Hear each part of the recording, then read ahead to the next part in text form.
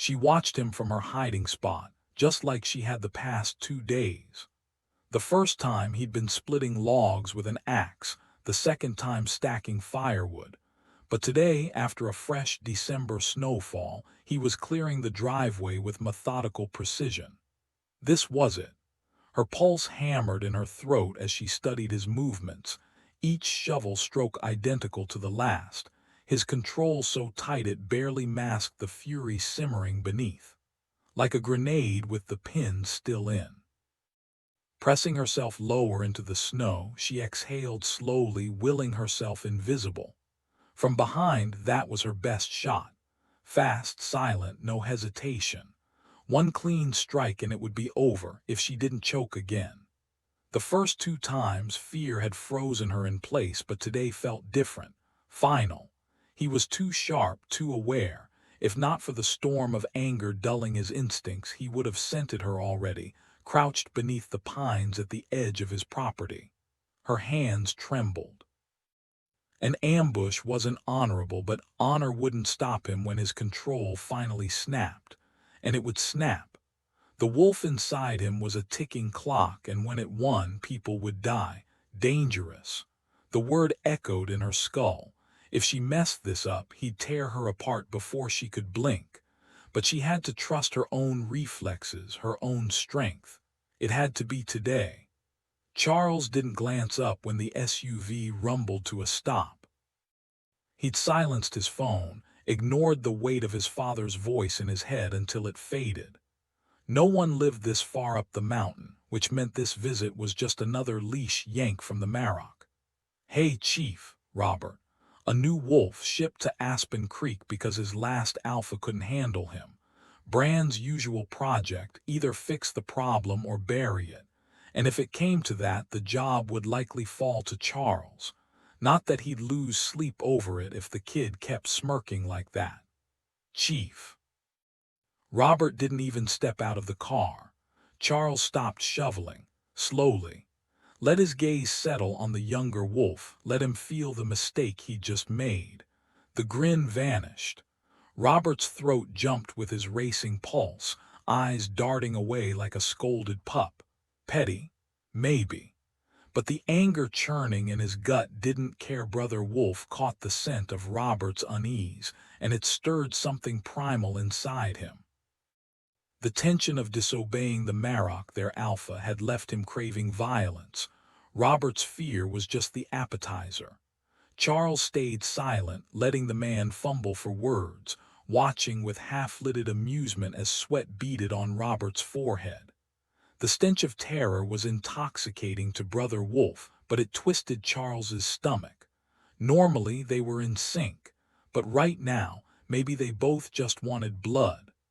"The Marrock wants to see you," Robert finally choked out. Charles let the silence stretch, savoring the way it made the messenger shift uncomfortably. "That's it." "Yes, sir." That "sir" was a far cry from the usual disrespect. "Tell him I'll come once I finish clearing my walk."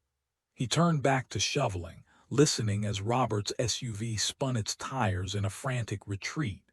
Brother Wolf preened at the display of fear, but Charles forced himself not to indulge. He knew better than to provoke his father, especially in front of a wolf who needed guidance. But he needed this moment, this cold air, this quiet. He had to steady himself before facing the Marrock again, or they'd just end up in another pointless clash of wills. A sharp exhale, and then thud. Something heavy slammed into his back, knocking him face first into the snow. Teeth grazed his neck, gone as fast as they came. He didn't move, just cracked his eyes open to see the black wolf watching him. Sky blue eyes bright, tail flicking uncertainly, claws kneading the snow like an overeager kitten. And just like that, the rage coiled inside him, unraveled.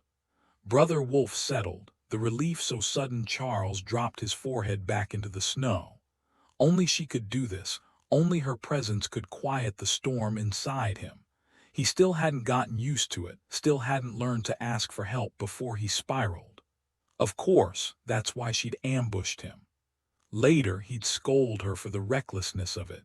If Brother Wolf hadn't recognized her scent instantly, things could have gone badly. But for now, the cold against his skin felt like a blessing. The snow crunched beneath her paws, a sharp, brittle sound that betrayed her nervous energy. She let out a soft whine, still unaware he'd been watching her. When her icy nose brushed his ear, he forced himself to stay still, face pressed into the snow, though a grin tugged at his lips. The cold touch retreated and he waited, muscles loose, pretending lifelessness. Then came the playful nudge of her paw, rocking him slightly, until she nipped his backside. He jerked up with a startled yelp, ruining the act. No point pretending now.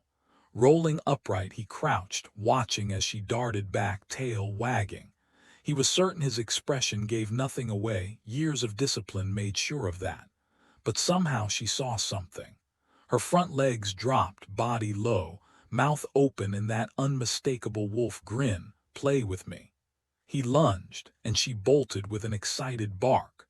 The front yard became their battlefield. Pristine snow churned into chaos under their scuffle.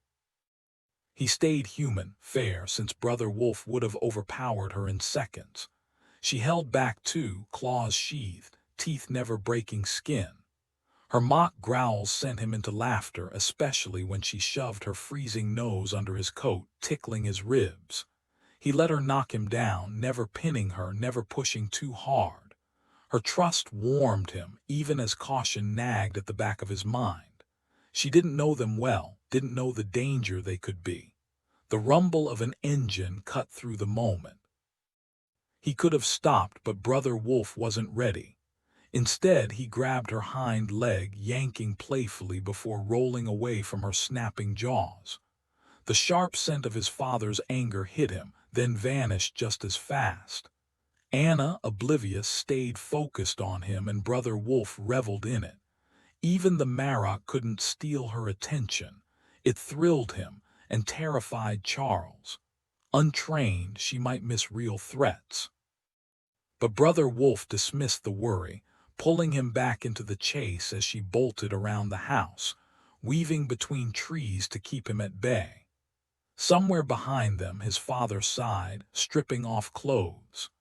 The game wasn't over yet. Her four-clawed paws gave her the advantage over his boots, letting her weave through the trees with ease. He finally drove her out of the woods, and she darted back toward the house, him just steps behind. But as she skidded into the front yard, she stopped cold. His father stood there, massive and silver-furred, blocking her path. Charles barely managed to avoid plowing straight into her, twisting at the last second to slide into her legs instead. Before he could even ask if she was all right, a blur of silver fur slammed into him, flipping the whole fight on its head. One-on-one with Anna, he'd been holding his own. But now, with his father in the mix, it was all he could do to keep up. Two wolves, one black, one silver, pressed him hard, forcing him to dig deep into every ounce of speed and strategy he had just to avoid getting buried in the snow. Eventually, he found himself flat on his back, Anna pinning his legs while his father's teeth hovered dangerously close to his throat in a playful but pointed warning. "All right," Charles huffed, going limp in surrender. "I give up." The words weren't just about the game. He'd pushed as far as he could, but in the end the alpha's will was absolute. So he yielded, just like any other wolf in the pack. His father stepped back, shaking snow from his coat as Charles sat up, freeing his legs from under Anna. "Nice teamwork," he muttered, and she flashed him a smug grin. He grabbed the pile of clothes from the car hood, tossing his father's into the bathroom before shutting the door behind that distinctive white-tipped tail. By the time Bran emerged, human again and slightly winded, Charles had hot chocolate and soup waiting. They didn't look much alike, Charles with his Salish mother's sharp features, Bran all Welsh angles and sandy hair, usually wearing that deceivingly earnest expression. Right now, though, his father just looked tired. Charles didn't bother filling the silence. His grandfather had always said he wasted too much energy trying to move mountains when a smarter man would just find another path. The old man had been right about most things. He handed Bran the steaming mug. "Your wife called me last night." Bran's voice was rough. Charles blinked. He hadn't known that. Anna must have done it while he was out running off his temper. "She said I wasn't listening to you," his father admitted. "I might V mentioned that you called me an idiot for flying to Seattle to meet the European delegation. Pretty sure the whole pack heard that one too." Charles smirked into his cocoa, wisely keeping his mouth shut. Tact had never been his strong suit. Anna breezed past his father, brushing against Charles with effortless grace. She was drowning in his favorite brown sweater, the oversized knit swallowing her frame, but somehow she made it look intentional. The cocoa-colored wool turned her skin luminous, catching the gold in her hair and making her freckles stand out, something he'd always loved. She perched on the counter, snagging the hot chocolate he'd made for her with a pleased hum. "And then she hung up on me," his father grumbled. Anna took a slow sip, eyes twinkling. Charles couldn't tell if she was savoring the drink or his father's irritation. "She wouldn't pick up when I called back," Bran added, clearly annoyed. "Not used to someone ignoring you, old man," Charles thought just as his father's sharp gaze locked onto him. Bran's sudden laugh said he wasn't actually mad. "Frustrating," Charles offered dryly. Anna tapped her temple. "He yelled at me in here." The Marok could speak mind to mind with any of his wolves, though he couldn't actually read thoughts. He just had an uncanny knack for knowing exactly what buttons to push. "I ignored him. He gave up eventually." "No fun arguing with someone who won't engage," Charles mused. Anna grinned. "Exactly. If he can't fight back, he actually has to think about what I said. Gives him time to come up with a better comeback next time." Not even 25, barely made it a month, and she was already playing them all like chess pieces. Brother Wolf approved. Charles set his cup down, crossing his arms, intentionally imposing. But when Anna leaned back slightly, he dropped the act, hooking his thumbs in his jeans instead. His voice softened despite himself.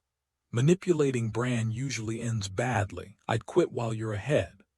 Bran rubbed his mouth, exhaling dramatically. "So," he said, "why exactly is Seattle a disaster waiting to happen?" Charles spun on him, all resolved to drop the argument forgotten. "The beast is coming and you're still asking me that?" Anna blinked. "Who?" "Jean Chastel," Charles said darkly. "The beast of Gavaudon." Added detail, Anna's playful defiance, the way she wears Charles's sweater like armor. Tone shift from dry humor to underlying tension when discussing the beast. The beast had a particular appetite, one that didn't shy away from human flesh. Bran's voice was calm but firm. He stopped. Charles scoffed, his patience wearing thin. "Don't feed me that line. You don't believe it any more than I do. The beast didn't stop, he just got better at hiding it. A predator doesn't unlearn its nature." He could have gone further, Jean's preference for the young, the way he savored his kills, but Anna had already seen the worst of what a wolf could become. The last thing she needed was to hear there were monsters worse than her old alpha. Bran didn't argue. "Fine. He probably still hunts. But I'm not some helpless human, he won't touch me."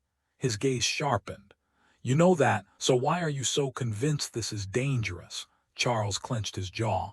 Even without the beast in the equation, the idea of his father going made his stomach twist.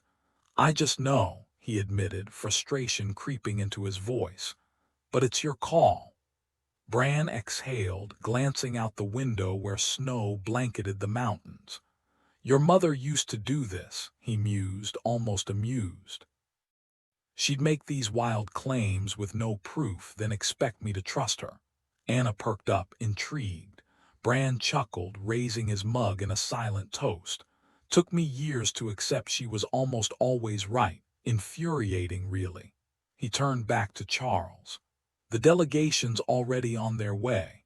Canceling now isn't an option, and this needs to happen. Revealing werewolves to the world affects Europe just as much as us. They deserve to hear it from me. But if I don't go, you'll have to step in. Some will take offense, and that'll be on you.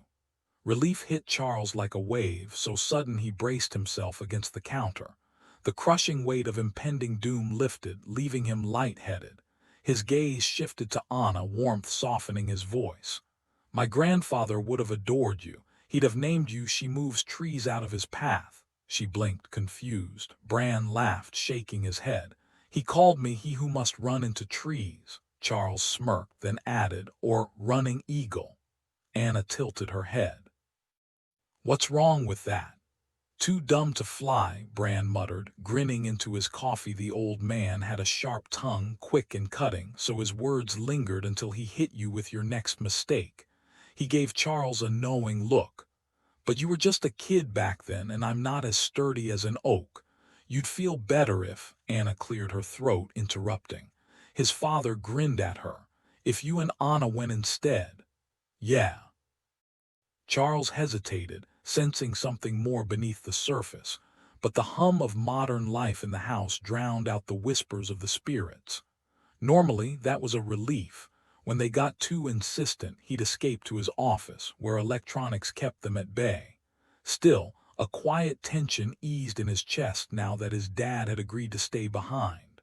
Not exactly safe, but better. When do you need us in Seattle? Chrissy twirled in the rain, arms wrapped around herself like she was hugging the city. She flashed her signature sweet smile up at Ivan, who reached out to tuck a golden curl behind her ear. "Wanna move here, princess?" he murmured. "I could get you a waterfront condo." She pretended to consider it before shaking her head. "I'd miss New York too much. Nothing beats shopping there." "Fine," he said, voice dripping with indulgence. "But we can always come back for fun." Chrissy tilted her head, catching raindrops on her tongue like a bat snatching bugs mid-flight. "Can we have fun now?" Hannah, ever the buzzkill, folded her arms. "Work first." She'd been Ivan's favorite before Chrissy stole his attention, and the bitterness still clung to her like cheap perfume. Chrissy ignored her, tugging Ivan's shirt to pull him down for a teasing lick at his lips. "Come on, do we really have to work tonight?" Ivan let her kiss him, his gaze darkening. "Hannah, take the others to the hotel and check in with the client. Chrissy and I will catch up later." The rain didn't bother Jody. Growing up in Eugene meant he was used to it. Hell, he was a Pisces. Water practically ran in his veins. He tilted his face up, letting the drizzle rinse away the sweat from band practice. The music had been electric tonight, the kind of session where everything just clicked. He pulled his drumsticks from his back pocket, tapping out an invisible rhythm against the damp air. That last measure still needed tweaking. He cut through a narrow alley, barely wide enough for a car, when he spotted a soaked older man and a teenage girl hurrying toward him. The man's coat was high-end, cashmere maybe, and his gold watch glinted under the streetlight. "Excuse me," the man said, voice polite but urgent. "We're a bit lost. Do you know where we could find a decent restaurant around here?" As they approached, he noticed the stark age difference between the old man and the girl, probably his granddaughter. She strutted in sky-high heels that made her feet look impossibly small. When she caught him staring, she flashed a grin, clearly enjoying the attention. He couldn't help but return the smile, even as she placed a hand on his wrist and purred, "We need to find some food." Her lips curled wider, revealing sharp fangs. That threw him. She didn't fit the goth vampire crowd his ex used to run with, no black lace, no brooding theatrics. This girl was all sunshine and ponytails, dressed in hot pink like she'd stepped out of a pop music video. But the way his pulse spiked when he saw those acrylic fangs, that wasn't just discomfort. "There's an Italian place a few blocks from here," he said, twisting his wrist to break her grip. "Their red sauce is killer." She licked her lips, fingers tightening.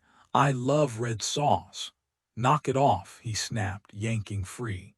"This isn't funny." "No," came a whisper from behind him. The old man had moved like a shadow. "Not funny at all." Then pain, sharp and sudden, piercing his neck. After a while the old man murmured, "We're somewhere private, somewhere we can play without interruptions." Jody led them to a secluded spot by the water where the roar of distant traffic would mask any noise. "Good," the man approved. The girl sighed happily. "The cars will drown out the screams." A breath tickled Jody's ear. "You can be scared now." And he was, for a long, long time. Later, Ivan watched the weighted body sink beneath the waves. "The rocks will keep him down until the fish do their work," he mused. The girl pouted. "We should have strung him up like that girl in Syracuse, sent a message." Ivan ruffled her hair. "That was business, darling. This just fun, and fun doesn't leave traces." She tossed the bloodied drumsticks into the water after him. "Nothing gets in the way of business." "Business buys the nice things," Ivan reminded her. "Now wash up, princess. And put some clothes on." Above the mist, a colossal peak loomed, towering, untouchable. Anna's breath caught. Mount Mounier. Her knowledge of the Cascades was shaky, but this giant made the surrounding ridges look like mere wrinkles in the earth. The jagged peaks of the Cascade Range emerged through the mist outside the cockpit window, their snow-capped summits disappearing into the clouds.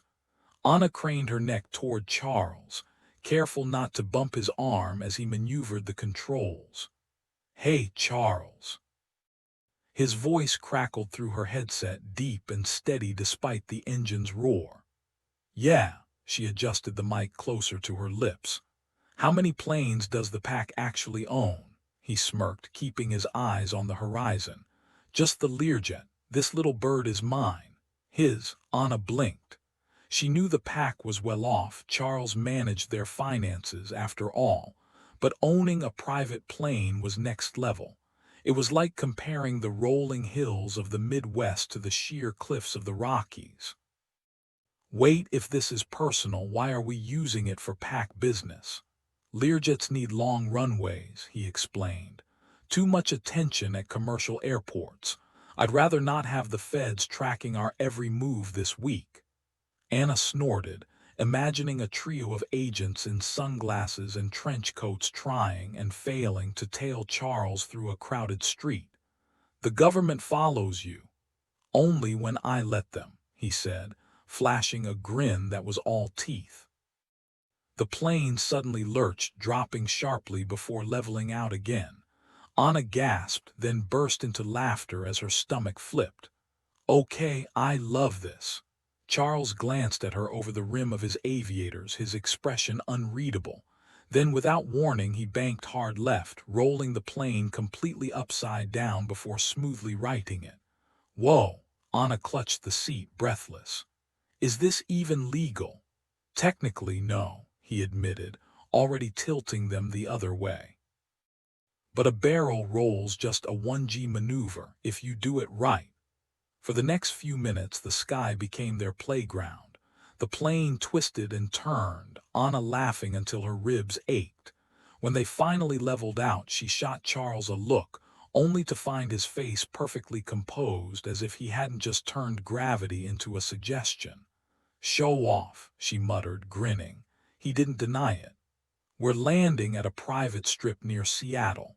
Emerald City Pack maintains it." Anna exhaled, still buzzing from the adrenaline. "Remind me to fly with you more often." Charles didn't answer, but the corner of his mouth twitched, just enough to let her know he'd heard. He might as well have been circling aimlessly over some Midwestern cornfield for all the enthusiasm he showed. Planes, like most modern gadgets, irritated him. He'd made that clear. Yet here he was, piloting one with the ease of someone who'd spent years in the cockpit. On the road, he drove with careful precision. So why the sudden daredevil act in the Cessna? Was he showing off for her, or was there a flicker of enjoyment beneath that stoic exterior? She should know these things. When the mate bond first settled between them, she thought she would. But his walls were high, her own defenses just as stubborn. The connection was there, bright, unbreakable, but muted. Could he sense her through it whenever he wanted, or was she just guessing? Station Air November 1883 Victor, requesting clearance to land. His voice snapped her back to reality. She hadn't even realized he was on the radio. Copy that, 83 Victor, came the reply. Welcome to Emerald City Pack territory, sir. Then they were dropping, fast clouds parting, snow-capped peaks flashing by, before leveling out over a valley so lush it looked like summer had never left. The wheels kissed the runway before she even spotted it. The place was as isolated as Aspen Creek, just greener. Snow clung to the foothills, but down here the world was alive with pines and undergrowth. Only the airstrip and a lone hangar broke the wildness. Figures jogged toward them as Charles tugged off his headset. Then pain, sharp, sudden. He was pulling away, thinning the bond between them like a blade slicing through thread. If he'd warned her, she could have braced for it. 3 years in her first pack had taught her how to swallow agony. But the surprise ripped a sound from her throat before she could stop it. Charles froze. His sunglasses came off, his frown deepening before realization hit. I never thought, he cut himself off, turning his head sharply. All right, all right. Just like that, the pain stopped. When he looked back at her, his eyes were wolf-bright. I'm sorry, he murmured, fingers brushing her cheek.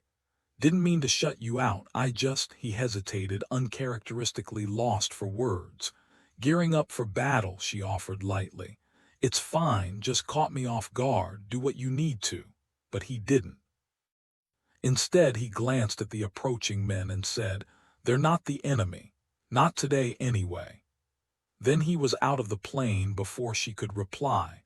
What would I even say? He was locking himself down, preparing to kill if necessary, ensuring he wouldn't care too much, making sure nothing would slow his hand. So maybe she did know him after all. She followed, stepping into the open air and the watchful eyes of strangers. Still unsure whether that knowledge was a comfort or a warning, the lead wolf greeted them with a polite nod. Glad you could join us, sir. Anna still found it unsettling how easily she picked up on dominance cues, the slight shift in posture, the unspoken hierarchy. Regular people didn't obsess over who was in charge, but in their world it was survival. Jim, the nervous-looking wolf beside him, chimed in. We tracked your flight. Your speed was all over the place, thought you might hit turbulence or something. Charles kept his expression blank, though Anna couldn't help but imagine how his aerial maneuvers must have looked on radar. No issues, he replied smoothly. The other wolf swallowed hard and glanced away. Ian Garner, Emerald City Pack, the leader introduced himself. At your service. As they unloaded the plane and discussed logistics, Anna lingered back, surprised by her own lack of tension. Then it hit her, Ian wasn't top tier. These were mid-ranking wolves, carefully chosen to avoid triggering dominance clashes. Smart. Angus Hopper, their alpha, knew what he was doing. Not that Charles would lose control, but why risk it? A small part of her was relieved. Dominant males still set her on edge thanks to years of conditioning. Soon enough she'd be drowning in them.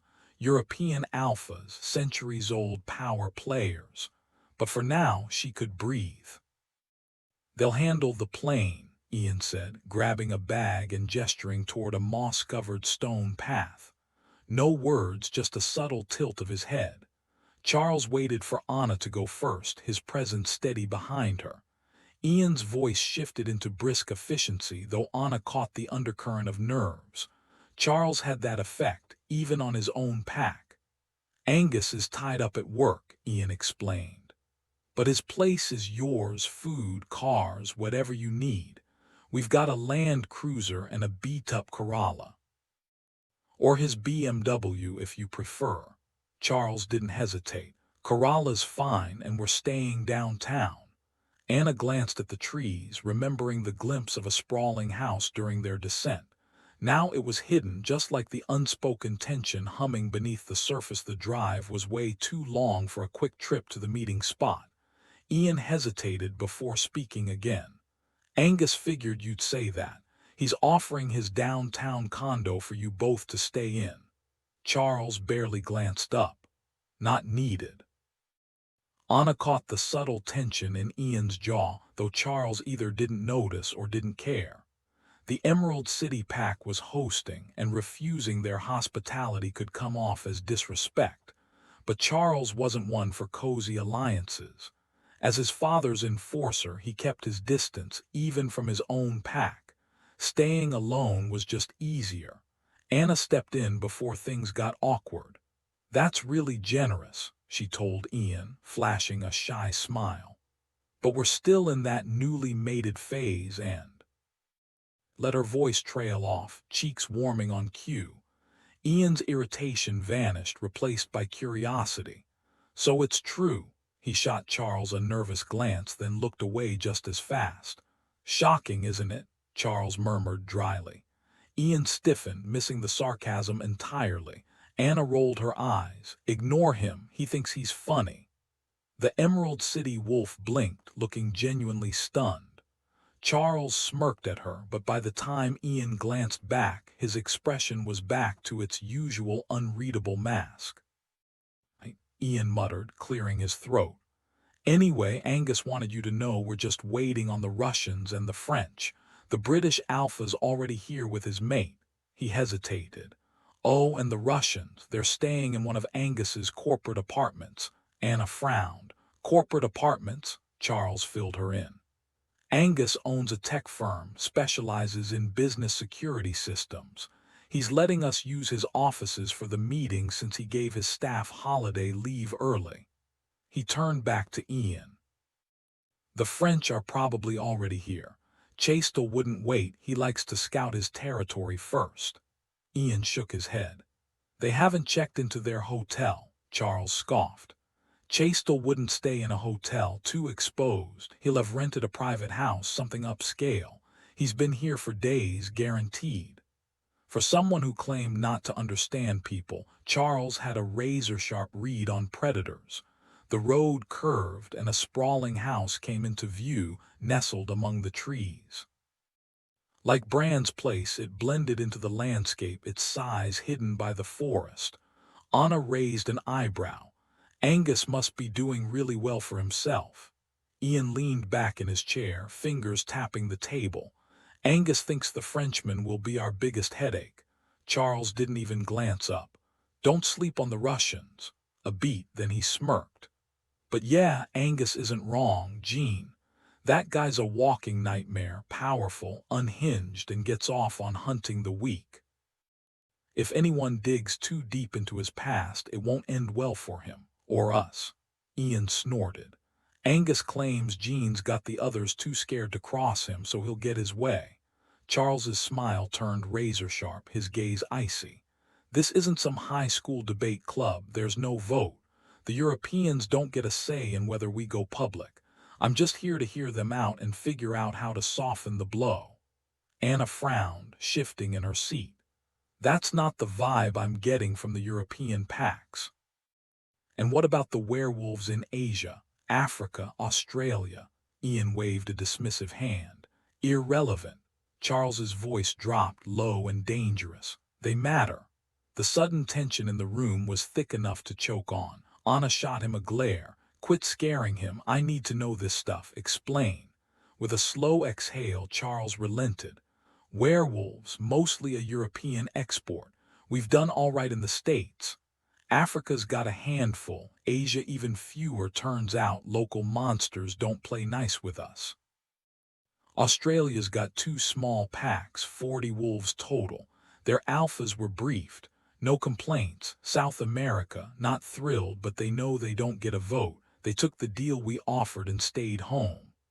The Kerala's clutch was a temperamental beast, demanding Anna's full focus until they hit the interstate. Finally free to talk, she blew out a breath. All right, break it down for me. The British Alpha showing up light, that's him saying he doesn't need backup. Charles nodded. Arthur Madden's got history with Angus. And my father. His jaw tightened. If it becomes a problem, I'll call Bran, but for now, let's just say old grudges die hard. New detail. Anna's grip on the wheel tightened as she recalled a whispered argument she'd overheard between two European wolves at the hotel, something about a broken alliance and a blood debt. She didn't mention it. Yet. Da mentioned that Arthur was the only alpha willing to challenge Chastel, and that was an advantage they couldn't afford to waste. His tone wasn't anxious, more like he was sizing up the situation. Anna realized this wasn't going to be the usual claws and growls kind of fight. This time it was a room full of dominant wolves, all those alphas locked in a battle of egos. Then again, maybe it wouldn't be so different after all. Right now, though, she was behind the wheel navigating unfamiliar streets. Are we heading to the hotel? Eventually, he said, giving her directions before suddenly changing course. Let's make a quick detour. There's someone we should see first, Dana, the Fae who's mediating this whole mess. He smirked, as if reading her thoughts. She's not just some diplomatic placeholder. Without her, we'd be scrubbing blood out of Angus's rugs by sundown. My father sent a gift for her, a thank you for keeping things civil, as civil as a room full of werewolves can get. Anna's grip tightened on the wheel. A Fae. Bran actually brought one into werewolf politics. She'd never met one before, at least not knowingly. The idea sent a thrill through her. Necessary evil, he said. Someone's got to keep us from tearing each other apart, she snorted. In her experience, werewolves didn't do restraint, and she can actually pull that off. Easily, and everyone in that room knows it. What kind of fae is she? Dana doesn't sound very mystical, more like someone's accountant, he chuckled. It's an alias. Most of the old ones change names like we change clothes, too much power in a real name. Dana She is just her latest disguise, a play on Dina She. The Fae we deal with here are mostly European, Celtic, Germanic, the usual suspects. Anna shot him a sideways glance. So what's she really like? Some terrifying fairy queen? Worse, she's a Grey Lord. Think of them as the Fae's version of Bran if Bran had a habit of skinning people alive for fun. He grinned. You'll figure her out soon enough, just don't piss her off. Anna exhaled, half laughing. Great. Another thing to worry about. So, what's in it for me if I win? She asked, arching an eyebrow. The predatory glint in his eyes gave her the answer before he even spoke. His wolfish grin said it all. Same thing you get if you lose, he murmured, voice low. She braced for the usual flutter of nerves, the hesitation that always came with the thought of intimacy, but instead, warmth curled in her stomach. In just a few weeks, he'd already unraveled so much of her hesitation. Deal, she said, and his answering smile was pure satisfaction as he leaned back in his seat. The Seattle skyline blurred past, a stark contrast to Chicago's flat sprawl. Here, roads twisted over water, tunneling under hills where quiet neighborhoods perched, undisturbed by the hum of traffic below. The air carried the sharp tang of salt water from the sound, mingling with exhaust and damp pavement. A light drizzle misted the windshield, too faint for wipers, too persistent to ignore. Following his directions, she turned off the highway and onto a winding road that felt more like a village tucked into the city. Quaint storefronts and narrow buildings clung to the hillside, while docks lined the water's edge, bobbing with boats and floating homes. Then she spotted it, a massive silver bridge arcing overhead, its shadow swallowing the road beneath. She slowed, squinting at the street sign. Troll Avenue, Charles, who'd been gazing at the water, turned with a sudden grin. Forgot about that. Take it up the hill. The car groaned as it climbed, the road narrowing beneath the bridge's steel skeleton. The steep incline made her grip the wheel tighter, the walls of the underpass closing in. Just as she started to regret the detour, the road leveled out, and there it was. A monstrous concrete figure loomed ahead, half buried in the earth. The troll crouched beneath the bridge, one massive hand crushing a real VW beetle like a toy. Its single visible eye stared blindly toward the water, while the other hid beneath tangled cement hair. The car's front end was wedged under its beard, as if it had tried and failed to escape. She killed the engine. Too stunned to speak, Hannah stepped out of the car, taking her time as she crossed the street with Charles close beside her. The statue ahead was covered in neon pink and green chalk. Someone had gone wild decorating it. Fingers and knuckles were drawn in exaggerated detail on the creature's hands, while bright chalk flowers traced the curves of the bug's fender. The back window, coated in cement, had the words "just married" scrawled across it like a joke no one had asked for. Out of the corner of her eye, Anna noticed movement. Up where the bridge met the hillside, a handful of street people lingered, watching them with wary curiosity.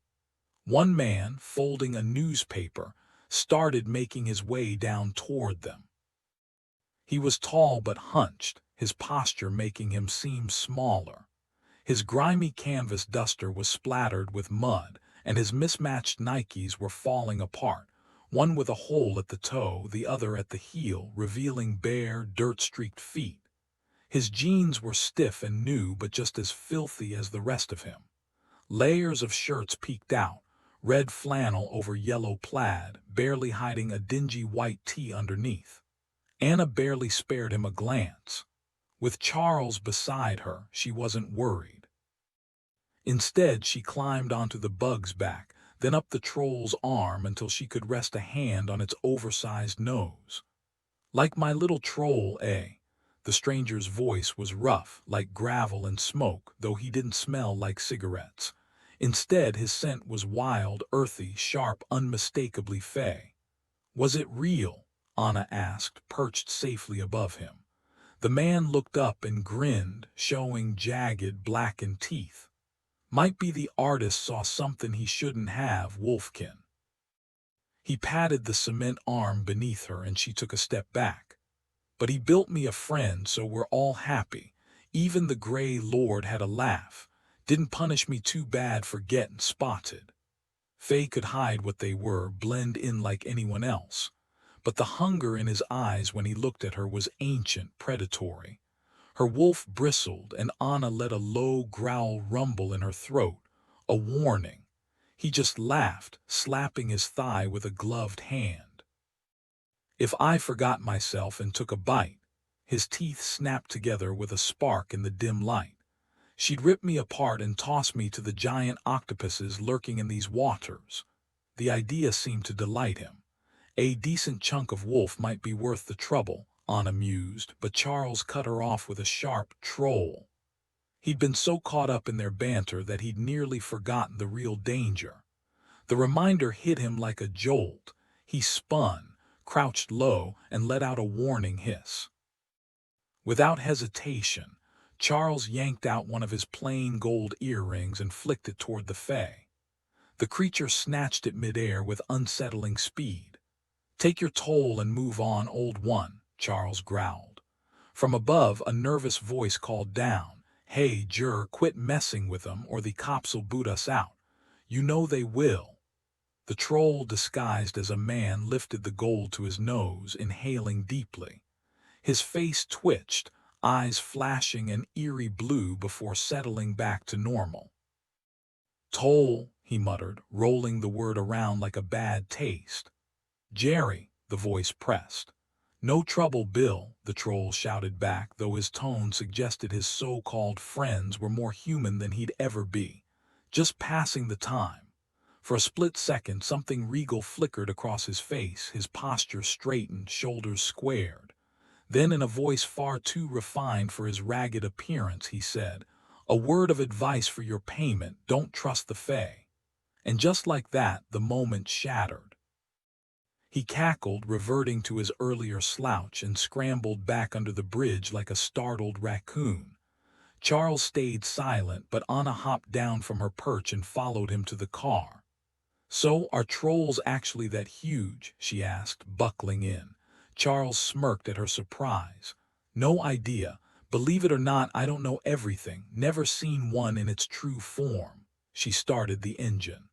"But a toll's for crossing the bridge. We didn't cross it." "We were trespassing," he said with a shrug. "Seemed fair."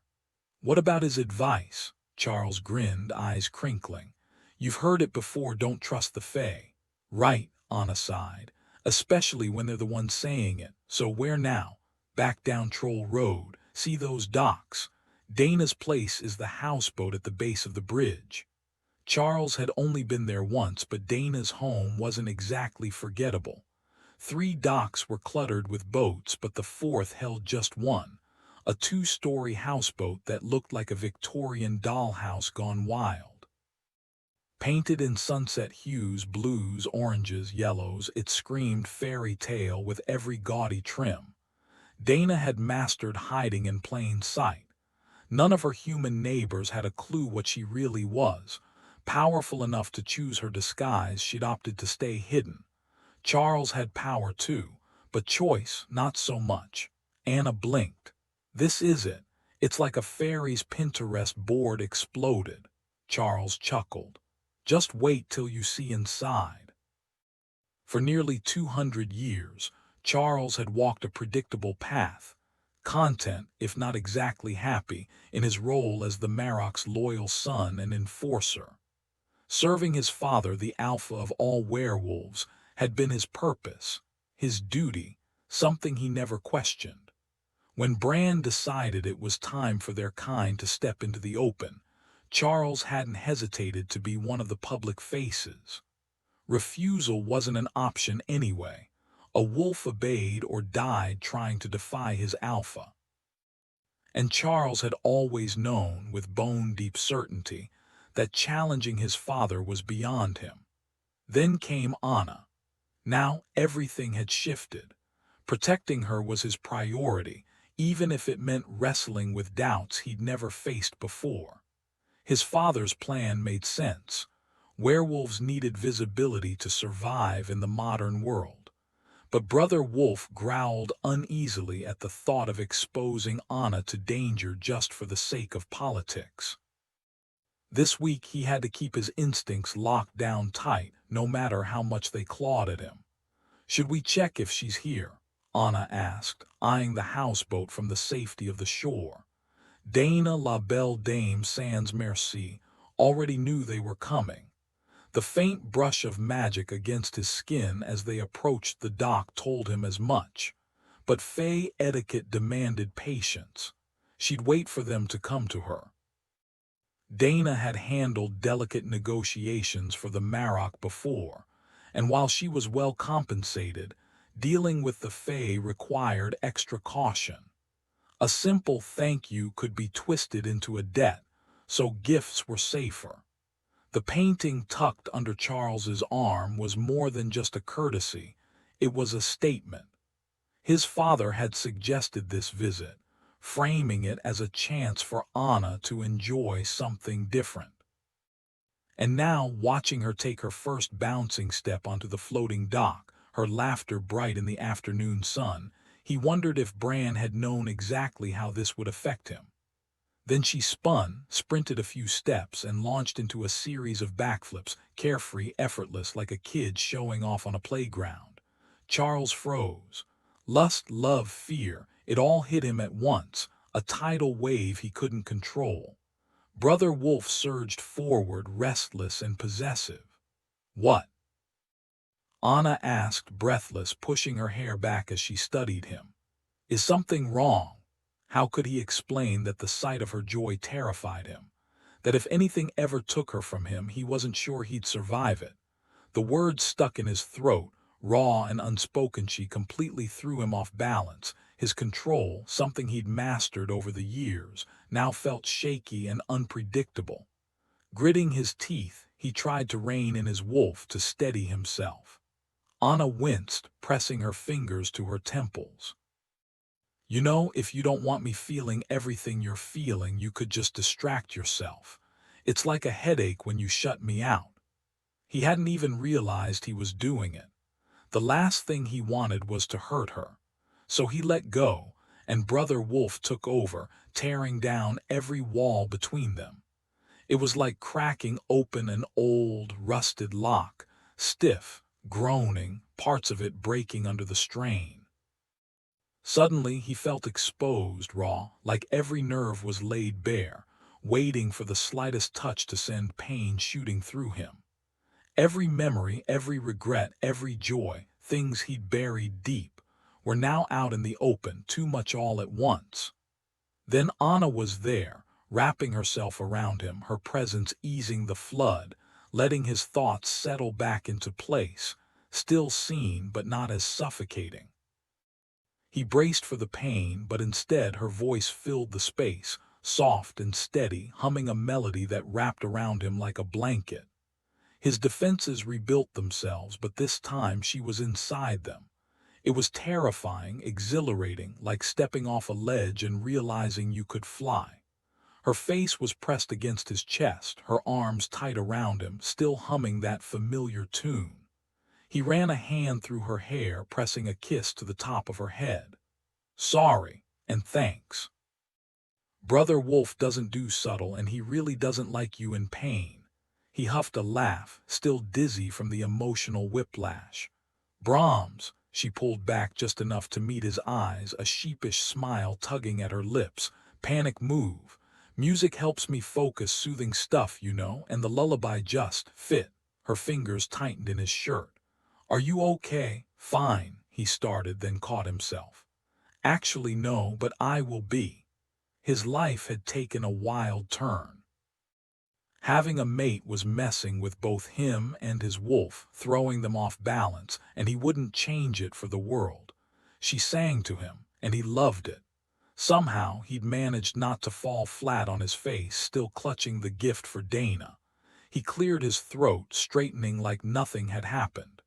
So ready to go meet the Fae, as if he hadn't just had some kind of soul-deep revelation, or maybe a breakdown. He wasn't sure what to call it. Words failed him. Anna squeezed his hand, and the warmth of her touch sent a ripple of comfort through him, more intimate than any embrace. Brother Wolf let out a contented sigh, though his usual distrust of the Fae lingered beneath the surface. They'd never be pack, no matter how much Charles might tolerate them. Dana, though, that was a debate neither side of him would ever win. The boat's door, solid as a house's, stood before them. Anna watched Charles knock, her gaze hidden behind lowered lashes. His control was flawless. She hadn't even sensed anything wrong until she'd caught those golden, feral eyes locked onto her. The raw intensity of his pain had nearly overwhelmed her before he'd rebuilt those walls between them, brick by brick. Now he seemed steady again, but she kept her hand pressed against his back beneath his jacket, fingers tracing the smooth tension of his muscles. The air smelled of salt, damp earth, and city grime, but beneath it all, the sharp tang of turpentine cut through. No one answered. Charles pushed the door open and called inside, "Dana, my father sent us with a gift." Silence. Then from above a voice floated down. "A gift?" Anna tilted her head up, spotting an open second-story window. Charles's tone warmed, a rarity for him. It threw her off guard. He barely tolerated most people, let alone liked them. Her wolf bristled, possessive and wary. "Bring it up, dear boy," the voice trilled. "I'm in the studio, and I'd rather not trail paint everywhere. Dear boy." Anna's eyes narrowed. So the feeling was mutual. Charles absently took her hand again, and her wolf quieted at the contact. Inside, the boat was a surreal mix of whimsy and fey eccentricity. Paintings of delicate butterflies and moths lined the narrow hallway. The rooms they passed were tiny, bursting with pastel purples and pinks, like something out of a fairy tale, if the fairy tale had been designed by someone who'd inhaled too much glitter. One room even had a miniature waterfall gushing with unsettling enthusiasm beside a twin bed. The whole place carried the same odd, otherworldly scent she'd noticed earlier, maybe the signature stench of Fae. The hallway spilled into a snug kitchen, and a staircase lined with potted flowers in soft blues and lavenders. At the top, sunlight poured through skylights, illuminating a spacious studio with a wall of glass overlooking the water. New detail. As they climbed, Anna noticed a half-finished painting of a stormy sea, the waves twisting unnaturally, as if alive. It sent a shiver down her spine.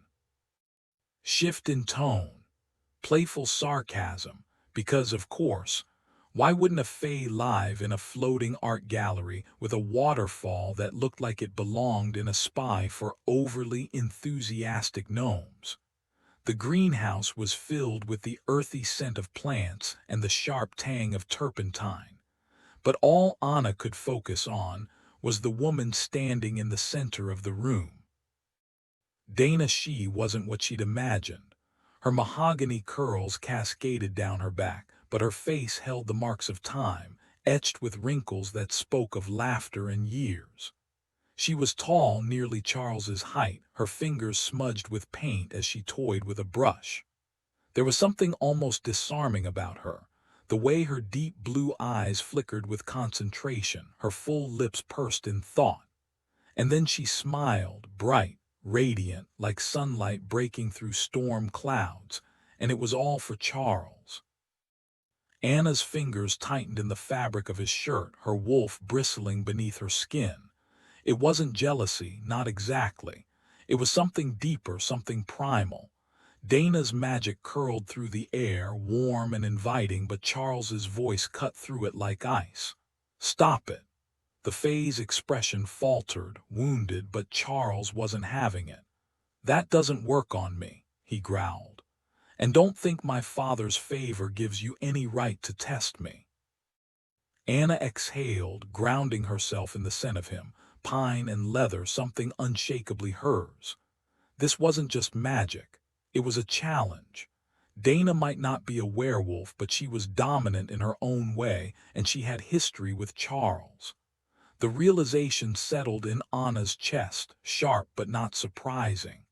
2 centuries was a long time. She pressed her forehead against his arm, letting the steady rhythm of his breathing anchor her. It wasn't just passion between them. It was something quieter, something stronger. The way his laughter rumbled against her ear at night, the way his presence steadied her when the world felt too loud. And that was something Dana She would never have. His body relaxed as she leaned into him, his lips grazing the top of her head in a tender gesture. When she opened her eyes, she locked onto the Fae's amused stare. "Mine," she declared, voice steady. The Fae's grin widened, slow and knowing. "So I see." Her gaze flicked to Charles. "You get it, don't you?" she mused. Couldn't help poking at her, the stories about the little wolf who snared the old one too tempting to ignore. Charles's warning was sharp. "Watch your words, that's skirting a line." The Fae feigned offense, arching a brow. "You don't want me," she drawled. "No need to be possessive over scraps." With a dismissive sniff, she turned back to her canvas, deliberately shutting them out. Tristan and Isolde, Romeo and Juliet, and here you are dragging up dusty old fables. Charles didn't budge. "If Dana's busy, we can deliver the Marok's gift tomorrow," she exhaled dramatically. "You know what I adore and despise about you? You've never learned how to play the game. I'm the scorned ex, the one left behind for someone younger. You're supposed to squirm, embarrassed your new love knows our history." Her eyes cut to Anna. "And you disappointing. You should at least be furious he didn't warn you about us." Anna kept her expression icy, biting back the urge to say, "You're not worth the energy." Instead, she simply stated, "He's mine now." Dana barked a laugh. "You might just work. I was worried he'd pick some meek little thing who'd never push back, and gods know what that would do to him. Just look at his father, stuck with that vapid socialite." She reached out, then paused, eyeing her paint-stained fingers. "Shake your hand, but you'd end up looking like a modern art project. Dana She at your service, and you're Anna Cornick, formerly Latham, Chicago." The precision of the name sent a chill down Anna's spine. Dana smirked. "You're not the only one curious about the woman who tamed the untamable. Brace yourself, plenty of nosy women," she shot Charles a pointed look, "and very forward men." "Have you heard something?" Charles pressed. Dana wiped her hands with a turpentine rag. "No, but I know wolves. They won't challenge you outright, but they'll see her as a crack in your armor. Your father's absence, that's an opening." Her tone darkened. "You're not an alpha, they'll chafe at taking orders from you." New detail. As Dana spoke, a gust of wind rattled the studio windows, scattering dried leaves across the floor, an eerie reminder of the unseen forces circling them. "All right, enough with the lecture. Come over here and see what I've been working on instead." Anna couldn't help but admire Dana's boldness, first pissing them off, then inviting them to witness something personal. The woman's face gave nothing away, but the tension in her posture betrayed her. Anna braced herself, unsure what to expect, but the moment she laid eyes on the painting, her breath caught. The piece was masterful, every brushstroke deliberate, rich colors, intricate textures. A striking young woman with fiery red hair and fair skin leaned against a rough plaster wall, her gaze fixed on something beyond the canvas. Clutched in her strong hands was a delicate yellow flower, a stark contrast to her sturdy fingers. The hues were too vivid, yet something about the curve of her cheek and the slope of her shoulder felt hauntingly familiar. "It looks like something from the Dutch Golden Age," Anna murmured. "Vermeer," Charles agreed. "But I don't recognize this one." Dana exhaled sharply, moving to clean her brushes with restless energy. "No one does. The original burned centuries ago, and this isn't it." She locked eyes with Anna. "Vermeer, yes, but tell me, what is she looking at?" Then Anna saw it, the predator beneath the beauty. The same unsettling presence the troll had described. A chill ran down her spine as she met those unnerving blue eyes, paler than Dana's own. The answer that came to mind was ridiculous, but she said it anyway. "Someone in this room." Dana's shoulders slumped in disappointment. She turned to Charles. "See, even an illiterate peasant from the streets could tell when Vermeer first unveiled it. His students called it She Looks at Love, though the master himself gave it some dull title like Woman with Yellow Flower." The longer Anna studied the painting, the more she sensed something off. Not in skill, the craftsmanship was flawless, the textures lifelike, but in spirit. It was like hearing a flawless but soulless rendition of a symphony. "I don't know much about art," Anna admitted, trying to soften the moment. Dana shook her head, her earlier intensity melting into a wry smile. "No, it's fine. My kind has a curse. We adore beauty but can't create it ourselves." She wiped her hands clean. "Well, not all of us anyway. Those deeply immersed in magic often lose their creative spark. Funny how that works, isn't it?" Anna sighed, but Charles just shrugged, his expression unreadable. "Dragons are the same way," he said, cryptic as ever. Anna raised an eyebrow. "Dragons can't create either. My father says so," Charles replied. "And he doesn't waste words on things he doesn't believe." Dana, the Fae, paused her cleaning, her face lighting up like dawn breaking. "Being compared to dragons isn't an insult," she mused. "I met one once just passing through," he claimed. "We didn't chat long, but he was breathtaking, like a masterpiece you can't look away from." Charles nodded. "Exactly." Dana studied him then, tilting her head in eerie mimicry of his own gesture. "You're the Marok's enforcer," she said bluntly. "Rude, dangerous." "Fair enough," Charles admitted, though Anna found it amusing that rude stood out more than dangerous in Dana's assessment. "I was drawn to that," Dana confessed, stepping closer. "I thought I knew you well, but I never expected kindness." Without warning, she gripped his shoulders and, flashing Anna a mischievous grin, planted a kiss on his cheek.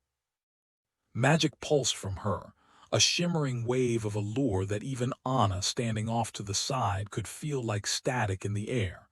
It slid off Charles like water, leaving no trace.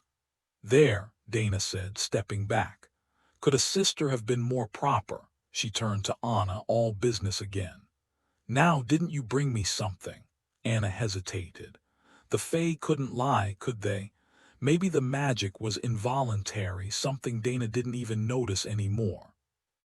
Charles, as always, was a closed book, his expression giving nothing away. Even their mate bond offered no clues. But when Anna brushed his arm, his walls crumbled just enough. She sensed wariness, not attraction, the guarded respect of one predator acknowledging another. And then there was Brother Wolf. Some werewolves blended seamlessly with their inner beasts, while others barely felt the wolf at all. Anna had never dwelled on it much, too busy surviving her own change. But Charles. He spoke of Brother Wolf like a separate soul sharing his skin, a presence as real as his own heartbeat. For the first time, something shifted inside Anna, maybe sparked by that unsettling moment outside when she'd sensed the overwhelming presence of Charles, too vast to fully grasp. Now she could feel Brother Wolf lurking beneath his calm exterior, a second soul coiled within him. And the wolf sensed her too. "Mate," he rumbled in her mind, not unkind but firm. "Step back. We have business with she who is not kin." The name carried weight, power, danger, a predator bound by ancient rules.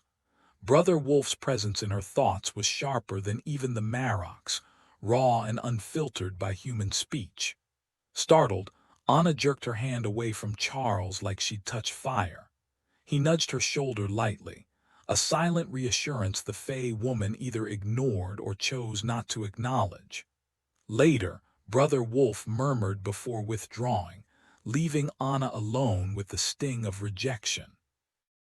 Logically, she knew she shouldn't take it personally, but logic didn't stop the ache. Charles handed Dana the package he'd brought, wrapped in old-fashioned butcher paper and twine. She arched a brow.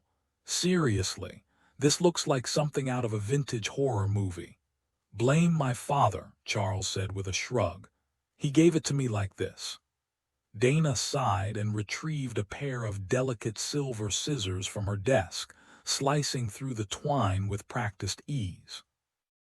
The moment the paper fell away, the air thickened with something ancient and dangerous. Anna's instincts screamed at her to bolt, but Charles stood unshaken, his focus locked on the Fae. Was he oblivious or just that confident? His calm steadied her and she forced herself to wait. Inside the package was a small painting, maybe 10 by 12 inches, framed in dark oak. A waterscape, serene yet somehow foreboding. "My father said it's what he remembered," Charles explained. "He might have gotten some details wrong, but he doubts it." Dana's fingers trembled as she traced the frame. "I didn't know the Marok painted," she said, her voice suddenly deeper, layered with centuries of memory. "He doesn't," Charles replied. "But we've got a pack artist who can turn words into images, and my father's always been good with words." Dana's breath hitched. "I didn't realize he was ever there." Charles smirked. "You know how he is, invisible when he wants to be. And as a bard, he's been everywhere." When Dana finally looked up, her eyes were red-rimmed, her nose flushed, no tears, but the grief was unmistakable. For a moment she seemed painfully, heartbreakingly human. Charles raised his hands in a helpless shrug. "Who can guess how my dad figures anything out? He thought you'd appreciate it." Dana studied the painting again, her expression unreadable, overwhelmed maybe, shaken. "My home," she murmured. "Gone for ages." Magic and shifting earth wiped it out. The spring vanished long before cities swallowed the land. Now it's just another street with a name you'd find anywhere.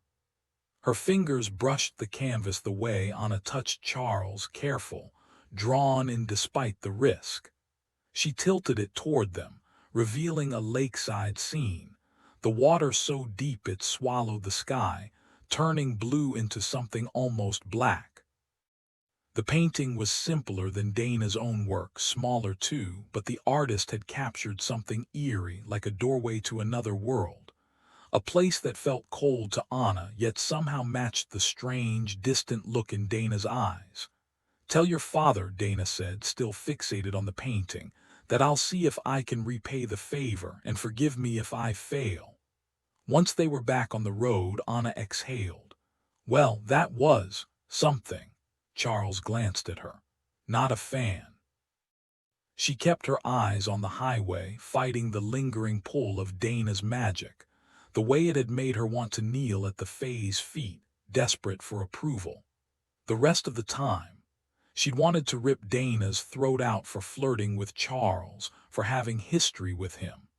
And then there was the crushing weight of inadequacy, Brother Wolf's indifference, the way he'd brushed her off like an afterthought. Not that she could say any of that without sounding like a jealous mess. So instead, she said, "Ever been to the reptile house at the Brookfield Zoo? They've got this green mamba, gorgeous, deadly. One bite and you're done before the antivenom even gets unpacked." Charles frowned. "You think she's beautiful?" "Not the point," Anna muttered. "But sure, if you like your danger wrapped in mystery. Most fae aren't exactly runway models without their glamour anyway." Anna kept her eyes on the road, but the weight of Charles's gaze pressed against her like a physical touch. "She's striking," she said. "The kind of presence that would steal attention even in a room full of enlisters." "That's not beauty," he countered, his voice low. "That's power." She smirked as a flashy Ferrari swerved too close, its driver glaring at her through the window, his patchy stubble making him look more ridiculous than intimidating. "Beauty isn't always soft," she shot back. "Take Paganini. His music was ruthless, but people still called it beautiful." Charles didn't just nod along. He actually thought about what she said, turning it over in his mind before answering. "She liked that. I saw her without the illusion once," he admitted after a pause. "Maybe that's why I didn't fall for the act. When we got involved, it was because she fascinated me." Anna's grip tightened on the wheel. A few hours ago she might snapped at him for bringing up an old flame, but something had shifted. She'd caught a glimpse of him earlier, raw, unguarded, and it had rattled her in a way she couldn't explain. Not because she doubted herself, but because Charles was more than she'd realized. A storm wrapped in human skin. And the worst part, he didn't believe he deserved love. He saw himself as nothing but a weapon, bracing for the day she'd finally see it too. The realization hit her like a punch to the chest. Here she was, holding something fragile and irreplaceable, terrified she'd drop it. Charles exhaled, breaking the silence. "She only wanted me because her usual tricks didn't work on me." "Curiosity, not passion." Anna barked a laugh. "Yeah, I'm sure your charm had nothing to do with it." He winced. "I'm messing this up. I should have led with an apology." She flicked a glance his way. "Don't overthink it. That was a lifetime ago." A beat passed, then with perfect timing she deadpanned, "But if you start serenading me with a violin, I'm throwing you out of this car." The corner of his mouth twitched. Dry humor, just enough to cut the tension without breaking what mattered. "You've had plenty of time to rack up exes I can hold against you," she teased, but the warmth of his hand on her knee softened the jab. Charles let out a quiet chuckle, his voice low and rough. "I liked how you staked your claim today right in front of her." He paused, his fingers tightening slightly. "But I won't lie, It stung a little that you could talk about her without a hint of jealousy. She slid her hand from the wheel, tracing the hard line of his forearm. You might want to check your ego, cowboy. If he was being honest, she could match him. I hated every second of her touching you. When she kissed you, I wanted to claw her eyes out. And when Brother Wolf shoved me aside, he doesn't play games, Charles cut in, drumming his fingers against the door. No hidden meanings, no sugarcoating. What you see is what you get. The Ferrari behind them revved its engine, too close for comfort. She tapped the brakes, a sharp warning. Well, she muttered, straightforward. That explains a lot. But the tension had already bled out of her. It wasn't his words that calmed her. It was the raw, unfiltered approval she'd felt from Brother Wolf when she'd faced Dana down at the docks. She couldn't always read Charles, but his wolf. That part of him was an open book. You two are more alike than just sharing a body, she mused. Charles laughed, slouching deeper into his seat. For better or worse, yeah, he's not a fan of the Fae, Dana included, and we're still figuring you out. His voice turned serious. Protecting the pack is what we do, especially the ones who hold it together. And to him, to you, I'm just another submissive to guard, she said flatly, but Omega wasn't the same as weak. She didn't fight for dominance because she didn't care about rank, just the pack itself. His grip tightened. You're ours, he growled, all humor gone. Mine and Brother Wolf's, and Dana, she's dangerous. If we'd lingered, she would have taken offense. The Fae are touchy like that. Anna frowned. That painting Bran sent her, her reaction was intense, powerful, Charles agreed. But anything less would have been an insult. Keeping the Fae happy is a delicate game. Let Bran handle the politics. The Vermeer, she pressed. Why copy it instead of making something original? Charles grimaced. Her own work, worse than those sad clown paintings from the 90s. All garish colors and hollow emotion. A shudder ran through her at the thought. Tana tightened her grip on the wheel as the Ferrari behind them suddenly backed off. Charles must have given them one of his signature intimidating glares. You really are useful to keep around, she muttered, half amused. Charles chuckled. Glad to be of service. Her thoughts drifted back to Dana, the struggling artist with a knack for backgrounds but no passion for them. She imagined Dana staring at a blank canvas, fingers itching to capture the raw emotion of lovers tangled in each other's arms, dreamers lost in their own worlds. But something always held her back. The traffic thinned as Anna merged onto the highway, the hum of the engine blending with the memory of her old life. Back at Northwestern, before the change tore everything apart, she'd played cello in a quartet. The first violinist had been a technical genius, flawless in execution, but hollow. One night after a performance, he drowned his frustration in cheap beer, confessing to her in a smoke-stained whisper that he was a fraud. I can feel the beast inside me screaming to get out, he'd slurred, his eyes haunted. But if I let it loose, everyone would see me. At the time, she hadn't understood. Now, as a werewolf, she did. Some truths were too raw to expose. Dana's struggle wasn't just about skill, it was about fear. The fear of being seen, truly seen, in the act of creation. Anna exhaled sharply. Maybe it's not about what she can paint, she said finally. Maybe it's about what she's afraid to. Charles stayed silent, but his gaze lingered on her a beat too long. The unspoken understanding between them was louder than words. She wondered if it was because she had no soul. At least, that's what some churches insisted.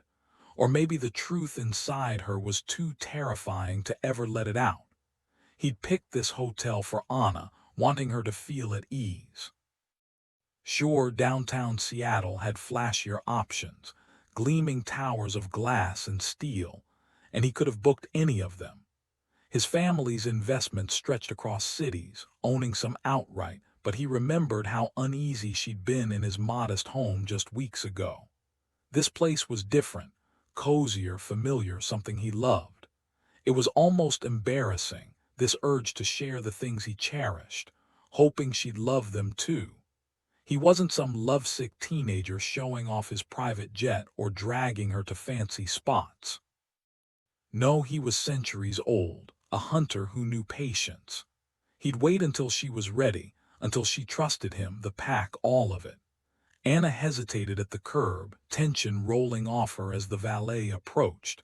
She clutched her arms tight while Charles smoothly handed over the keys and slipped the guy a tip for not blinking at her beat-up Toyota. He waved off help with their bags, watching Anna stare at the ground. Maybe she'd feel better without an audience. Should he have picked somewhere less polished? Somewhere she could park her own car where no one hovered? Or was it Dana's petty jealousy still gnawing at her? Worse, was it Brother Wolf? Brother Wolf had never spoken to anyone else like that, not even his father. Had Anna been repulsed by what she saw when he opened up outside the Fae's house? Maybe the space she'd kept between them had nothing to do with jealousy at all. This emotional whiplash was new. Thank the stars she was an Omega, calming the chaos around her. If she'd been dominant, Brother Wolf would have lost it completely. Only her touch, her happiness, kept him steady. They needed to talk, just not here. The hotel wasn't sleek or towering, just 11 stories of warm brick, old-world charm with a playful twist. Mediterranean flair met Art Deco whimsy, designed to enchant, not intimidate. When they stepped inside, Anna paused, her gaze lifting to the massive Christmas tree draped in maroon and silver ribbons, topped with an absurdly oversized gold bow. Then she smiled, really smiled, and slipped her hand into the crook of his arm. Yeah, he'd chosen right, she adored it. Brother Wolf soaked up the quiet joy of making their mate happy, though he wasn't thrilled about the 7th-floor room. Heights meant no quick exits, just a dangerous drop if things went south. But Charles had insisted on the added security, and the Wolf had reluctantly agreed. The elevator doors slid open, revealing a hallway tricked out with a mirror to fake extra space and a lone goldfish swimming circles in a bowl on a side table. A goldfish? She asked, amused. Survivors, Charles said with a shrug. Knew a guy who found one living in a frat house beer bowl, still kicking. She laughed. But why here? Hotel tradition. Solo guests get one for company. He didn't mention this was the first time he'd ever walked in without needing one. For years he'd been alone, even surrounded by pack, even with lovers who came and went. Dana had called him his father's blade, and she wasn't wrong. Distance kept things clean. Easier to pull the trigger when you didn't care too much. Now he had her. The bond between them was terrifying in its intensity. He'd burn cities for her without a second thought. Luckily, it probably wouldn't come to that.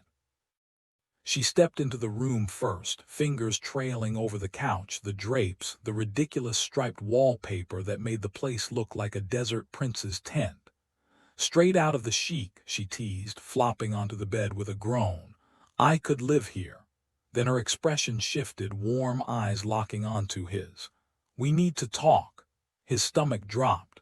Words weren't his strong suit. She patted the mattress, grinning. No teeth, promise. Liar, he muttered, but the tension eased when she laughed. He tossed his jacket, kicked off his boots, and stretched out beside her, staring at the ceiling. If they were doing this, he'd rather not see her face when the hard questions came. Silence settled. He waited. Anna hesitated, unsure if she should voice the questions swirling in her mind. If she did, Charles might not ask what he needed to know. A lesson he'd learned years ago dealing with less dominant pack members. With a sigh, she collapsed onto the bed beside him, the mattress dipping under her weight. He shut his eyes, letting her familiar scent wrap around him like a second skin. Is this whole bonding thing as strange for you as it is for me? She murmured, her voice barely above a whisper. Sometimes it's too much, like static in my head, and I just want it to stop, even though the silence hurts worse. And when it fades, I miss feeling you there, knowing what you're feeling without words." Charles exhaled slowly. "Yeah," he admitted. "Brother Wolf is the only one I've ever shared with before. His mate, she'd been through hell, and she deserved every bit of honesty he could give, even if the words felt clumsy in his mouth. I don't care what he thinks of me, but you, that matters. It's complicated." She shifted closer, her breath warm against the back of his neck. "Do you ever wish it hadn't happened?" she asked, so softly he almost missed it. That made him bolt upright, turning to search her face for meaning. The sudden movement startled her, and if the bed hadn't been king-sized, she might be tumbled right off the edge. He clenched his jaw, forcing himself to stay still. "No enemies here, just Anna." "Never," he said, voice rough with conviction. "Not for a second. If you knew what my life was like before you, you wouldn't even ask." He felt her before she touched him, the heat of her body, the faint scent of lavender in her hair. "I cause you so much trouble," she whispered. "And I'll probably keep causing more." Charles opened his eyes, drinking her in before pressing a kiss to the freckle on her cheek, then the one on the bridge of her nose, and finally the tiny mark just above her lip. "Samuel's been telling me for years I needed something to shake me up," he admitted, a rare smirk tugging at his mouth. Her kiss caught him off guard, gentle, hesitant, a gift he didn't take lightly. She'd survived monsters, and sometimes their shadows still clung to her. When she pulled back, her cheeks were flushed. "If we keep this up, we're not gonna get any talking done." Good, he thought, but he knew she needed words, not just touch. So he stretched back against the mountain of pillows, seriously, who needed this many, and laced his fingers behind his head. "Sometimes I feel like we're doing this wrong," she confessed, "like the bond's supposed to be, more than we're letting it be." "There's no wrong between us," he said. She huffed, clearly unsatisfied. "Fine," he tried again. "We've got time, love. As long as we're careful where we step, we've got forever to figure it out." He felt her studying him, weighing his words. Finally, she nodded. "Okay, but that means I get to call you out when you're heading the wrong way, right?" This time his grin was full and unguarded. "Wouldn't have it any other way." New detail. The mention of the excessive pillows adds a touch of domestic humor, contrasting the intensity of their conversation. The tone shifts from heavy emotional weight to a lighter, almost playful resolution. "Can you handle this on your own?" she asked, testing the waters.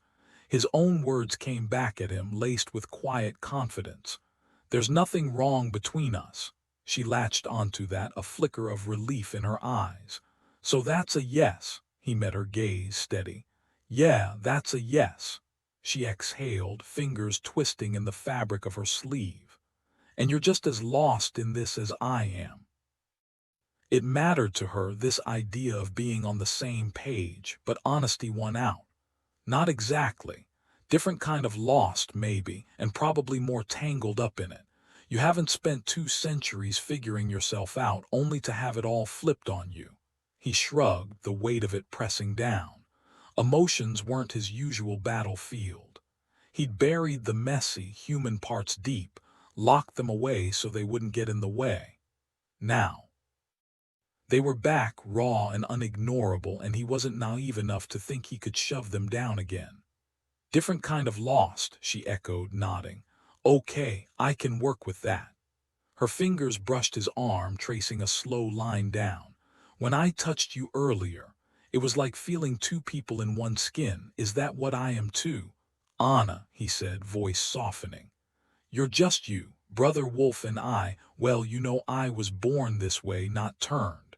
That changes things. Most werewolves have to break their wolf, make it obey. Over time, it fades into something primal, all instinct, no real thought." He watched her pale hand against the dark green of his shirt, the contrast stark. "I'm no philosopher, don't claim to know the truth of it, just what I've seen. Brother Wolf and I, We found another way. We take turns. When it's my fight, he steps back. When it's his, I do the same. 2 souls, she murmured. 1 soul, he corrected. 1 man, 2 halves. We don't survive without each other. Her grip tightened. Did I break my wolf? He shifted closer without thinking, drawn by the worry in her voice. It's not a bad thing, just survival, but if it helps, I think you and your wolf found your own balance. Maybe that's why Brother Wolf picked you so fast. We fit, you and me. Your wolf, too. She's quiet until you need her, but she's there. Anna squeezed his arm. Okay, I can live with that. Need anything else spelled out? His voice roughened as her touch lingered. Before she could answer, his phone buzzed. Not his dad's ringtone. If they'd been home, he'd have let it go to voicemail, but they weren't home. He had a job to do, and that meant interruptions. With a sigh, he grabbed his coat off the floor and fished out the phone. Charles, he answered, already bracing for whatever came next. Added detail, the green silk shirt, a small luxury in his otherwise practical wardrobe, hints at a past life he rarely acknowledges. Also, the interruption by phone adds tension, cutting off a moment that could have gone deeper. The rapid-fire Southern French on the other end of the line was nearly impossible to follow, but he caught enough to understand the urgency.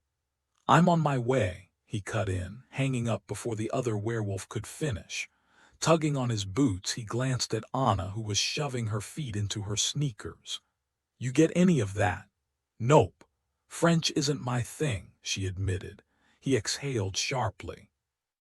Jean Chastel just walked his pack into the same restaurant where the Spanish wolves are eating. And guess who else decided to crash the party? The British Alpha. Anna frowned. Who tipped you off? Mitchell, another French Alpha. If Jean finds out he warned us, he's dead meat. Sounded like he called from the bathroom, so hopefully he covers his tracks. He grabbed his coat, jaw tight. Seattle's huge. What are the odds 3 rival packs end up in the same spot? If this was orchestrated, someone's gonna pay. Anna smirked as she zipped up her jacket.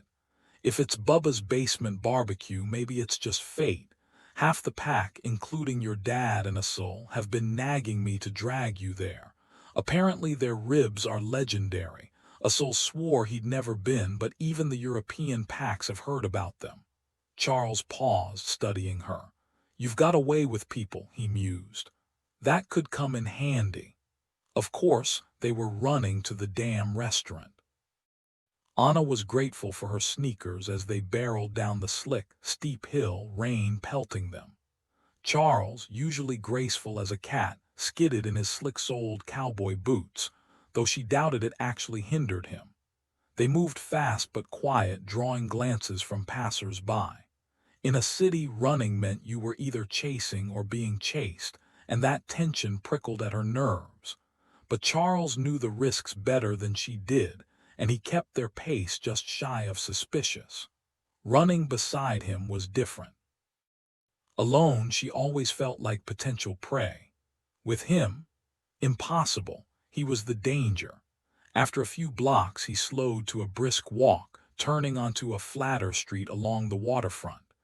Even through the gaps between buildings, she could sense the sound's presence, heavy, alive, like Lake Michigan back in Chicago. Then she saw it. A glowing red neon sign declaring Bubba's Basement as Seattle's best barbecue, pointing down a wide staircase tucked beneath what looked like a corporate building. Charles yanked open the door and the scent hit her. Smoky meat, tangy sauce, and a surprising undercurrent of strong coffee. The restaurant had a moody, almost oppressive atmosphere, the kind that made Anna feel like she'd stepped into the calm before a storm. The dim lighting barely cut through the tension, and though the place was crowded, the air itself felt heavy, charged. Charles moved with purpose, leading her past a divider of potted plants and through a swinging door into a private dining area. A small plaque announced it as a reservable space for large parties, though right now, it was anything but welcoming. The room was half empty, but the energy in it was suffocating. Alpha wolves didn't exactly play well with others, and Anna couldn't tell if they'd chosen this spot deliberately or if some poor hostess had made the mistake of corralling them all together. Either way, it was a disaster waiting to happen. Tables had been shoved aside, chairs scattered like debris. Someone had clearly anticipated a fight. At the center stood two men, one sneering, his voice dripping with contempt. "You don't have the courage of a mutt with one paw in the gutter." His accent was faint but sharp, something European maybe. Charles shot Anna a look, then flicked his gaze toward the door. She got the message, this wasn't for outsiders. She shut it behind her, pressing her back against the wood. An escape route just in case. The scene was straight out of a gangster flick. Two factions squared off, their leaders poised like gunslingers. The air was thick with aggression, so potent she half expected the fire sprinklers to burst from sheer machismo overload. Then in the corner, a lone figure caught her eye. A man sat relaxed against the wall, meticulously wiping his hands with a napkin. He spotted Charles first and lifted his chin in greeting. "Ah," he said, his voice smooth and British, like he was discussing the weather. "The cavalry arrives. No Russians, no Turks, small mercies, eh?" The room went still as the others registered Charles's presence. A dark-skinned man from the larger group smirked. "Always finding the silver lining, Arthur, that's why I like you." His accent marked him, and his pack as Spanish. Anna exhaled slowly. This wasn't just a fight, it was politics. And she was standing right in the middle of it. The man hurling insults could only be Jean Chastel, the infamous beast of Gayvauden. He wasn't conventionally attractive, but there was an undeniable intensity to him. Something raw and commanding that made even her first alpha, Leo, seem like an inexperienced kid in comparison. Like every alpha she'd encountered, Chastel had a presence that filled the room, as if the air itself bent around him. He acknowledged Charles with a flicker of awareness, but his cold, pale gaze stayed locked on his opponent. Chastel wasn't particularly tall, but his wiry frame carried a quiet lethality. His brownish hair brushed his shoulders, and his neatly trimmed beard was darker, almost black. Yet none of that mattered as much as the sheer force of his will. The Spaniard facing him didn't stand a chance. Anna could see it in the way he refused to meet Chastel's eyes, in the sharp tang of fear rolling off him. "Sergio, mi amigo," one of the Spanish wolves muttered, voice tight. "Back down, it's over. Charles is here." The fighter hadn't noticed Charles's approach, and his startled hesitation nearly cost him. Chastel's arm snapped out like a whip, aiming for his throat, but Charles was already moving, intercepting the strike with eerie precision. He twisted Chastel's momentum against him, sending the Frenchman crashing into his own pack. A single glare from Charles had the rest of the Spaniards retreating a step. "Idiots," Charles growled, voice low and dangerous. "This isn't some back alley brawl. You're on Emerald City Pack territory. Act like it." Chastel straightened, brushing off the impact with a smirk. He adjusted his sleeves with a practiced flick of his wrists, the motion more habit than necessity. "Ah, the rumors were true," he mused, voice dripping with mockery. "The old wolf really did send his pup to play with the big dogs. How adorable." Anna didn't miss the tension in the French wolves behind him. None of them seemed thrilled by their leader's antics, but fear kept them in line, and that made them unpredictable. Her wolf prickled at the scent of it, thick and sour in the air. Then Chastel's gaze landed on her, sharp as a blade. She didn't look away, even as something primal in her recoiled. This wasn't just an alpha. This was something darker, something that reeked of cruelty. "Well, well," he murmured, almost sweetly. "Another little surprise, so the half-breed found himself an Omega. How precious." Anna felt the cold metal of the door's push bar pressing into her back, a sharp contrast to the heat of the moment. Chastel's hungry gaze flickered over her, his voice a low, predatory hum. "So soft and delicate," he murmured, licking his lips. "Bet she's a tasty little treat." Charles didn't move, but his voice was steel wrapped in velvet. "You'll never find out, Chastel. Walk away." The French wolf smirked, his fingers twitching like he was already imagining the fight. "I've got a third option," he whispered, "and I think I'll take it." Anna's stomach twisted. There was no clean way out of this. Sure, Charles had allies, maybe even the British wolf lurking in the corner, but if they stepped in, it'd look like he needed backup. And that was a problem. She had no doubt Charles could tear Chastel apart, but a brawl in a public cafe, police, witnesses, the kind of exposure Bran wanted to avoid. She had to do something. Lately, she'd been training with a soul, an ancient wolf in her pack who understood her rare Omega abilities better than anyone. His late mate had been like her, so he knew the tricks, things even Bran the Marok himself only guessed at. Under his guidance, she'd learned to channel her power in ways that could calm, soothe, even disarm.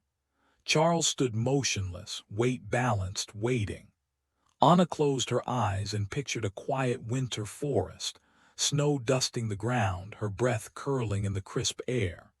A creek murmured under a fragile sheet of ice, trout gliding like silver ghosts beneath the surface. She held that peace in her mind, then pushed it outward.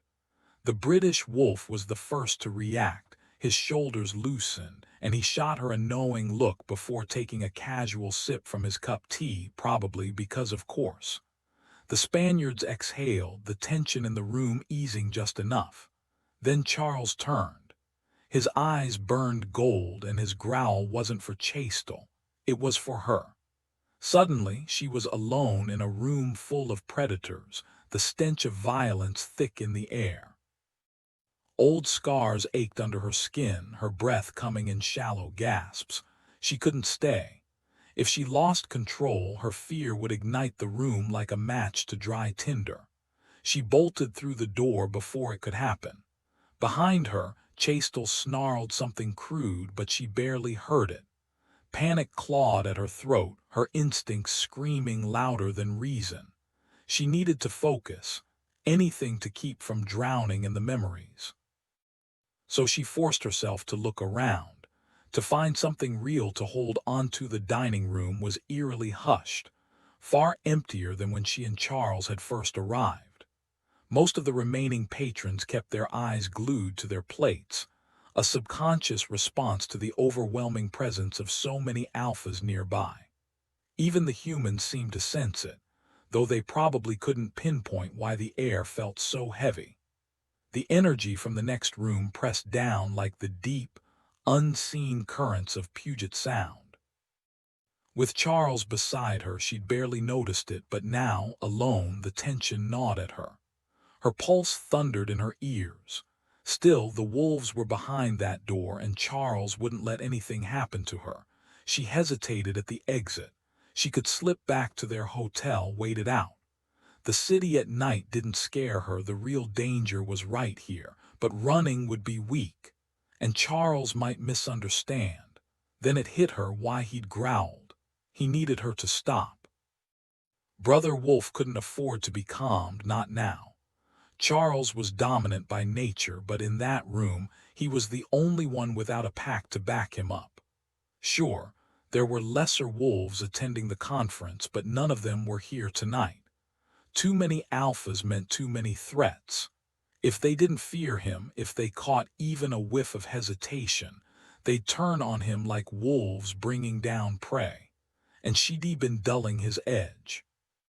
Her gaze landed on an old piano tucked in the corner, its chipped black paint worn to a dull gray, initials scratched into its sides like battle scars. The keys were battered, one sticking up stubbornly. It called to her, a distraction from the storm brewing inside her. She flagged down a harried waitress. "Mind if I play?" The woman barely slowed. Go for it, but fair warning, if you're bad, the chef will come out and make a scene, or the crowd'll boo. It's a thing here. Anna grinned. Got it. The waitress glanced around the tense room. Play something upbeat. This place needs it. The piano was a wreck, but when her fingers hit the keys, the sound was surprisingly warm. She launched into the Sesame Street theme, then slid effortlessly into Maple Leaf Rag. Not her best instrument, but 6 years of lessons had to count for something. The lively melody cut through the silence, and for the first time that night, she felt like she could breathe. The upbeat rhythm and simple melody of the song made it dangerously easy to rush through. Ragtime isn't just fast, it's got soul. Anna had teased him once, but now the memory stung. Charles watched her walk away, the weight of his actions pressing down on him. He just reset their relationship back to zero, and the guilt gnawed at him. But what choice did he have? If he hadn't stepped in, things would have spiraled out of control. He couldn't afford distractions, not from his Omega, not from the fragile trust between them. Most partners would have been furious at being scolded in public, but Anna wasn't most partners. She'd endured too much already. Brother Wolf stirred inside him, restless and sharp-edged. The beast had pushed too far, calling Anna a pretty little thing like she was nothing more than decoration. That was the moment negotiations ended. Charles let Brother Wolf rise to the surface, his patience gone. The wolf didn't care about politics, only that someone had hurt Anna. You don't get to talk about her, Charles said, his voice dangerously quiet. Chastel sneered but wisely kept his mouth shut. For 4 tense seconds they locked eyes, then the beast backed down, grabbing his coat and storming out. Charles followed, ready to ensure Chastel didn't double back for revenge. But when he stepped into the restaurant, he froze. Anna wasn't gone. She sat at the old piano, her fingers dancing over the keys, playing a cheerful, simple tune. It was something light-hearted, almost playful, a stark contrast to the storm inside him. The humans in the room had relaxed, laughing, calling for more food. No threats here. Just Anna, stubbornly staying when she could have left. Brother Wolf wanted to fix things by shielding her from danger, but Charles knew better. If she was still here, maybe there was hope. Maybe he didn't understand her as well as he thought. And maybe that wasn't such a bad thing. She scanned the dimly lit restaurant, relieved to find the tense atmosphere had eased. No shouts or breaking glass. Charles must handled things. The crowd tonight was mostly middle-aged, so she shifted from the classic ragtime into something more contemporary, her fingers gliding from Maple Leaf Rag into the haunting melody of Billy Joel's The Downeaster, Alexa. Not exactly a cheerful tune, but it carried a raw beauty that suited the room. Meanwhile, Charles had the rowdy wolves under control, no surprise there. Without Chastel stirring trouble, they were more interested in the endless rib special than starting a fight. He ordered food for the table, then excused himself to check on Anna. The French pack fidgeted, aware Chastel wouldn't love them lingering without him, but they didn't argue. Alphas protected their own, that was universal. The piano notes wrapped around the room, and Charles recognized the song after a few bars. Not his favorite, too many ghosts in those lyrics, too many lives wrecked by change. But Anna played it with such depth that even the air seemed to hum.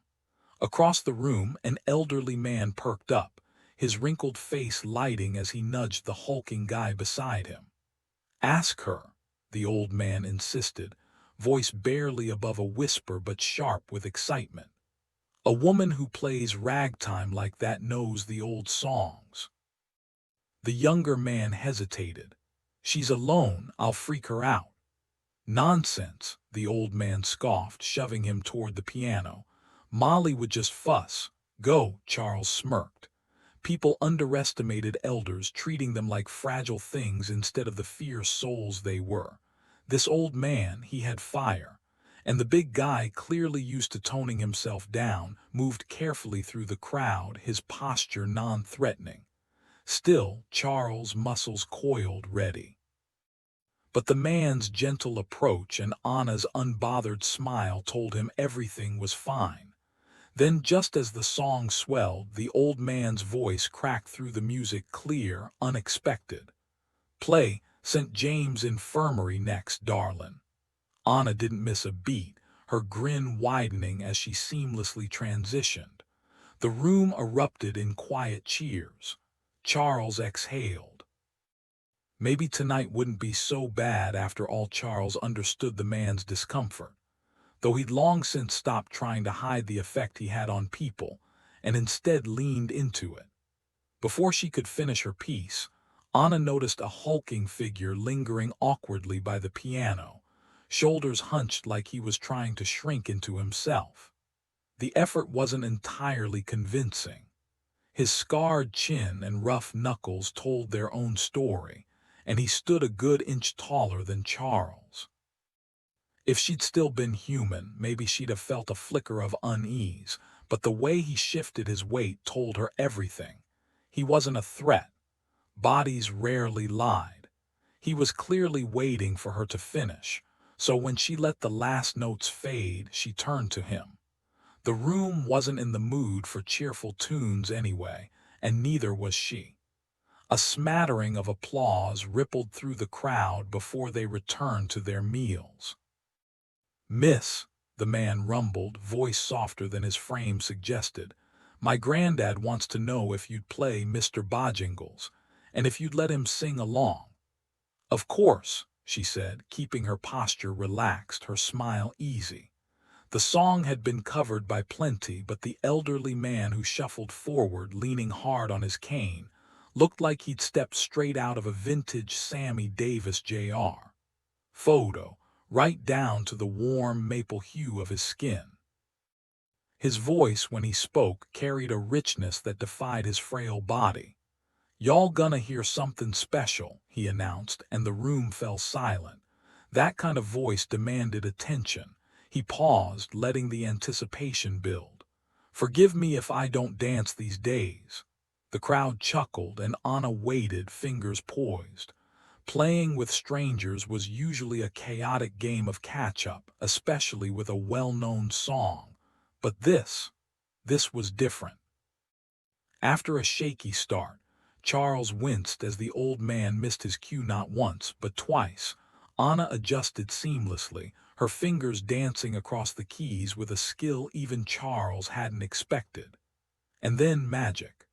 The old man's weathered voice, the battered piano, and Anna's effortless playing wove together into something transcendent. Bojingles wasn't just a song, it was a story. A life of hardship, loss, and yet unbroken spirit.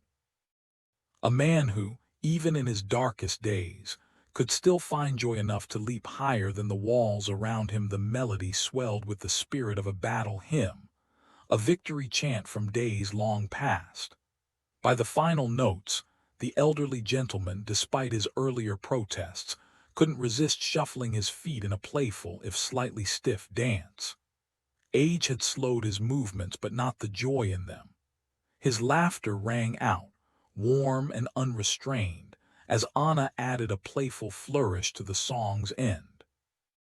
Both took their bows, grinning like performers under a spotlight. "That was amazing," Anna said, her voice bright. The old man clasped her hand in his weathered grip, giving it a gentle pat. "No, thank you, my dear. You just gave this old heart a trip down memory lane, way further back than I'd care to admit." His eyes twinkled. "Made my birthday something special. Hope someone does the same for you when you hit 86. The crowd erupted in cheers, demanding an encore. After a quick exchange with Anna, he chuckled. "Turns out we both have a soft spot for the classics, though for me they're just songs." With that, he launched into You're Nobody Till Somebody Loves You, his voice rich with years of practice. Anna caught the rhythm on the piano, letting his melody lead. The room exploded in applause when they finished, and Charles, moved by the moment, discreetly signaled a waitress. "Put his family's dinner on my tab," he murmured. "No need to mention who." Beaming, the old man kissed Anna's hand before his grandson guided him back to his table, where his family showered him with affection like he was royalty. Anna covered the piano keys, hesitating when she spotted Charles. But then she straightened, the music still alive in her eyes, and walked over. "Thank you," he said before she could speak, "for the song, for staying, for reminding him there was more at stake than just his world." The waitress returned his card with a knowing smile. "From me too, sweetheart," she told Anna. "You turned this place from a morgue into a party." Charles met Anna's questioning look. "Everything all right?" she asked. He shrugged. "Mostly. Chastel was always going to be trouble. But for now, the music had carved out a rare, bright moment in the dark. Standing her ground now might force him to behave. Sometimes pushing back was the only way to get results. The music had been a comfort, as it always was. But seeing Charles waiting for her with that quiet smile, that was everything. It meant no disasters, no irreversible mistakes, and most importantly, no anger from him. He guided her toward the other room where the wolves had gathered. Chastel had vanished, slipping out unnoticed despite the music and her focus on the piano. She should have sensed his exit. Missing something like that could be dangerous. The space had been rearranged again, a single long table now dominating the room. Plates of food sat scattered, some half-eaten, but the tension was still thick. The wolves weren't suddenly friends. Spanish on one side, French on the other, the British alpha at the far end. Two empty seats at the head of the table waited for them. "Seemed wasteful to come all this way and not sample the local fare," Charles murmured, his hand resting lightly against her back. She couldn't see his expression, but she felt the weight of his presence as the other alphas reacted, most accepting, some wary. Wolves didn't waste energy on fights they couldn't win. Except maybe the British alpha. Something was eating at him, though he kept his gaze lowered whenever Charles looked his way. "Gentlemen," Charles announced, his voice steady, "this is my mate Anna Latham Cornick, Omega of the Aspen Creek Pack." His fingers brushed her shoulder, possessive but gentle. One of the French wolves, accent layered with British inflections, cleared his throat. "Forgive me, but we should introduce ourselves and go. Chastel isn't our Maroc, but he can make things unpleasant if we linger." "Of course," Charles agreed. The introductions were brisk, names rattled off with quick nods before the French wolves made their exit. Only the British alpha remained, rising with an air of old-world courtesy. "Arthur Madden," Charles said, "Master of the Isles, Britain's answer to the Maroc." "Pleasure," Anna said, noting the title. "Not just an alpha, then." "The honor is mine," Arthur replied, taking her hand in a practiced gesture. "Though I'm afraid I must cut this short. My wife is waiting. But before I go, I'd like to extend an invitation." His smile was polite, but his eyes held something unreadable, a flicker of unease, or maybe calculation. Arthur flashed a charming grin, leaning back in his chair. "I've got a place over in the University District. You two should come by for dinner tomorrow." His invitation hung in the air, deliberate in its exclusion of the Spaniards. Anna shot Charles a glance, the awkwardness thick enough to cut with a knife. What could she even say without making it worse? Charles, ever the diplomat, just nodded. "Appreciate the offer. We'll talk it over and get back to you." Arthur's smile didn't waver, and for the first time Anna really looked at him. Sharp jawline, confident posture. Handsome in a way that made her wonder why she hadn't noticed before. "Fair enough," he said before turning to the others with a shrug. "No offense, but my control isn't great with more than one dominant in my space at a time. You understand." The leader of the Spaniards, dark-skinned, composed, waved it off. "No worries, we get it." As soon as Arthur left, the tension in the room evaporated like steam. Sergio, the wolf who'd squared off against Chastel earlier, tossed a bone onto his plate with a clatter. What a pretentious jerk, Charles smirked. A smart, pretentious jerk, the Spaniard leader snorted. A delusional, smart, pretentious jerk. He turned to Anna, eyes glinting with mischief. So how's he gonna introduce us? Alphabetical, by age. He shot Charles a look. Your mate here probably knows our shoe sizes too. Anna caught the challenge, not as dangerous as the near fight with Chastel, but just as loaded. Do we matter to you? Charles, surprisingly relaxed, just shrugged. If I pull it off, you're covering the tip. One by one, he rattled off names, Sergio Delfino, then the others, until he reached the last two. A pause, then a nod toward the darker man. Hassan ibn Hassan, then the redhead, Pedro Herrera. Hassan burst out laughing. Nice try, I'm older than him, Pedro grinned. Kid, I watched you being born, didn't think Charles knew that. Charles dipped his head slightly. A soul might, V mentioned it. Hassan slapped his knee. Oh, this was a setup. Tell me my father didn't put you up to this. Charles just kept smiling. Anna blinked. Wait, you're Asul's son. Now that she looked, the resemblance was uncanny, same deep complexion, same strong nose. Hassan gave a mock bow. Guilty as charged, Sergio frowned. Hold up, if your dad's Asul, why isn't it Ibn Asul? Hassan rolled his eyes. Because my father's real name is Hassan. He just goes by Asul now.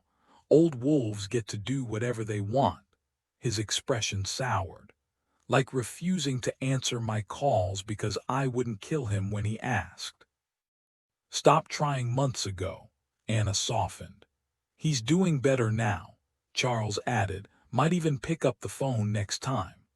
Hassan tilted his head, considering. A flicker of hope, or maybe just curiosity, crossed his face. Anna settled into the chair Charles pulled out for her, eyeing the spread of food that was disappearing fast under the wolves' eager hands. Better grab some before it's gone, he muttered, sliding her chair in with an old-fashioned courtesy that felt oddly stiff coming from him. She wasn't sure if it was the presence of the older pack members or just Charles slipping back into formality, but she played along mostly. Piling a mountain of ribs onto her plate, she shrugged. Asul'll be fine, unless Bran finally snaps and tosses him into a ravine. Hassan's stare burned into her. It is you, he said, voice low. The Omega, you saved him. Anna shook her head, but Charles cut in with a dry chuckle. Oh, he'll swear it was her. She'll deny it. Either way, he's got another century left in him, give or take a meltdown or two. The rain hammered down as they walked back to the hotel, but neither of them bothered hurrying. Anna liked the way the water slicked the city lights into smears of gold on the pavement. Charles matched her pace, hands in his pockets. So, she said, are we doing the whole dinner with Arthur thing tomorrow? If you want. Angus has some entertainment lined up the night after, but tomorrow's free. She shot him a look. Is this gonna cause some kind of werewolf political nightmare? He exhaled sharply. Doesn't matter. Bran's made up his mind. We're not negotiating. We'll hear them out, but we're not playing favorites. If people get pissy, that's their problem.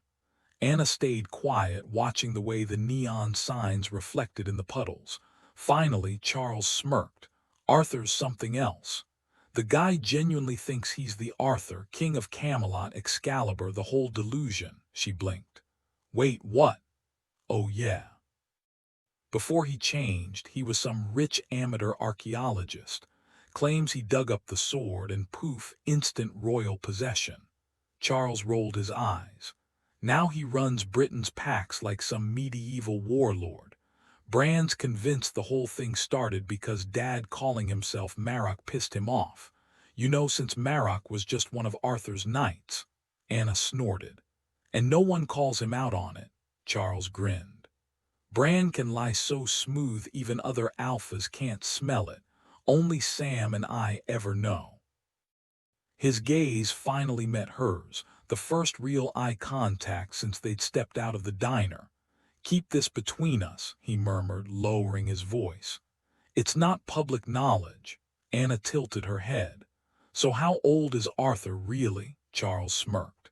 "This incarnation, pretty sure he got turned right after World War I. You think he hasn't picked up enough tricks to match my old man's con artist routine?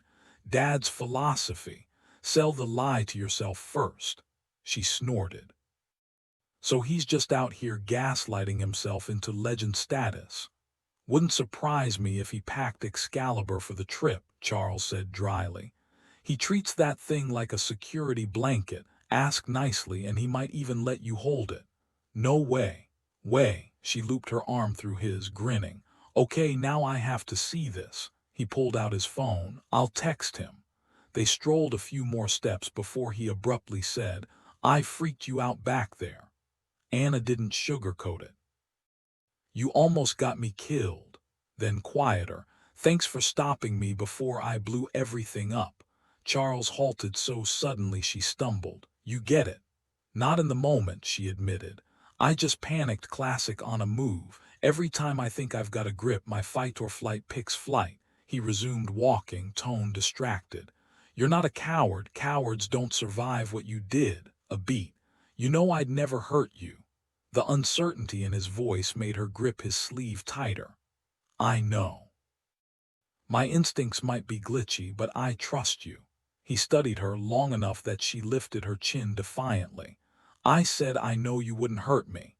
Then, because he needed to hear it crystal clear, "Not on purpose," still not enough. "And you do everything on purpose, especially with me." "Enough," he laughed, shoulders shaking. "I believe you, but keep going and you'll talk yourself back into suspecting me by dessert." A block later, he glanced at the stormy sky. "It's kind of gorgeous tonight." Anna followed his gaze to the rain-slicked streets, neon smearing through the downpour. The city's hum, honking cabs, distant sirens felt like home. But Charles, appreciating urban chaos, that was new. She hid a smile. The Russian wolf at the podium leaned into the mic, his English deliberate. "Our concern is for the vulnerable." His eyes flicked to Charles, though the speech was theater. Beside him, Anna sat statue still. "We can defend ourselves, but our human mates, our families, they cannot." The room hummed with tension, an unsettling contrast to its polished elegance. Rich oak paneling, muted earth-toned fabrics, the kind of place where corporate power players usually struck deals over Angus's cutting-edge tech. But today, the crowd was different. These weren't COs to be charmed. They were predators in tailored suits, their presence turning the space into something far more dangerous. Compared to them, even the most ruthless business tycoons would seem like harmless pups. From the back, Chastel's voice cut through the silence like a knife. "If you can't protect what's yours, you don't deserve to keep it." He didn't raise his voice. He didn't need to. Every werewolf in the room heard him just fine. Charles stayed still, watching. The Russian wolf shot him a look, expecting him to step in, but this wasn't his fight. Not yet. Brother Wolf stirred, patient but certain. Soon, it would be their turn. And when it was, Chastel would learn the hard way that some lines shouldn't be crossed. Dana's command snapped through the air like a whip. "Jean Chastel, you will not speak again unless called upon." Charles wasn't surprised when the French wolf's smirk froze mid-sneer, his voice stolen before he could spit out another taunt. Here in Seattle, Dana held the power. Chastel's usual tricks wouldn't work. His so-called pack, just a group of terrified alphas who never truly follow him, not when he kept them at arm's length. Chastel could have ruled Europe once. The thought sent a chill down Charles's spine. Centuries ago, after the plague wiped out cities, someone had seen the chaos and known the monsters hiding in the shadows would be hunted next. So they'd created the first Marok, an alpha above all others, meant to unite and control. But Chastel, he'd slaughtered every would-be ruler who tried to step up. Not because he wanted the crown. He just wanted the freedom to keep killing without consequence. And that was the real horror. Not the bloodshed, but the sheer, selfish indifference behind it. Arthur Madden, the so-called Master of the Isles, was about as close as Europe got to having its own version of the Maroc, mostly because Chastel couldn't be bothered to see the British Isles as a real threat. Even with all that power, Chastel had learned to be sneakier with his killings over the years, a far cry from the blood-soaked rampages of his early days. And why? Because there was exactly one person on Earth the beast was afraid of: Charles's father. The Maroc had made it clear centuries ago that he wouldn't tolerate any more monstrous behavior in France, and Chastel, for all his arrogance, had listened. Now, Charles doubted Chastel cared much about the werewolves going public. The man had probably considered doing it himself ages ago. No, the real reason he'd shown up at this summit: a shot at taking out the Maroc, one he hadn't gotten. At least that meant he'd keep quiet for a while. Charles turned to Dana and gave her a nod of thanks. She'd gone all out today: frumpy suit, sensible shoes, and at least 20 extra pounds on her frame. Was she testing the wolves, seeing if they'd underestimate her? Or, as Anna had suggested, was she just trying to blend in after years of standing out? "Nice shooting, Tex," murmured the Emerald City Pack's witch, her voice soft but carrying. She and her mate, Tom Franklin, stood guard behind Charles and Anna's table. Tom, a scarred and usually unshakable wolf, looked about as comfortable as a cat in a bathtub. His mate was blind, and in this room full of alphas, that made her an easy target. Normally, a witch could hold her own, but this one, she smelled clean, pure. White magic didn't pack the same punch as the darker kind. Charles forced himself to focus on the Russian delegate droning on at the front, but his attention kept drifting back to Anna. She'd started strong, sitting close, listening intently, but the room was packed with over 50 alphas, their mates, and a sea of lesser wolves.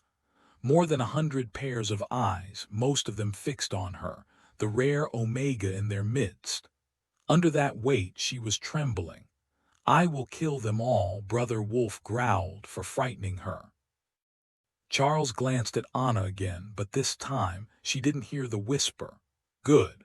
The last thing she needed was to know just how close he was to losing control. Charles pushed aside the nagging question of why he'd heard Anna's voice in Dana's house but not here. Some mysteries would unravel on their own. Brother Wolf's instincts were flaring, but it wasn't Anna's safety that had him on edge. She could handle stress, and he'd make damn sure it didn't last long. No, the real issue was the other wolves. Nearly every dominant in the room, alphas, betas, even a few fierce women, had locked onto Anna like magnets. Her omega pull was irresistible, stirring their protective instincts to a fever pitch. Arthur caught his eye and smirked. That smug bastard. He was loving every second of this chaos. The Russian delegate stepped back, shifting his stance in silent invitation for Charles to respond. Charles rose but stayed put, refusing to leave Anna's side even for a podium. The Emerald City Pack's second-in-command, their witch, and Dana were with her, but Brother Wolf wasn't taking chances. Good thing werewolves had sharp hearing. This wasn't the kind of crowd that needed a microphone. "I hear your concerns," Charles said, his voice carrying effortlessly. "And they're valid. 30 years ago, when the Fae revealed themselves, 3 of our wolves were blackmailed by shadowy government figures. One had his family threatened. Fast forward to this year, 42 wolves were approached. Governments, foreign operatives, even terrorist groups. Some used intimidation, others outright violence." His jaw tightened. "My father handled it. Money, influence, and when necessary, lethal force." He let that sink in before continuing. "But blackmail only works in the dark. drag our secrets into the light and they lose their power. Public opinion is our shield, especially here in the U.S., where governments actually care what people think. His gaze locked onto the Russian wolf, who wisely looked away. It's not a flawless plan, but it's the best weapon we've got. First day, he reminded himself. Stick to the script. Today was about laying the groundwork, not diving into the messy details. Europe's wolves would get their proposals soon enough. For now, he needed them to see the bigger picture. Before their instincts toward Anna derailed everything, the tension in the room eased slightly as he laid out the terms. Any wolf who wanted to relocate would have 5 years to do so. That alone was a major shift from the usual drawn-out negotiations. But the real shocker, entire packs could move too. He kept his gaze neutral, careful not to linger on the French wolves, who had more reason than most to jump at the offer. Packs didn't just uproot themselves unless they had no choice, or unless they were claiming blood-soaked ground. There are rules, of course, he continued. They'll answer to the Marok, follow our laws, and settle where they're assigned. In exchange, they get the same protection and support as any wolf under my father's rule. A glance at the clock confirmed it was just past 11, early for lunch but not ridiculous. The Russian delegate leaned back into the mic, his voice rough. We've dealt with these recruiters too. And let's just say, not all the casualties were on their side. He exhaled sharply. I'm not sold on revealing ourselves to humans, but with relocation on the table, fine, maybe it's the lesser evil. With a stiff bow to Charles and a deeper one to the Fae, he retreated to his seat. Charles wasted no time. Food's downstairs, let's take a break. As the crowd dispersed, he snagged Tom's sleeve before the man could vanish on some lunch-related mission. Stay, both of you. Angus shot him a warning look from the doorway, protective, territorial. Charles released Tom and gave a quick nod to reassure him. No threat here. Tom caught on and flashed a hand signal that settled Angus faster than words ever could. Missed introductions earlier, Charles said once they were alone. Anna, this is Tom Franklin, Angus's second and his mate. He hesitated. Mora, the witch supplied, her face unreadable behind dark sunglasses. But her scent gave her away, no fear, just steady curiosity. Meeting the Marok's enforcer didn't faze her. Then again, she couldn't see the weight of his reputation staring back at her. Charles turned to Tom. Too many dominant wolves in one room. Anna's been, he caught himself before saying afraid, overwhelmed. Anna bristled beside him. Tom, ever the diplomat, chuckled. Join the club, this whole thing's a lot. But you're not an Omega, Charles pointed out. Tom, you wouldn't even, Mora cut him off with a wave. Let's not overcomplicate it, we're all just trying to survive. New detail, the subtle tension between Angus and Charles plus Mora's unshakable calm adds layers to the dynamic. The tone shifts from formal negotiation to something more personal and slightly sarcastic when Tom jokes about being overwhelmed. Anna nudged Tom with her shoulder, rolling her eyes. Oh, please. He was too busy stressing about me getting overwhelmed by all those alpha wolves to notice anything else. Meanwhile, since I wasn't distracted by macho instincts, I actually paid attention. By the end, every single one of them was laser-focused on Anna, right? Charles arched a brow at Mora, who just shrugged. Hey, I might be blind, but I'm not oblivious. Anna bit her lip, guilt creeping into her voice. I'm making things harder for you. I'm sorry, I'll try to, Charles cut her off, his voice low but firm. Don't ever apologize for what someone else did to you. If you were the problem, I wouldn't be worried. You'd stand your ground even if the beast himself snarled in your face. Your courage isn't the issue here. Mora let out a low whistle. Damn, that was smooth. Anna shot Charles an amused glance before turning back to Moira deadpan. Yeah, he's definitely racking up points today. Then she fixed Charles with a questioning look. Okay, if it's not me, then what is the problem? Charles straightened, his tone shifting into something more formal. Omega, it's the duty of dominance to protect the vulnerable, the heart of the pack. Alphas feel that instinct even stronger, and in Omega, that call is the loudest of all. Anna frowned. She already knew this, but she wasn't connecting the dots. To her, dominant wolves were threats, not protectors. Morris smirked. Sweetheart, while you were up here getting the heebie-jeebies from all those wolves staring at you, they were trying to figure out why you were upset and who they needed to rip apart for you. Anna's eyes widened. Oh, she caught herself before another apology slipped out. I should leave, shouldn't I? I can just go back to the hotel. Charles winced. Yeah, about that. She raised a brow.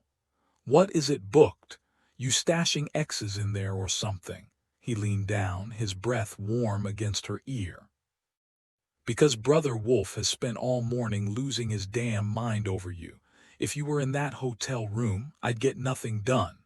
He pulled back just enough to let her see the wolf in his eyes before glancing at Tom.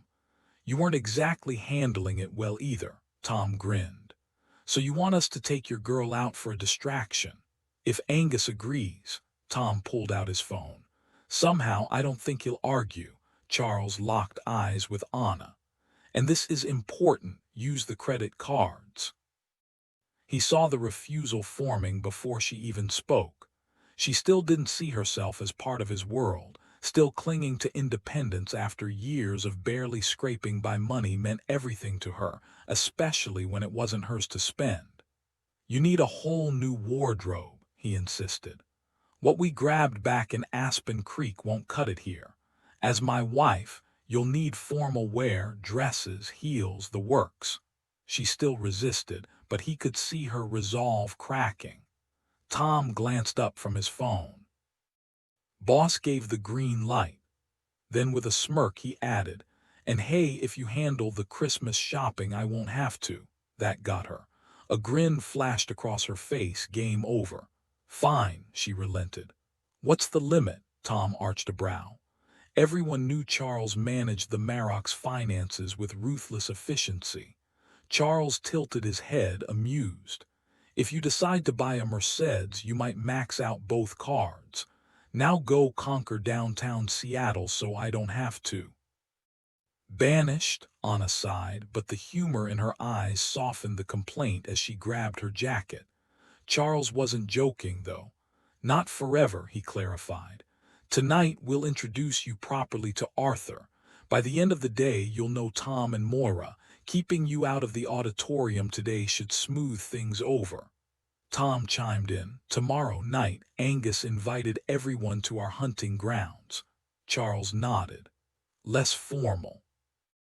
The hunters will be the main attraction, gives the pack a chance to watch you without being obvious, and you can observe them too.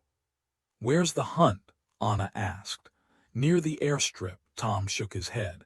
Angus owns a couple of warehouses, Moira grinned. He turned the whole place into a maze, tunnels, shifting walls, hidden levels. You'll love it.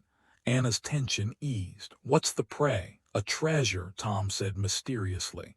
Surprise details. We spent all yesterday setting it up. He checked his watch. Wolves eat fast, we should head out now. Before leaving, Anna pressed a quick kiss to Charles' cheek. She made it halfway out the door before pausing. Then, in full view of the lingering pack members, she kissed her palm and tossed it to him. He caught it midair, pressing it to his chest. Her smile faded, but the look in her eyes would sustain him for days. The stunned reactions from those who knew Charles or his reputation almost made him laugh. Keeping them guessing wasn't a bad thing. Later, Anna marveled that the credit cards in her purse hadn't melted from sheer friction. They'd already dropped off one haul at the hotel and were finishing up the last round. We're halfway between the hotel and Angus's offices, she mused. New detail. added the playful tension of the lingering pack members witnessing the kiss, reinforcing Charles' reputation and Anna's growing confidence. Anna hesitated, glancing between the bustling market crowds. "Which direction should we go?" Tom gave a lazy grin. "I'll take you back to Charles, but if you're planning to dine with that posh Brit of yours, you better get moving," Maura cut in, nudging Tom aside. "Head to the hotel and start getting ready. You both have phones. If he can't find you, he'll call." Anna shot Tom a questioning look. He just shrugged, his smirk belying his casual tone. "You think I'm dumb enough to argue with her? Not a chance." Maura hip-checked him playfully. "Ooh, big bad wolf scared of little old me." Tom chuckled, the scar on his face tugging at his grin. Terrified, absolutely terrified. He ruined the tough guy act by ruffling her hair, then dodged her swatting hand with a laugh. Anna had stopped being nervous around him after the first hour. He'd guided them through Pike Place Market with surprising patience, though she'd been underwhelmed at first.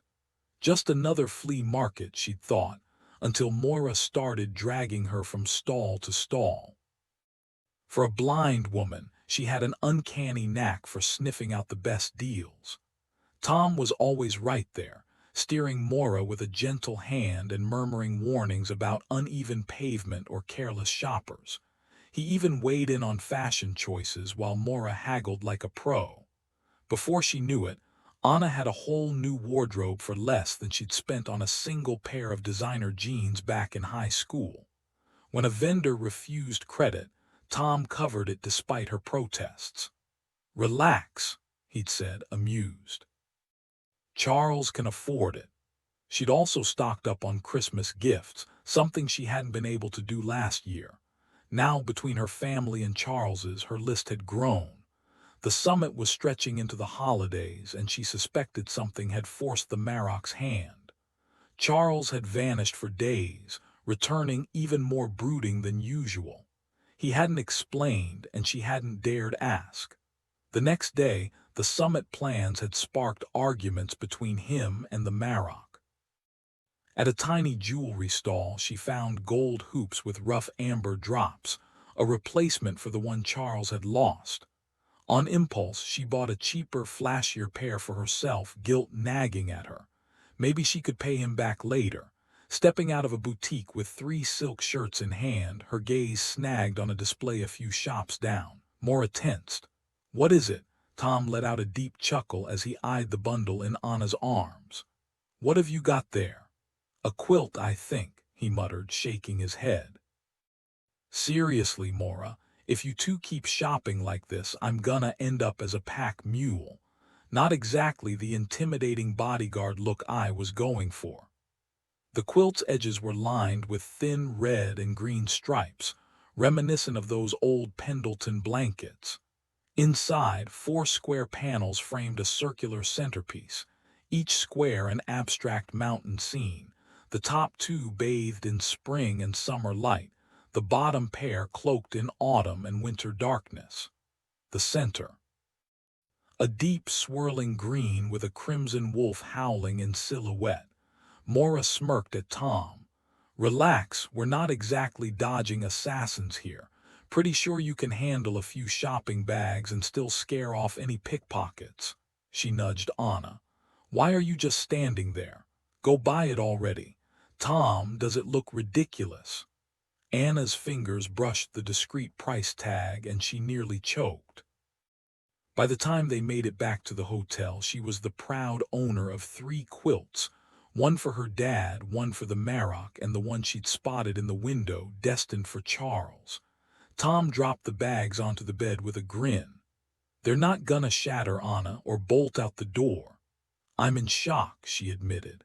"I haven't wanted something this bad since I first laid eyes on Charles." Then, because Tom would see right through that, she added, "Okay, fine. There was also that insane cello in Chicago. Cost more than a luxury sedan, but it sang like an angel." Maura rolled her eyes. "And then she found more quilts." Anna shrugged, only half joking.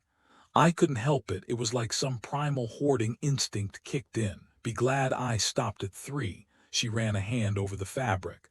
Maybe I should take up quilting. Mora raised a brow. Do you even sew? Not yet, Anna said, and the resolve in her voice surprised even her. Think I can find a teacher in Aspen Creek? Tom barked a laugh. Anna, Charles would charter a private jet twice a week if you asked. Pretty sure you can find a quilting instructor somewhere in Montana. The thought settled strangely in her chest. She traced the edge of Charles's wrapped quilt, then snapped back to reality when Mora clapped her hands. Focus, people, shoes, daylight's burning. As Anna shut the hotel door behind them, she wrestled with the realization that Tom was probably right. Charles would move mountains for her, just like she'd followed him through the dead of a Montana winter. That made them even. The elevator dinged. Mora snapped her fingers in front of Anna's face. Earth to Anna, shoes, remember? Anna blinked. Sorry, just had a moment. Mora tilted her head, considering. Revelations can wait. Retail therapy first. No way. Shoes are way more important, especially if you're planning to have some posh British snob drooling at your feet. Anna braced herself and dove back into the shopping marathon. Winter nights came fast, even when it was just a cold drizzle. By the time Mora had finished her ruthless makeover, Tom was grumbling about his frozen toes and Anna had new shoes, plus a fresh haircut. Mora finally gave in. Back to the hotel, the witch ordered, cutting off any argument, not the auditorium. She leaned past Tom, locking eyes with Anna to drive the point home. Men, they slap on a tie and call it a night. But women. We actually have to. They burst from the shadows of a basement stairwell like a nightmare, cloaked in silence, slipping past Tom's sharp instincts and Anna's less trained senses. Tom went down first. She heard his sharp inhale.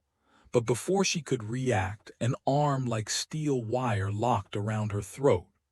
Magic coiled around them, the kind packs used to hide fights, but these attackers didn't smell like wolves. Struggling for air, Anna caught a glimpse of one attacker, a woman barreling into Moira like a freight train, sending the witch sprawling into the street. A scream cut short, followed by the sickening thud of a body hitting pavement. Not Tom. He'd never make a sound that shrill. Moira's attacker abandoned her, joining the others swarming Tom. Pretty Anna. The woman holding her licked her throat, breath hot against her skin. Not human. Nothing human could pin her this easily or take down Tom. Come quietly, little girl, and your friends live. Little girl. Anna snapped her leg back, shattering the woman's knee. She wasn't prey, she was a werewolf. The vampire shrieked in her ear, a piercing, brain-rattling sound that dropped Anna to her knees. Hands clawed at her shoulders, dragging her, but she twisted, driving her heel into the woman's jaw. The scream died. Then her wolf took over. Still in human form, Anna showed the vampire what Omega really meant. Not weak, not a doormat. Strong enough to survive, to fight, to tear her enemy apart.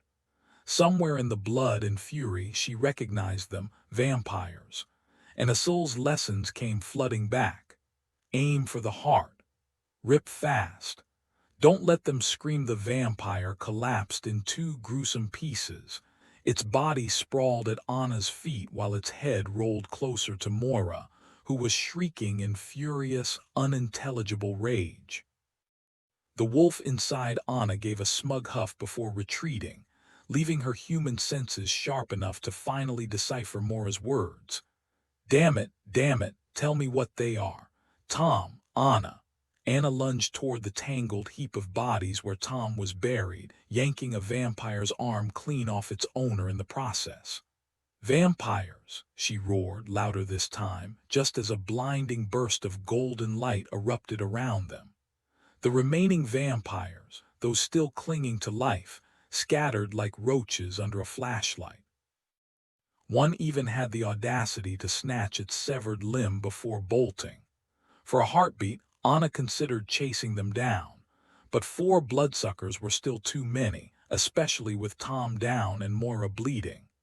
"He's alive," she called to Moira after a quick once-over from a safe distance. "But he's gonna need a minute before he stops thinking we're the bad guys." Kneeling beside the witch, she took in the scrapes on Moira's knees, the torn sleeves, the faint metallic scent of blood, nothing life-threatening. Then she saw it. Moira's sunglasses had been knocked off, revealing what she'd hidden for so long. One eye mangled beyond recognition, the other shriveled and sickly, like something left to rot in the sun. Without a word, Anna scooped up the unbroken glasses and pressed them into Moira's shaking hands. The witch jammed them back on with a sharp exhale, her posture stiffening like she just rebuilt a wall between herself and the world. Anna got it. Some shields weren't made of magic. "He'll be fine," Anna lied smoothly, grateful Moira couldn't see the mess of bruises and claw marks covering Tom. Werewolves healed fast, but damn, he looked like he'd gone through a wood chipper. "Can you cloak us? Those vamps had some kind of invisibility trick, pack magic maybe, but it's gone now." Moira snorted, her usual sharpness returning.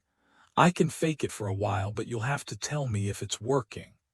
A raspy chuckle came from the pile of rubble. "It'll work," Tom grunted, still not moving. His voice was rough, his eyes glowing faintly in the dark.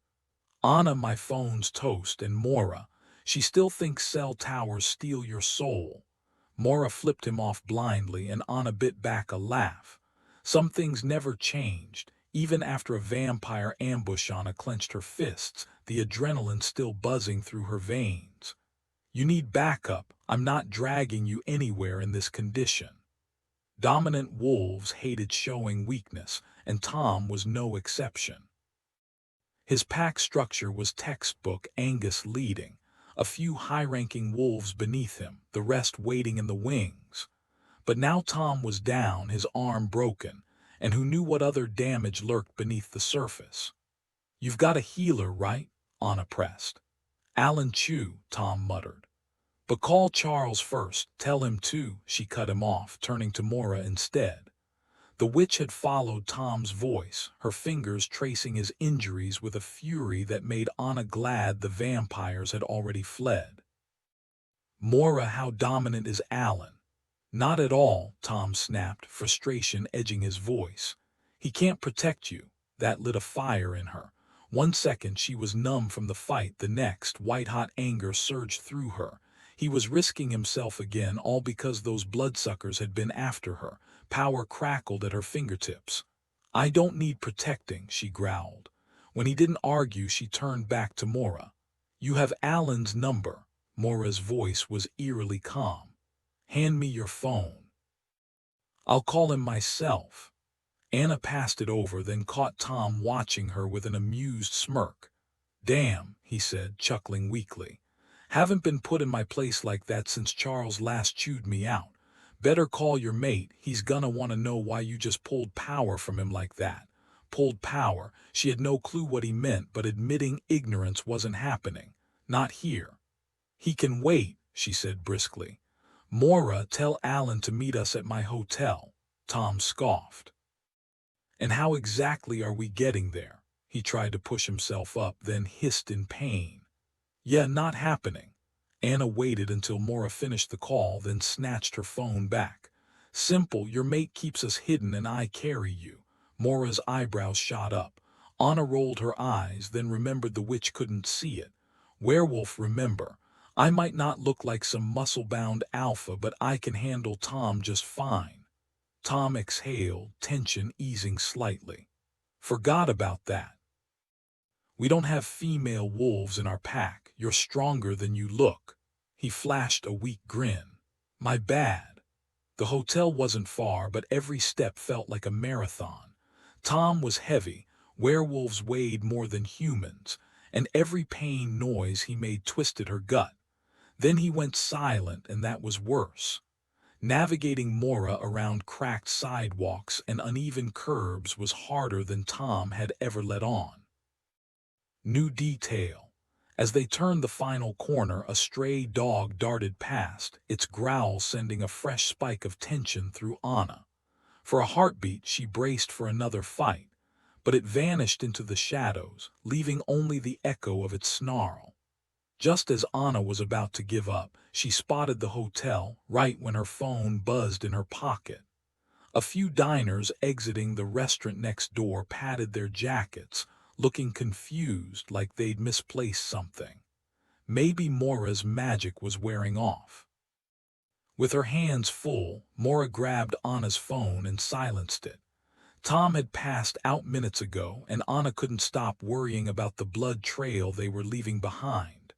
But there was no time. She'd already mapped out her next move. She'd call Charles and lay it all out. If she understood pack dynamics and the danger of a wounded dominant, surely he would too. "Door," Anna muttered, and Mora shifted her grip from Anna's shoulder to push open the glass entrance.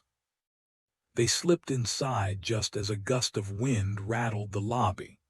"Nasty weather tonight," someone remarked as the door swung shut. Miraculously, the hallway was empty, no guests, no staff, just the hum of the elevator. Anna had to drop Tom for a second to fish out her keycard, her fingers slick with blood. Mora stayed with him, whispering something under her breath while Anna yanked the sheets off the bed, piling towels underneath to soak up the mess. Getting Tom onto the mattress was a nightmare. He was barely conscious but still snarling, his instincts on high alert. Anna was running on fumes, her patience gone. Finally, she just hauled him up, bracing for teeth. If he bit her, so be it. It wouldn't be worse than what the vampires had done. But he didn't. She dumped him onto the bed, Mora slammed the door, and for a second they just stood there, breathing hard. Then Anna's phone rang again. Mora shoved it at her, smearing blood on the screen. Charles's voice crackled through, sharp with tension. "Anna," she could feel him, his panic, his fury, the way he was already moving, cutting through the city like a storm. "I'm fine," she lied, then winced. Now that the adrenaline was fading, everything hurt, her knuckles, her shoulder, her stomach. She hadn't even noticed the bruises forming. "Angus's healer just called him," Charles said, his voice tight. "Said he was summoned to your hotel, right when I felt your distress." Anna remembered the surge of power she'd used to silence Tom, how he'd warned her Charles would sense it. Lee pulled that trick with Bran all the time. Guess she could too. "Yeah, well," Anna exhaled, scanning the wrecked room.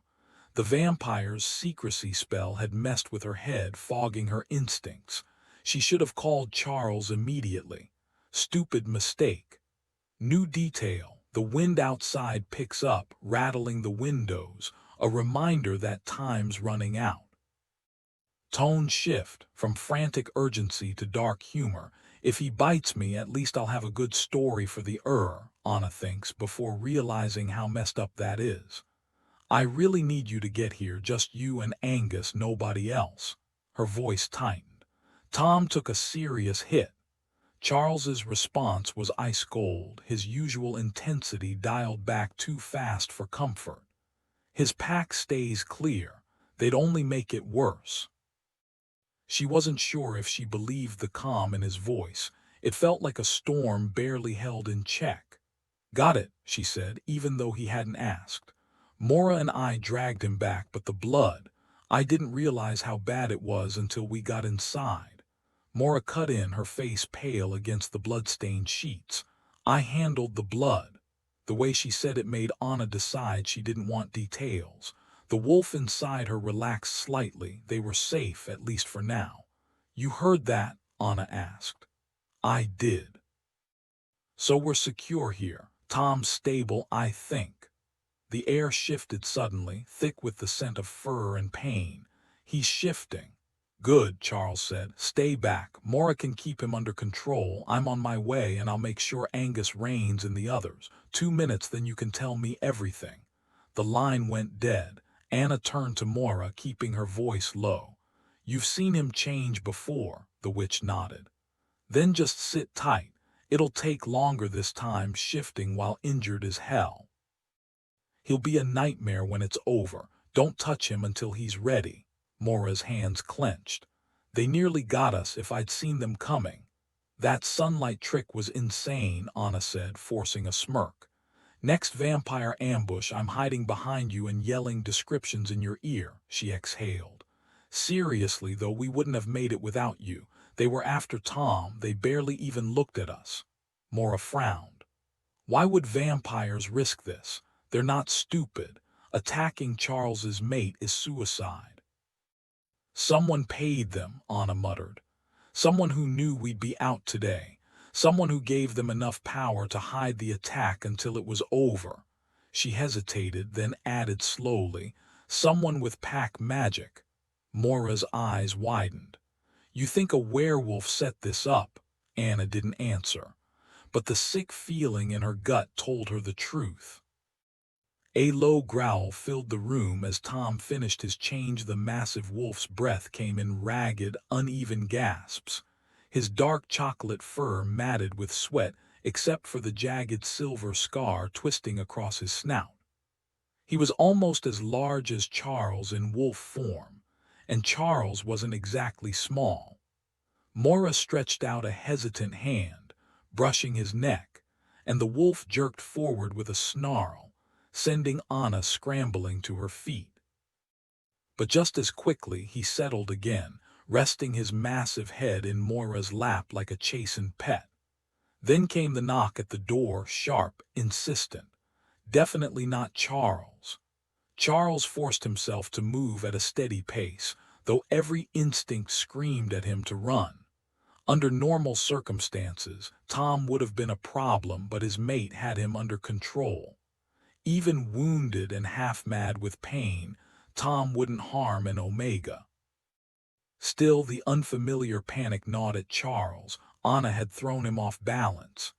He wasn't used to fear like this, the kind that clawed at his ribs and left his thoughts scattered.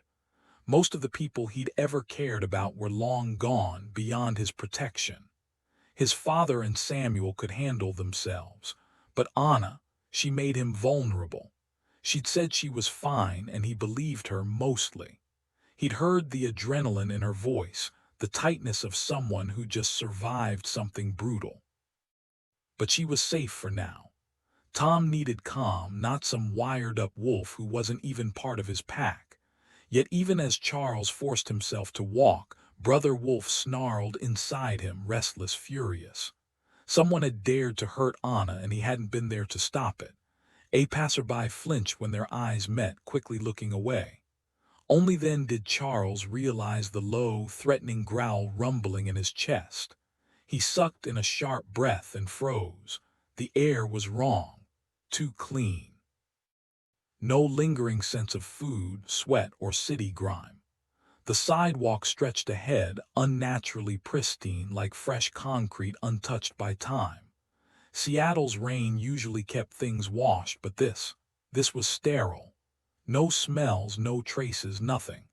Tom's witch had covered the blood trail, Anna had said.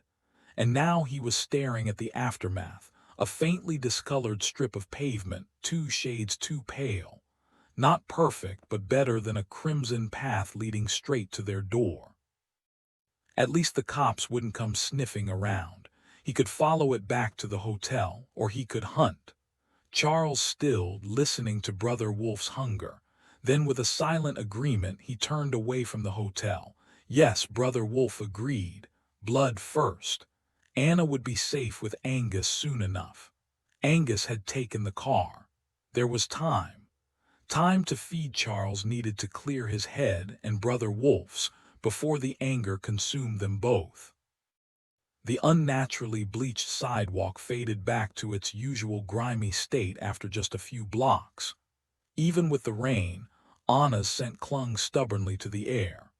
Night had fallen hard, though it was barely past 6:20 minutes since she'd tapped into his power, 15 since he'd last heard her voice. The shadows wouldn't have been this thick earlier, but they'd still been deep enough for predators to slink out. Stepping back into the witch's unnaturally clean zone, he scanned the scene. A charred scrap of fabric, soaked and filthy. A torn plastic bag spilled 2 pairs of women's shoes, one low-heeled, the other red stilettos, the kind meant to catch eyes. A single hot pink pump lay scorched a few feet away. Sniffing around the edges of the spellwork, he caught the unmistakable stench of vampire. Vampires in Seattle, bold enough to hunt wolves. The thought of Anna facing them alone made his fists clench. The fabric reeked of nothing. The pink shoe, though barely touched by the witch's magic, still carried the acrid tang of burned flesh and undead rot. The other shoes were fresh, smelling of leather dye and the faintest trace of Anna. Honestly, shoes meant nothing to him. Most men probably felt the same. Barefoot or in heels, it didn't matter, though lately he'd started appreciating the sight of Anna wrapped in his clothes almost as much as without them. The image almost made him smile. Almost. He followed the spell's perimeter until he picked up the vampire's trail. At least one was bleeding heavily, easy to track. Then his nose caught something worse. Not 1 or 2 vampires. 6 of them had been after Anna. Had she lied when she said she was fine? The pink shoe shattered in his grip. Growling, he stalked their scent to a parking garage, spot 46. A quick chat with the attendant, who wisely avoided eye contact, revealed the space had been rented for months but rarely used. No way to tell if the bloodsuckers had a connection or just picked a convenient hideout. "Yeah," the kid muttered, still not looking at him. "Somebody tore out of here like the devil was on their heels." The memory stuck with me because of the minivan, a blue Dodge, the kind of suburban mom mobile you wouldn't expect to see in a high-stakes getaway. I hadn't noticed it pulling in earlier, but during my shift check, I scanned the lot and didn't recall seeing it parked there before, aside from Mrs. Sullivan's usual spot. Charles wasn't surprised. Vampires had a knack for messing with human minds. If they wanted the attendant to forget, he would. "Tell me more about the minivan," he pressed. 3 guys and a woman, all dressed like they stepped out of a government briefing. Sharp suits, no-nonsense vibes. The attendant hesitated, eyeing Charles. "You some kind of cop. Shouldn't you flash a badge or something?"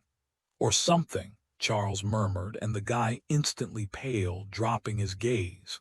Charles thanked him and walked away. He could have pulled footage from the cameras, but why traumatize the kid further? Their scent was burned into his memory now. Sooner or later, he'd track them down. Immortality made the world a small place. And when he did, he'd make sure they remembered this night too. At the attack site, he scooped up Anna's discarded shoes, tucking them into a plastic bag. No blood, no prey, just frustration gnawing at him. Brother Wolf wasn't happy, not even close. By the time he reached the hotel, he'd wrestled his instincts under a thin veneer of control. It would have to do. Angus sat outside their door, casually flipping through a newspaper like a retired grandpa, not the lethal alpha of Seattle's pack. Few wolves could guard Anna better. "Find anything worth reading?" Charles asked, forcing politeness. "Not a damn thing," Angus replied, folding the paper with military precision before standing. He kept his head slightly bowed, smart man. Even from a distance, any wolf worth his fur would catch the bitter tang of a failed hunt clinging to Charles. The door cracked open, revealing Anna. "Sorry," she said, "but with Tom out of commission and Moira's magic barely flickering, I wasn't about to let just anyone in, especially after today." For all I knew, this attack came from one of our own. Charles stiffened. He'd only caught vampire scents. Had there been a werewolf involved too? He clamped down on the growl building in his chest. Answers would come. But right now, he had to keep his cool, even if it took every ounce of control he had. And thank God Anna hadn't fully learned to trust her nose, yet with no immediate threat looming. Angus seemed satisfied with Anna's cautious approach. Wisdom said to wait here until someone familiar arrived, he remarked, his tone almost smug. Charles resisted the urge to scan Anna for injuries. She was fine, he told himself. Anna, he said instead, keeping his voice steady, this is Angus, the alpha of the Emerald City Pack. He wouldn't have sent Tom into a vampire ambush. Angus shot Charles a sharp glance as Anna studied him. Charles clenched his jaw, fighting back the possessive urge tightening his chest. She was just assessing the situation. The Emerald City Alpha wasn't much taller than Anna, lean and wiry, with sandy hair and dark eyes that gave him an easy charm when he wielded like a weapon. People underestimated him constantly, which was probably why he appreciated Anna's wariness. That and she'd stepped up to protect one of his wolves. But Anna had met Bran, who made being underestimated an art form. Sorry if I overstepped, she said, genuine regret in her voice. Angus waved it off. No harm done. Do I look upset? Let's head inside, you can fill us in on what went down. Vampires, huh? Anna stepped back from the door, the lingering scent of fear and distress clinging to the air. She wrinkled her nose at the metallic tang of blood staining her shirt. Not hers, Brother Wolf noted with a growl, but it could have been. The thought sent a ripple of tension through Charles, and he forced himself to stay put, putting space between them until he could rein in his instincts. Angus moved past him, and when Brother Wolf didn't snap, Charles exhaled in relief. He finally let himself look at Anna, her freckles stark against her pale skin, but the fear in her scent was fading. She hadn't been afraid of Angus, just careful. Here, Charles said, handing her the bag of shoes. She blinked at it before breaking into a grin. You're a miracle worker, Charles, seriously. She tossed the shoes into the closet, where a pile of shopping bags and a couple of plastic-wrapped dresses now sat. She'd been out before the attack. Had the vampires been watching the hotel? A low growl snapped his focus back. The witch, still in her sunglasses, was curled up on the oversized pillow at the head of the bed, looking like she wanted to disappear into it. Tana looked ghostly, but the witch beside her was even paler, her skin almost translucent against the dark curtain of her hair. She seemed thinner too, like she dropped weight in just the few hours since Charles had last seen her. The rumpled bedspread showed where Tom, the brown wolf, had been curled protectively in front of her before the sudden arrival of the others forced him up. His front leg was bent at an unnatural angle, clearly injured, but pain wasn't enough to stop him. Before Anna could step between Angus and Tom, Charles tightened his grip on her shoulders, pulling her back against his chest. Don't, he murmured. Angus has this under control. Not every alpha could handle a situation like this, but Angus had been leading wolves long enough to recognize a mate's instinct to defend, not defiance. His voice cut through the tension, sharp with authority. Tom, no one's hurting her. Stand down. He wasn't the biggest guy in the room, but when he put power behind his words, they carried weight. The wolf bared his teeth, a low growl rumbling in his chest, until Angus snapped down. The command hit like a shockwave, and Tom dropped instantly. His breath ragged as he fought between obedience and the raw need to shield his witch. Mora's voice wavered, confusion threading through her words. Tom, she sounded lost, and Charles couldn't blame her. Being blind in a world full of predators had to be terrifying. Anna stepped in smoothly. He's okay, she reassured her. Just overprotective right now. He's hurt and his instincts are running wild. Give him a second to settle. Clever, Charles thought, hiding a smirk. She'd slipped Angus the info like it was casual conversation, not a nudge to back off. Then she'd blown it by outright telling everyone, including him, to give Tom space. The quick grin Angus flashed said he'd noticed, but he was choosing to be entertained. We'll do just that, Angus agreed, perching on the arm of a chair near the window. Alan called, he's 5 minutes out. While we wait, someone want to explain how my wolf ended up looking like he lost a fight with a freight train. Vampires, Anna said. 6 of them working together like a pack. She glanced at Charles and he nodded, keeping his expression steady. You mean coordinated, he clarified. Exactly, she confirmed. They moved like they'd done this before. 5 of them swarmed Tom after they took Maura down. They ambushed them in a basement stairwell, hidden behind some kind of shadow spell. Smelled like wolf magic, unless vampires have figured out how to mimic it. Maura's unexpected intervention had saved them. Without that burst of sunlight, they'd all be dead. Fighting 5 vampires at once was bad enough, but with Tom, an old wolf who knew exactly how to exploit weaknesses, it had been a nightmare. And that shadow spell, Anna was right, it reeked of a hunting pack, except their enemies weren't wolves. Vampires have tricks to mimic our magic, Angus pointed out.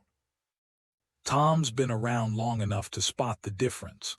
Once he's thinking straight again, we'll ask him. What made you suspect wolves were behind this? Anna nodded, but Maura cut in, her voice sharp. Vampires don't mess with wolves in this city, not unless they've got a death wish. They were after Anna. What would a bloodsucker even want with Charles's mate? Angus smirked. Seattle's werewolves had ruled the streets for years.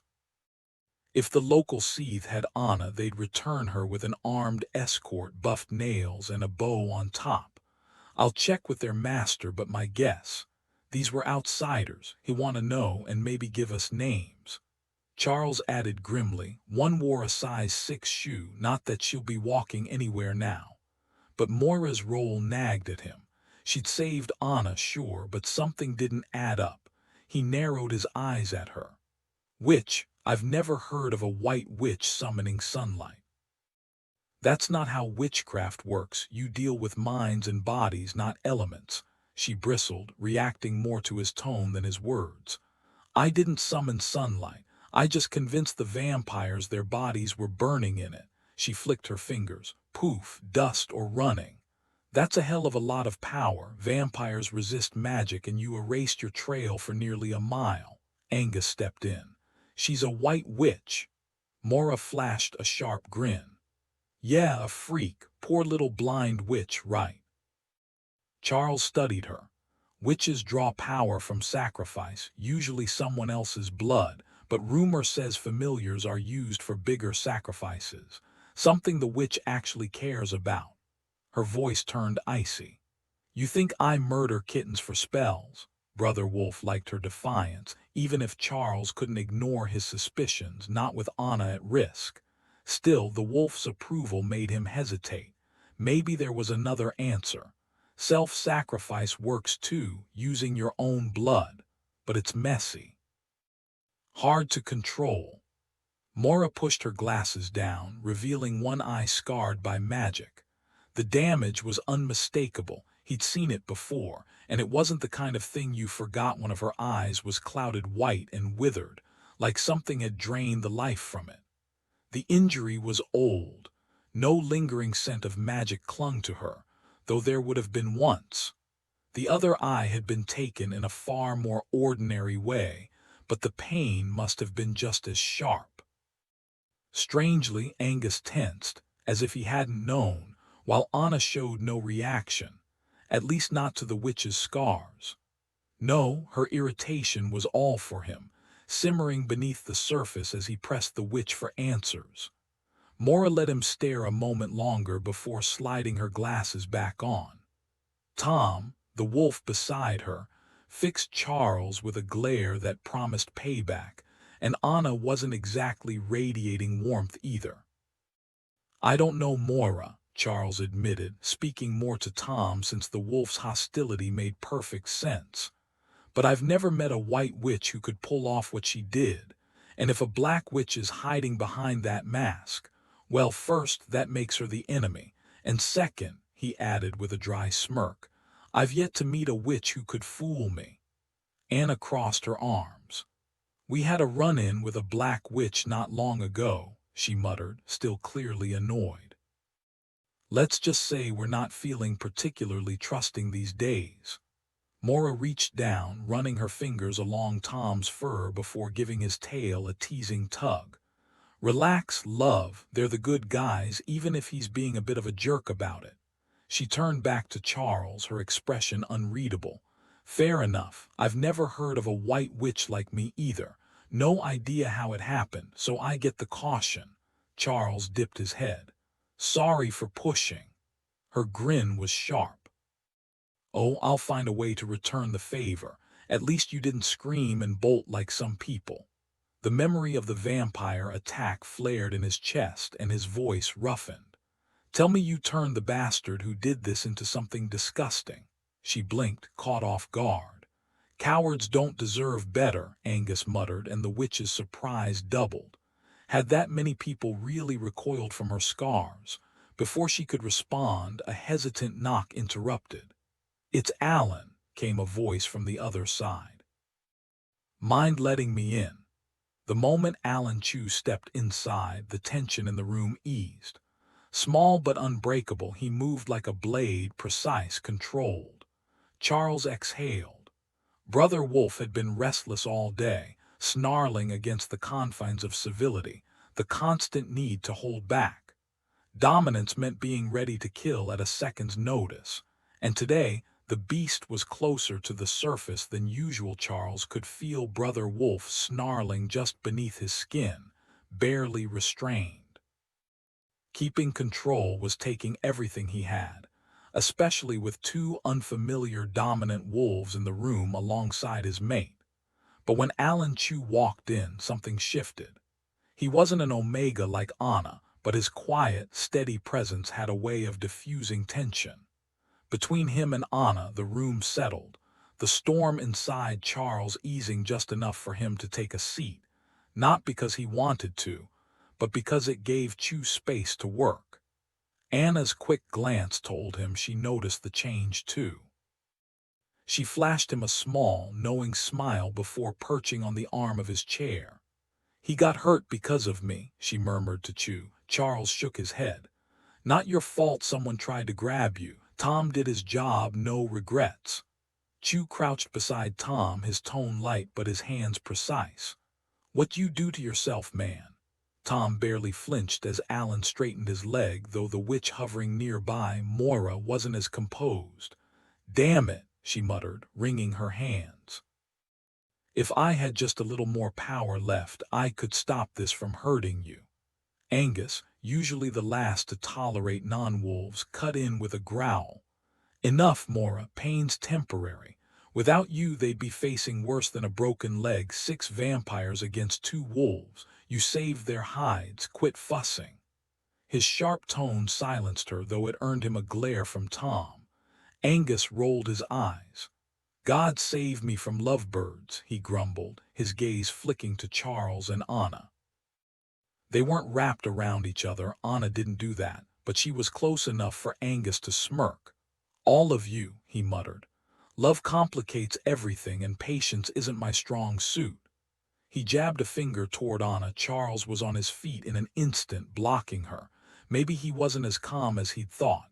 Angus lowered his hand but didn't back down. Tell me what happened. I want details. Chew, still wrapping Tom's ribs, spoke softly. Native Americans don't like being pointed at.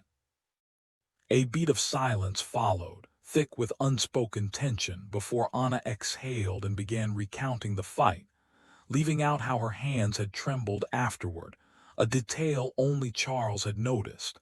Angus slammed his hands down on the table, his chair creaking as he dropped into it.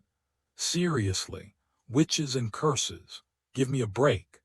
I just want answers about tonight, not some supernatural blame game.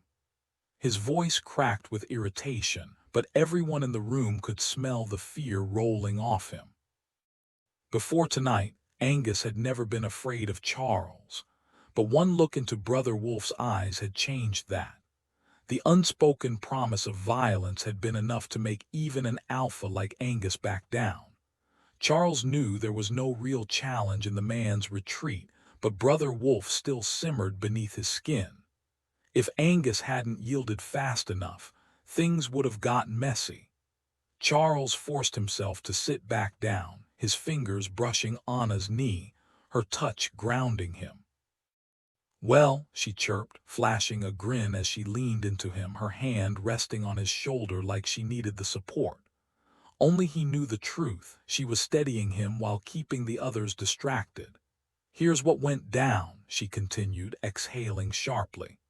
"Tom and Maura took me to Pike Street to grab supplies. We hauled everything back except shoes. So Maura dragged me to her favorite spot a few blocks away. That's when they ambushed us. No warning, no scent, just bam, they were on us." Her fingers tightened around his, betraying the tension beneath her calm tone. "4 went for Tom, 1 hit Maura, and another grabbed me. I took mine out," she said, a fierce edge creeping into her voice. Charles squeezed her hand, pride flickering through him. His mate was a fighter. By then, Tom had already dropped one of his attackers, and Maura's guy decided she wasn't worth the trouble. He switched to helping the others with Tom. "I was about to jump in when I finally heard Maura. She was trying to figure out what we were fighting." Anna shot the witch a smirk. "I remember thinking, poor thing can't see what's coming, how terrifying. So I told her. Next thing I knew, sunlight blasted us all blind. The dead vamps burned up, the rest ran, and we called Alan. I carried Tom back while Maura covered our tracks." The witch, now casually stroking Tom's fur, blinked up at Anna with exaggerated innocence. Anna snorted. "Yeah, right. Poor blind witch, my ass. More like a one-woman wrecking crew. They never stood a chance." Charles watched her closely. "You think a wolf was behind this?" Anna hesitated, then nodded. "Instinct's usually right," he murmured, her shoulders relaxed. "Yeah, a wolf." She closed her eyes, turning the pieces over in her mind. The ambush had all the hallmarks of a coordinated strike, too many attackers, too well timed.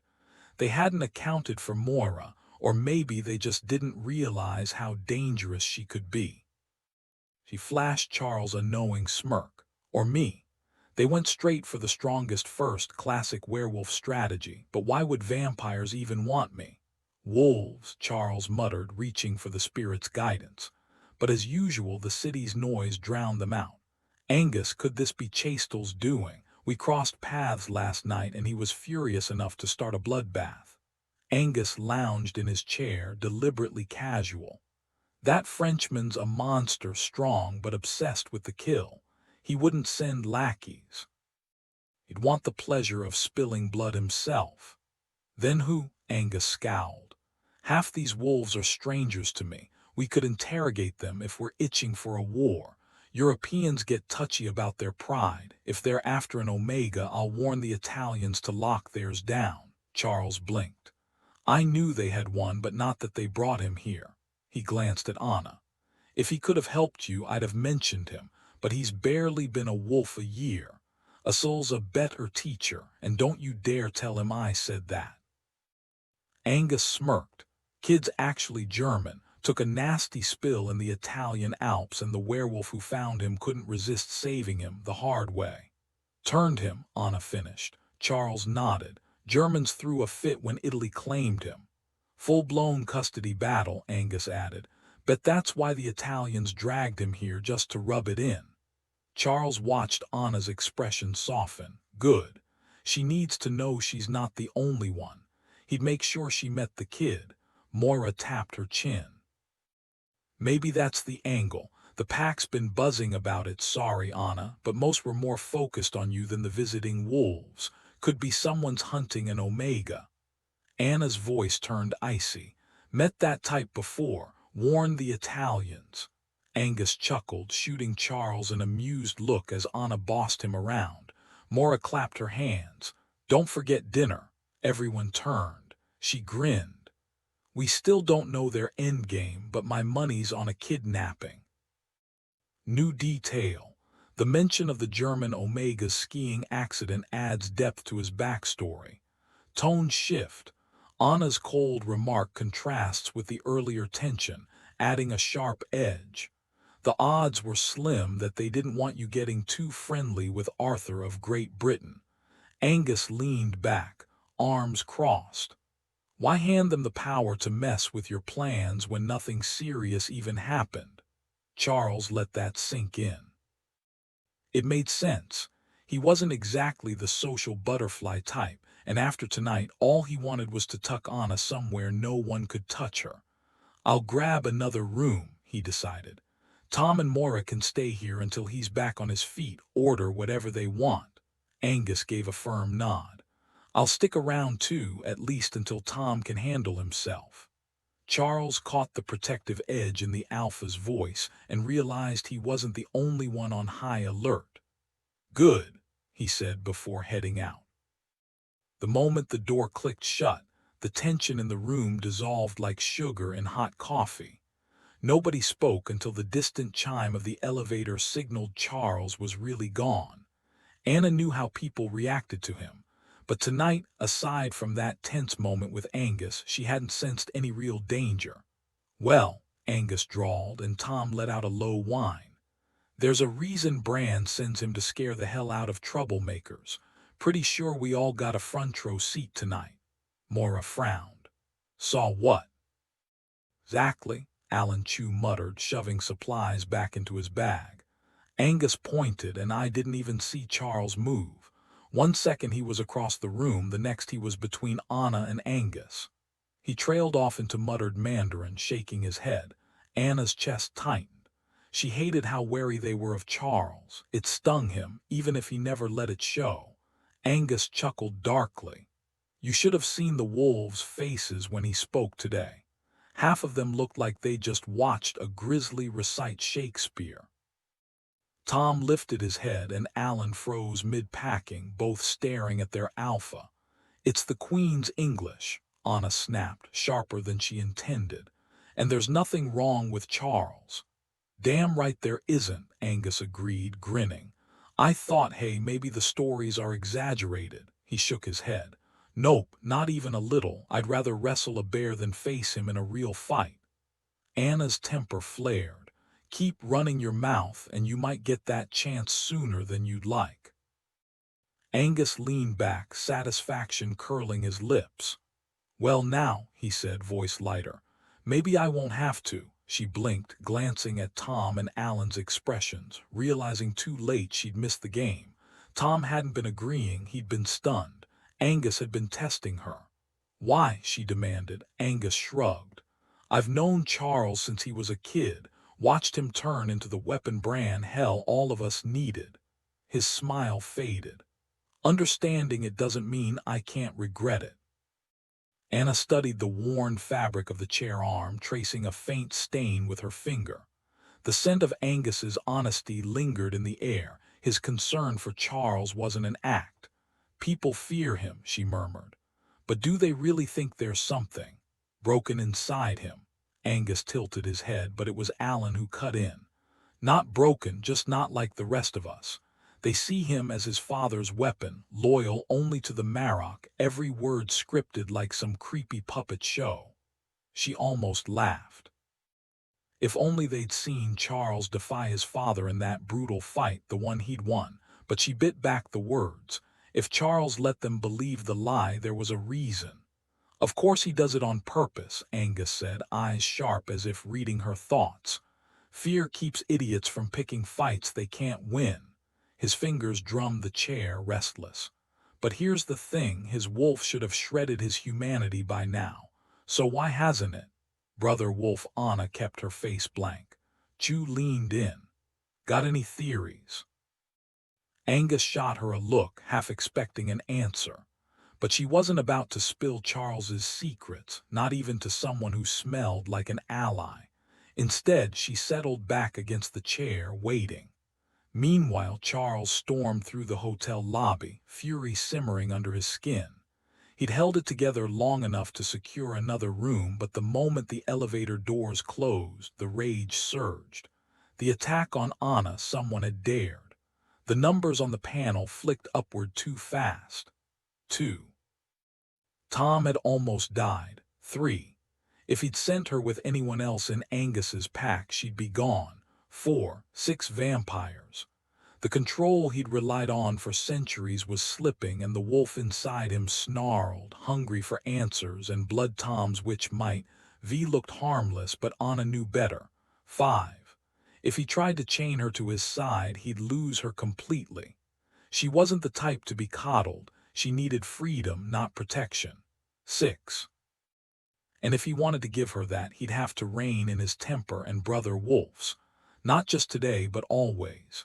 He had to loosen his grip on her safety if he wanted to keep her happy. 7. Still tonight she wasn't stepping out of his sight again. The elevator doors opened, revealing Arthur Madden fussing over the dinner table like a nervous host. His mate watched with amusement, her voice light. "Darling, relax. You rule the British Isles. He's just the Marok's son. You outrank him." Arthur didn't bother explaining. His wife was human after all. She'd never understand how Charles' dominance could make even the strongest wolf hesitate with just a glance. No, this dinner had to be flawless. His mate could handle the details. She always did. "You're right," he conceded, forcing a chuckle. "Silly of me to worry." She slipped under his arm, still as slender as the day they'd met. Time had been kinder to him, leaving her with laugh lines and silver-streaked hair, but he loved her just as fiercely. When they went out now, strangers mistook them for colleagues, or worse, mother and son. The thought twisted in his chest. She smelled like roses, her voice soothing. "Everything will be fine. I'll keep his mate entertained with needlework and gossip." He pressed a kiss to her hair, still golden from careful dyeing, and caught their reflection in the grand hallway mirror. His gold silk shirt deepened the red in his hair, while her flowing blue sleeves hid the delicate aging of her arms. She met his gaze in the glass, grinning. "You look dashing as ever." He pulled her closer, burying his face in her hair. "I love you," he murmured, breathing in her scent, roses, warmth, home. For now she was still here. But time was slipping through his fingers. She waited until his eyes flickered open, locking onto hers in the reflection of the mirror. Then she flashed that radiant grin, the one that had earned her the nickname Sunny years ago. "I know you do," she murmured, warmth threading through her voice. 7. They were late. Sunny gave up on reigning in her husband and settled onto one of the elegant Queen Anne couches, content to watch him instead. He was breathtaking, really. He'd scoff at the comparison, but to her he was more like a lion than a wolf, even in human form. Golden, commanding, impossible to ignore. Now he stood by the window, arms crossed behind his back, giving her an unobstructed view of his very fine backside. Not that she'd ever tell him. He'd roll his eyes and grumble something about dignity. Honestly, she still couldn't believe she'd landed him. After all this time, it still felt like winning the lottery. Wealthy? Check. Powerful? Absolutely. A gentleman down to his bones? Oh yes. He'd never admit it now, given his complicated past, but he came from old-world aristocracy, the kind with titles and estates. And yet, for all his strength, he was the man who brought her roses just because. She loved to travel, he couldn't. But he never clipped her wings. That was the thing about Arthur. He trusted her, even when it chafed at him. Sunny bit back a smirk as he finally turned, catching her staring. She blinked up at him, all innocence. Some jokes just didn't land with him, and she'd learned not to push. With a huff, he announced, "I'm going upstairs to work. If they show up, tell them I'm busy." Then he stomped off, leaving her shaking her head. 5 minutes late, hardly a crisis. Patience had never been his strong suit. She picked up her book, a murder mystery set in Barbados, her dream getaway, and lost herself in it until a soft knock sounded at the door. Arthur would have heard it too, but he was still sulking. No matter. He'd reappear soon enough. He hated missing a scene. Smoothing her blouse, Sunny took a steadying breath. She'd heard the stories about Charles Cornick, the Marok's enforcer, ruthless, unshakable. She just hoped his mate was the friendly type. When the knock came again, she swung the door open and nearly forgot to breathe. The man on her doorstep wasn't just tall. He was massive, broad-shouldered, with sharp Native American features and eyes like polished obsidian. His expression gave nothing away, but the air around him was heavy, like a storm waiting to break. Exactly as Arthur had described, except for one thing. Charles Cornick was stunning. Charles Cornick might not fit the typical Hollywood mold. His strong, broad features and those intriguing amber earrings, how did a werewolf manage piercings? Weren't exactly conventional. But Sonny doubted any woman could resist the pull of his powerful frame and sun-kissed skin. Flushing, she tore her gaze away and locked eyes with the woman beside him. Anna Cornick stood just a touch taller than Sonny, though still petite, her frame lean but toned. Her whiskey-brown curls brushed her shoulders, and a dusting of freckles softened her sharp cheekbones. Dressed in a crisp white shirt and a flowing silk skirt, she looked effortlessly elegant, not classically beautiful but striking in her own way.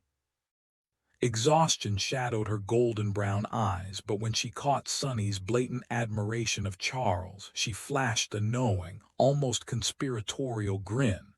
It was the kind of look that said, "Yeah, I get it." The tension in Sonny's shoulders eased. "Hello," she chirped, slipping back into hostess mode. "Welcome, I'm a leaner Sonny, really. You must be Charles and Anna." Anna's handshake was firm. When Charles stayed silent, Anna nudged him with her elbow, shooting him a look Sonny recognized all too well. The behave-yourself glare every woman perfects for stubborn men. "That's a solid move," Sonny chuckled. "Though I've found raising just one eyebrow works better. If that fails, I pretend they don't exist until they remember their manners." She gestured inside. "Come in, Arthur's on his way. Can I get you a drink? Scotch, brandy, wine?" Anna laughed. Ignoring him, "I just poke until he growls." "Water's fine for me, no alcohol tonight. Even if it doesn't hit me like it used to, I'd rather not reek of it if I get pulled over." Sonny blinked.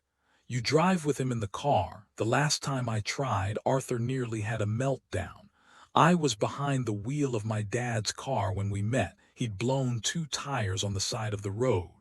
Charles's deep voice rumbled, smooth as aged whiskey. "I hate driving. Brandy, please." Sonny bit back a sigh. Of course his voice is perfect too. His voice was deep and unhurried, carrying a subtle Welsh lilt mixed with something else that softened his usual American edge. Sonny felt unsettled. She'd met plenty of Arthur's werewolf associates before, but none had ever made her react this way. Needing a distraction, she retreated to the living room's small bar to pour drinks for everyone. It wasn't that she hadn't noticed other men, but this was different. A strange sense of safety wrapped around her, which was ridiculous because she knew exactly how dangerous he was. The contradiction threw her off balance. Her fingers brushed the cut glass decanter she'd picked up years ago in Venice, before Anna smoothly intercepted it and set it down. "I get it," Anna murmured, understanding in her eyes. "First time meeting someone like him is always intense. The Maroc has the same effect, overwhelming at first, but it fades once he settles in." She glanced at her mate, then uncorked the flask, releasing the rich aroma of aged brandy. "Bad days make it worse." Sonny grabbed a snifter from the cabinet and passed it over. "What happened?"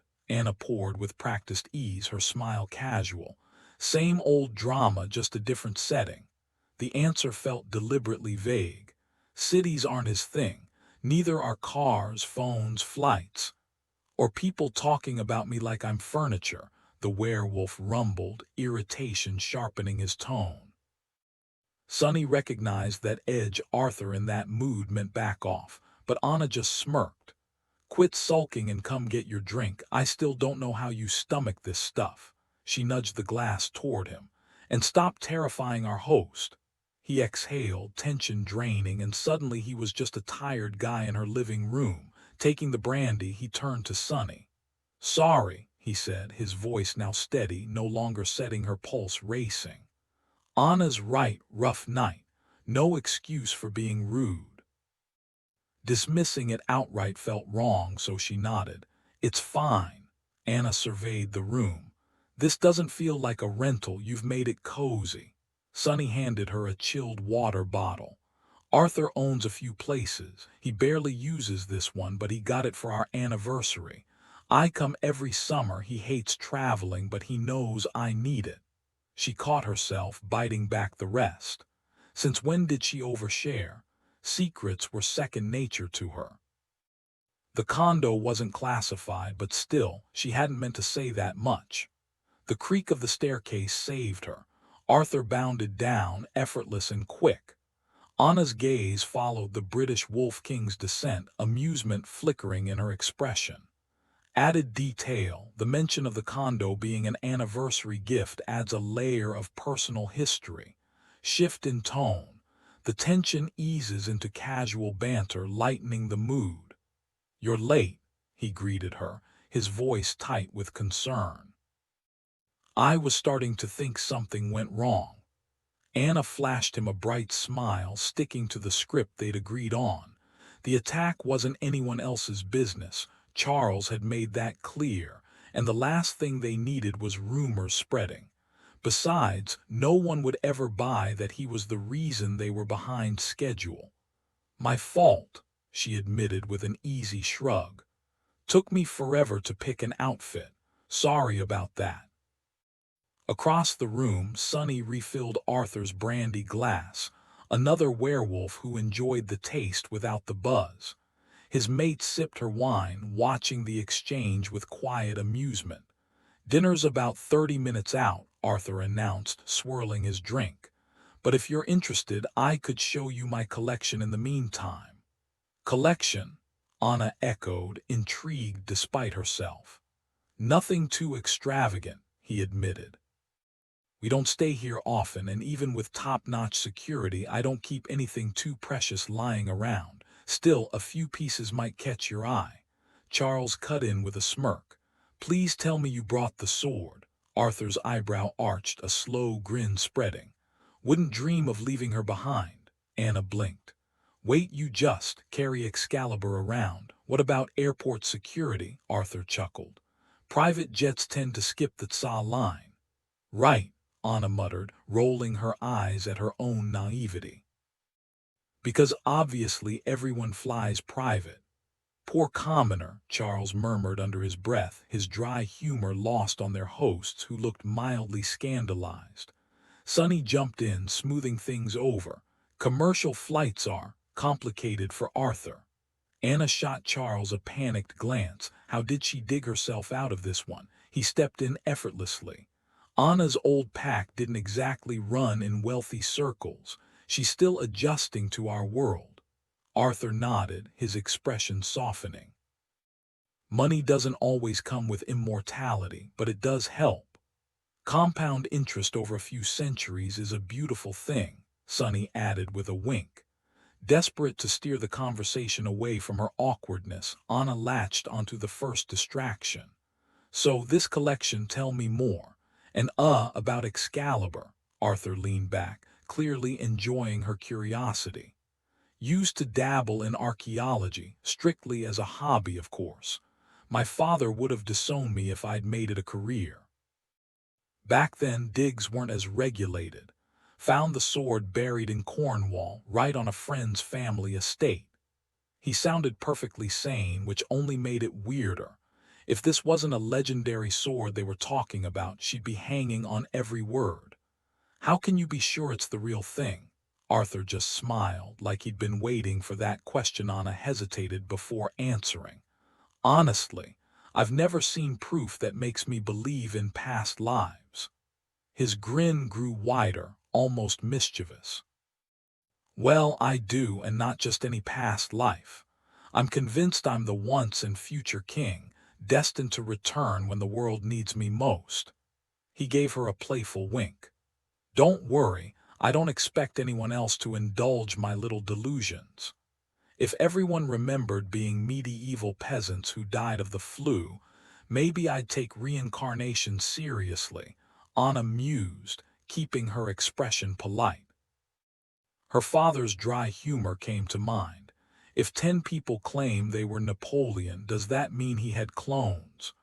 Arthur led them into what must have once been a study, now repurposed as a makeshift gallery. 3 tapestries hung on the walls, sandwiched between protective panels that looked like thick plastic. A few display cases lined the edges of the room. Not exactly museum quality, I know, he admitted. But these stay here year-round, so I can't risk anything too precious. The real treasures are back in Cornwall. These pieces, all found right here in the States. He gestured to the first tapestry, a grim depiction of St. Stephen crucified upside down, blood dripping from his hands. Charming, Anna deadpanned. Arthur chuckled. Not my favorite either. The second tapestry showed a woman sewing beneath a tree, a large bird looming over her. The colors had dulled with time, but hints of vibrancy peeked through where the threads dipped beneath the surface. This must have been stunning when it was new, Anna thought. Scottish, Arthur said, his tone dripping with mock disdain. 13th century, give or take. Ah yes, those uncivilized Scots, Charles teased.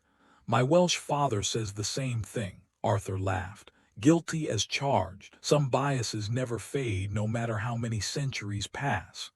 He turned to the final tapestry, the smallest and most damaged.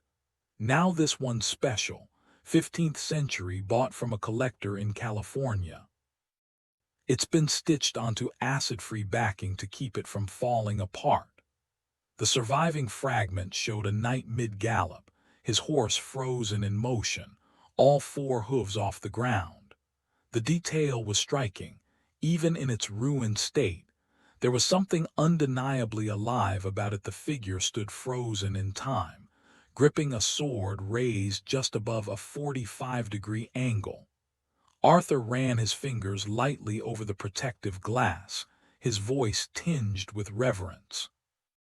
This is me, well, the legendary version wielding Excalibur in battle. Anna squinted at the blade, where only 3 faded letters remained from what must have been an inscription. XKU, she smirked. Not exactly a common Scrabble combo. You think he was chasing something or just in a really bad mood? Arthur shrugged. Could V been anything? Dragons, Saxons, maybe an overzealous tax collector. The man had a busy schedule. The first display case was crammed with Roman relics, some looking suspiciously like they'd been liberated from their original homes. Anna raised an eyebrow. You sure Hadrian's wall wasn't missing a few stones after your last visit? The second case held a gleaming blue tunic draped over chain mail, embroidered with 3 silver crowns. Sonny tapped the glass. Replica, but a pricey one. Hand-woven, vegetable-dyed, real silver thread. King Arthur's official coat of arms. Or at least what people think he would have worn, Anna snorted. Because nothing says Dark Ages warlord like designer heraldry. Sonny shot her a look. Not my Arthur's family crest, his was a boar, but certain relatives might still recognize him, and the last thing we need is his 84-year-old sister asking questions. That woman could outshoot a Marine, Arthur sighed wistfully.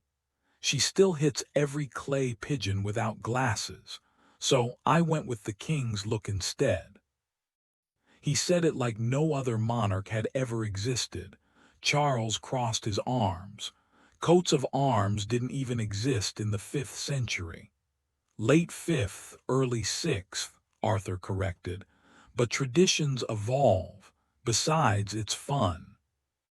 His distant smile made Anna wonder if he secretly suited up when no one was watching, just like her brother, who'd once handed her a broom and declared her the dragon of the laundry room. During their midnight sword fight she ended up with 16 stitches. He got a busted nose. Men, she mused, had this weird obsession with anything long, pointy, and deadly.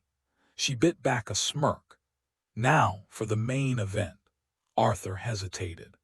People usually expect Excalibur to be some flashy Hollywood prop. But this, it's a tool built for one purpose: war. Dropping to one knee, he slid back the rug and pried up a section of hardwood, revealing a hidden floor safe. He pressed his palm against the metal surface, and after a quiet beep, the door eased open.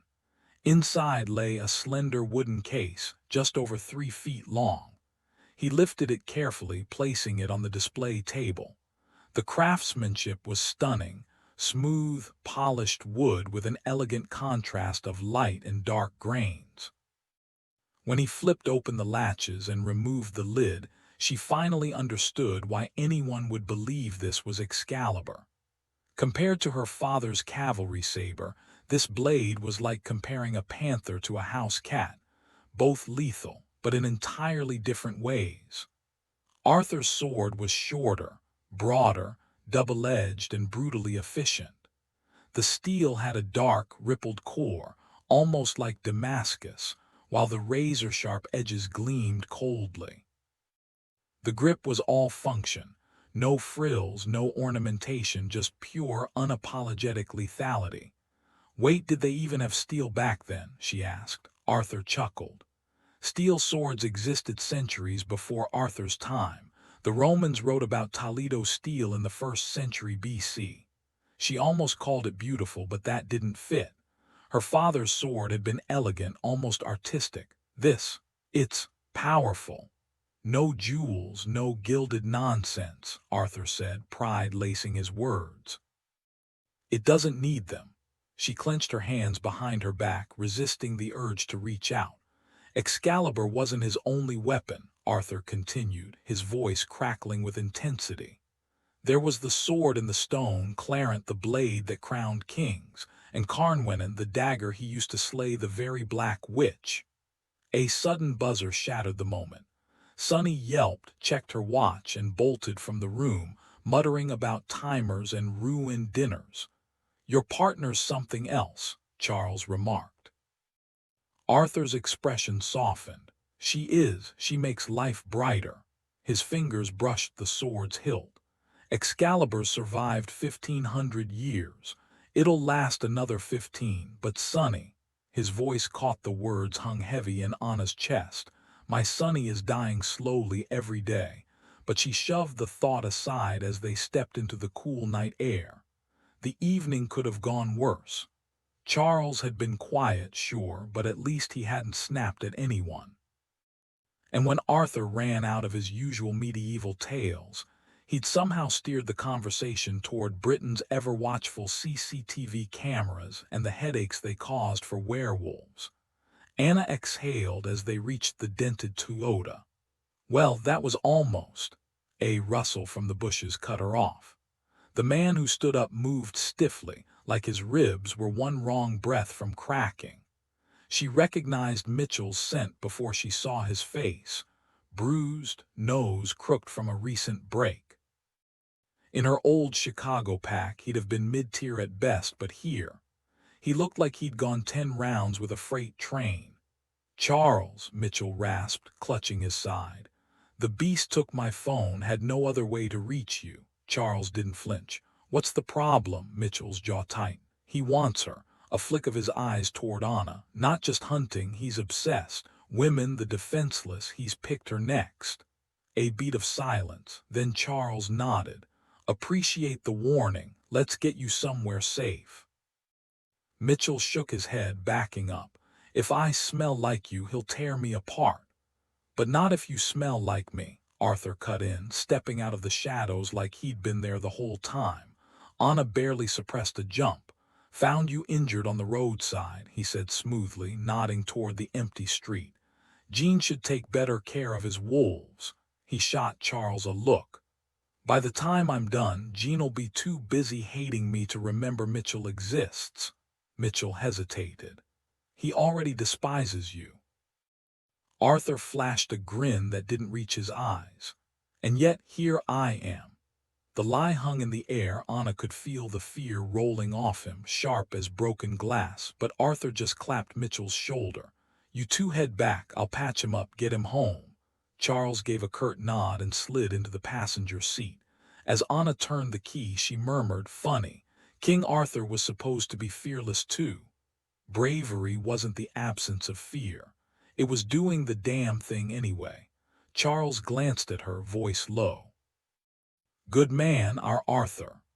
The engine growled to life, and she didn't look back. On a bit back a sigh, rolling her shoulders to ease the tension. She wasn't sulking, really.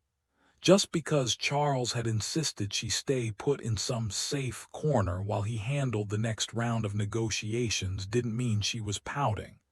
She crossed her legs, tapping her foot absently, her bare toes curling against the plush carpet. The last thing she wanted was another incident like before. No more reckless risks, no more putting others in danger.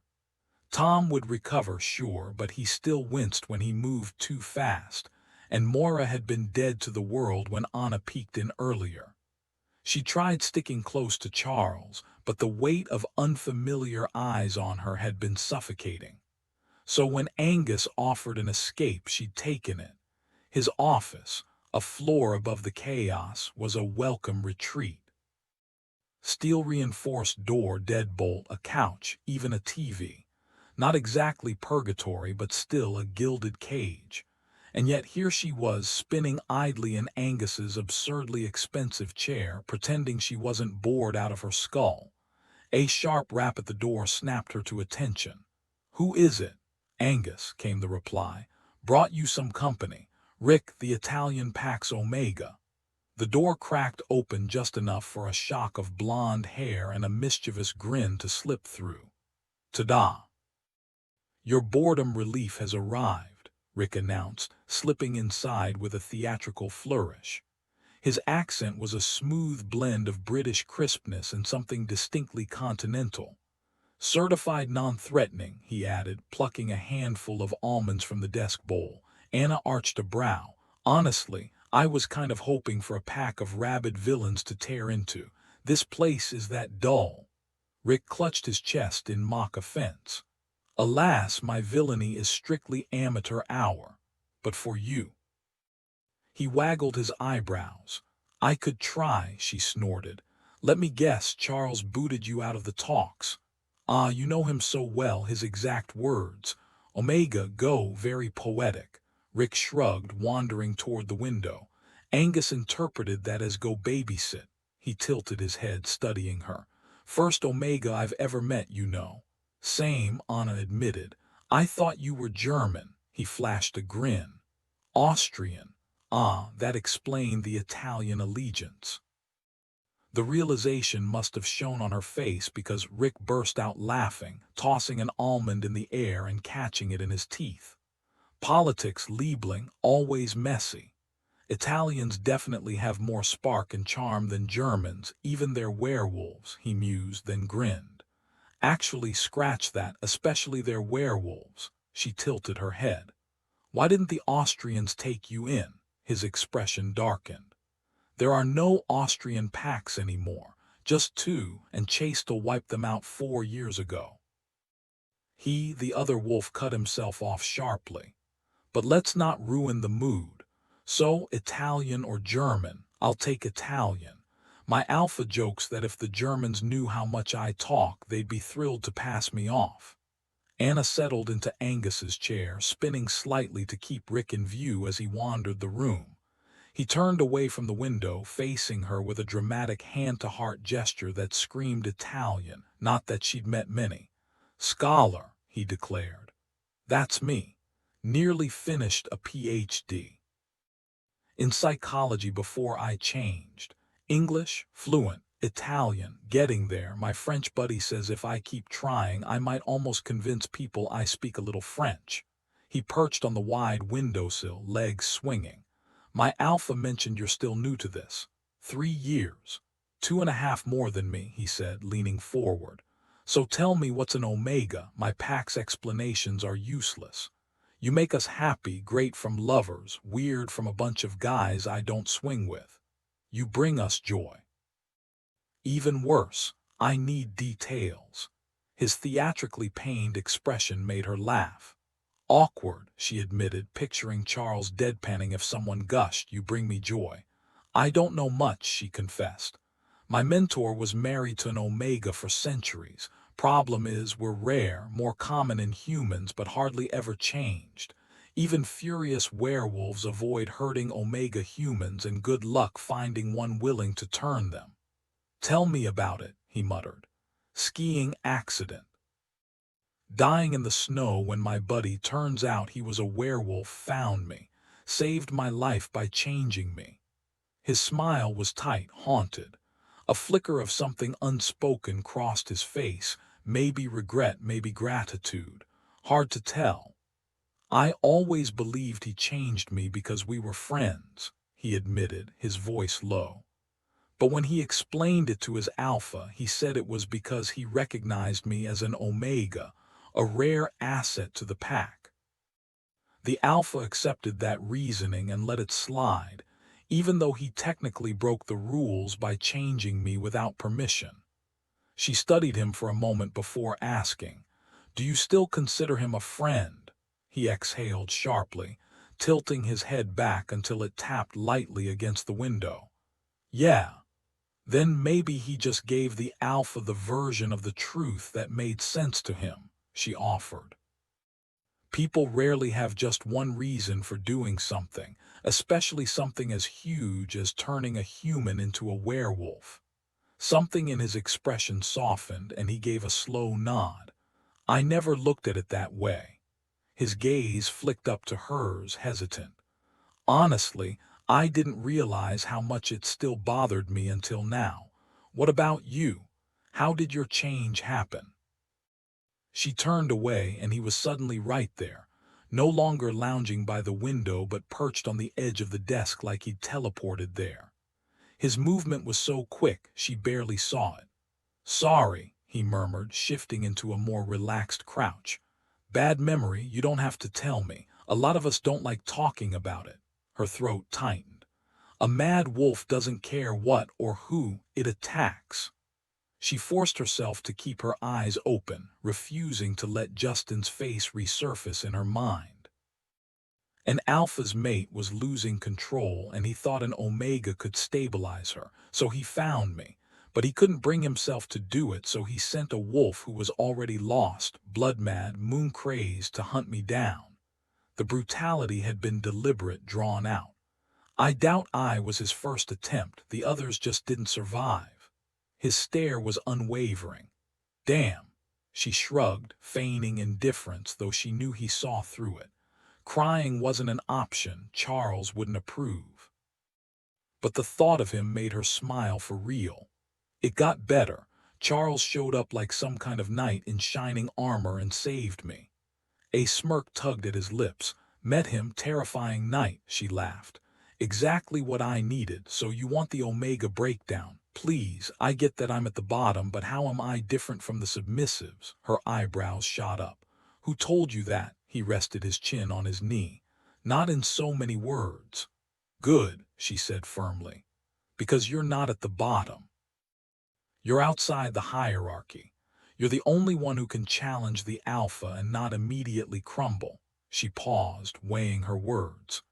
"That doesn't mean he won't put you in your place if he has to, but a submissive wolf, they wouldn't even make it to the fight." She waved a hand. "You know how it is, instincts and all that. Wolves have this internal radar that instantly tells them who's top dog, literally. If it's not immediately clear, well, let's just say things get messy fast." "I've seen that play out," he admitted, rubbing his jaw. "But here's the thing, even with humans, I can usually tell who's in charge. It's just not tied to me personally." "Yeah," he barked, slamming a hand on the desk like a gavel. "I used to think I was broken because I never felt that urge to lower my gaze or shrink back." Anna gave him a dry look. "They probably didn't bother explaining it. And honestly, you're still better off playing it safe around the more dominant ones." He exhaled sharply, leaning in. I thought they struggled with aggression toward people like us. Anna recoiled slightly. Yeah, well, there's always that one loose cannon. Isaac, my alpha, mentioned something yesterday, he said, voice tight. I noticed the tension but couldn't figure it out. He said something spooked you, and suddenly every wolf in the room was ready to throw down, eyeing each other like suspects. Is that another Omega thing? Anna dragged a hand through her hair. My first pack left me with issues. Too many dominant wolves in one room, and I turn into a nervous wreck. What do you know about the hierarchy? He shrugged. They don't exactly give me a manual, these wolves. Not big on chit-chat me. I never shut up. Shocking, right? A wry grin flickered. But I've pieced it together. Dominants fight for control and babysit the submissives who just need a pat on the head to feel secure. Anna smirked, dropping her voice into a mock gravelly tone. Dominant wolves. Their first instinct is to solve problems with their teeth. The more dominant, the faster they escalate. An alpha's basically a control freak with a body count, protecting the weak and crushing defiance. There's mystical stuff too, but that's the basics. He nodded. Seen that in action. Submissives, they're the chill ones. Killing isn't their default setting, doesn't mean they won't, but they'd rather not. Dominants relax around them because there's no power struggle. Got it. Anna's lips quirked. An Omega. Picture an alpha who's reached enlightenment. Silence hung between them as he processed that bombshell. Somewhere outside, a car backfired, making them both jump, then laugh. The tension snapping like a rubber bandana, scooped up a mix of nuts from the bowl, only to find mostly Brazil nuts with a single peanut mixed in. Angus clearly had a thing against Brazil nuts. Rick took his time before speaking, his voice low and deliberate. An alpha isn't just the leader, it's the wolf with the most dominance, the quickest to fight. Anna nodded, crunching on a nut. No one messes with an alpha, their job is to keep the pack safe. Omegas, same deal, no one messes with us either, but our job is different, we protect the pack from themselves. The Zen part, we don't need violence to make things right. Alpha, Rick repeated, testing the word like it left a bitter taste. There was an edge to it, something sharp, anger simmering beneath. Anna popped another Brazil nut. She didn't hate them, though almonds were her favorite.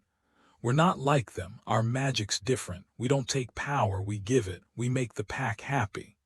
Rick's grin was sudden, almost playful. An alpha pulls strength from the pack, the Marok. He pulls from all his alphas. That's just the tip of why he's terrifying, but us. We don't answer to the big bad wolves. Omega doesn't mean weak.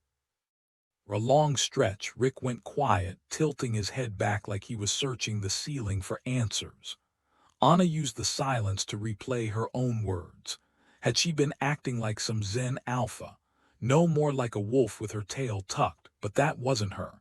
She'd taken down a vampire. She'd killed a witch so powerful she'd haunted a soul for centuries. A soul the more, a name spoken in reverence or fear. Annoyed, she snatched up her book, glaring at the pages like they'd offended her. Anna, Rick finally said. Yeah.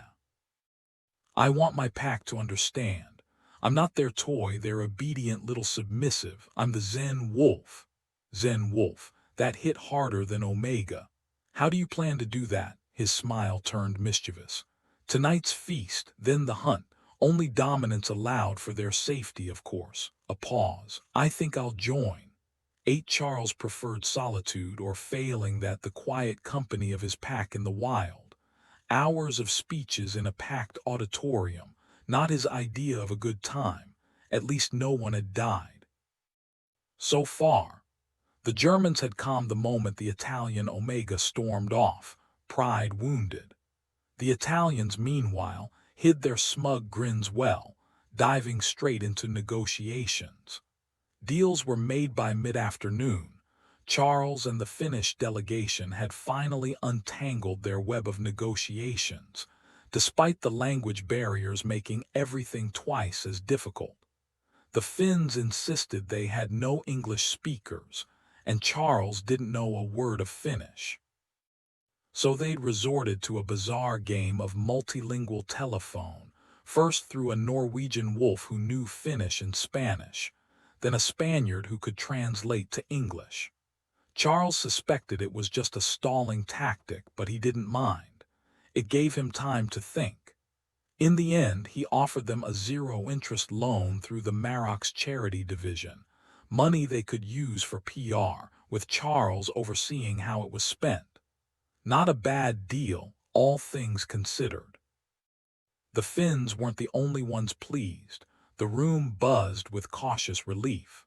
For the first time, the European wolves were realizing the Marok wasn't abandoning them, and these weren't just handshake agreements. These were real contracts, enforceable in court. A small but significant reassurance. Then, just as the Finnish lead was about to nod his agreement, Jean Chastel stood up. No. The Frenchman waited, letting the silence stretch until the Finn slowly sank back into his seat. Chastel's voice was ice. We won't take blood money for this betrayal. The Marok swore to stay out of our affairs, and now he's meddling. With deliberate flair, he unlatched a sleek leather briefcase and began pulling out documents, some so old the parchment crackled, smelling of dust and forgotten centuries. We don't need his charity. His laws don't apply here. Chastel's smirk was pure defiance. The French wolves, Mitchell included despite his bruises, stood firm behind him. The room went still, tension thickening like storm clouds. The beast couldn't stop the Marok from dragging werewolves into the public eye, but he could sabotage any attempt to help them adjust, and that might be worse for everyone. Europe was Chastel's domain, and he'd just drawn a line in the sand. Then Dana, ever the diplomat, cut in with a smile. Thank you for sharing, monsieur. Your concerns are noted. She turned to the rest of the room, her voice warm but firm. Now, on behalf of the Emerald City Pack, we'd like to extend an invitation to all of you gathered here in Seattle. To honor our guests, we've arranged a special hunt tonight on the Pack's private grounds. The Marok insisted on a no-blood rule, his way of keeping tensions low, especially with multiple packs involved. Violence tends to flare when claws and teeth come out, so this was the safest call. Charles wasn't exactly a natural at public speaking, but Dana, she owned the room. When his father asked her to handle the briefing, Charles had his doubts. She didn't know werewolves. But the old man just grinned and said, she knows people. And he was right. Every wolf in the room already had the hunt details. Charles had sent them in an email days ago. But Dana's smooth delivery stole Chastel's spotlight before he could even open his mouth. Without her, the beast would hijack the meeting, forcing Charles and maybe Arthur to either confront him or step aside. And if they'd taken him down, Dana would have had no choice but to come after them. Could she actually take them both? Unlikely, if Charles and Arthur teamed up. But Arthur was about as predictable as a roulette wheel. The only reason Chastel backed down was because Dana had already proven she could wipe the floor with him. So when she started recapping old news like a broken record, the wolves got the message loud and clear. Chastel wasn't having it. He shoved his chair back, knocking over his water glass, and made for the door, only for Angus to slide into his path like a bouncer at a dive bar. A risky move. If Chastel decided Angus wasn't worth the Marok's protection, the Fae would be picking his teeth off the floor. Maybe that's exactly what Angus wanted. A single drop of blood and the game would change. But the beast clenched his jaw and forced a sneer. "Madame," Angus asked, all fake politeness. "I need air," Chastel growled. "This place reeks." Dana's smile could cut glass. "By all means," she purred. "Leave." Angus swung the door open with a flourish, and just like that, the beast slunk out, but not without a parting shot.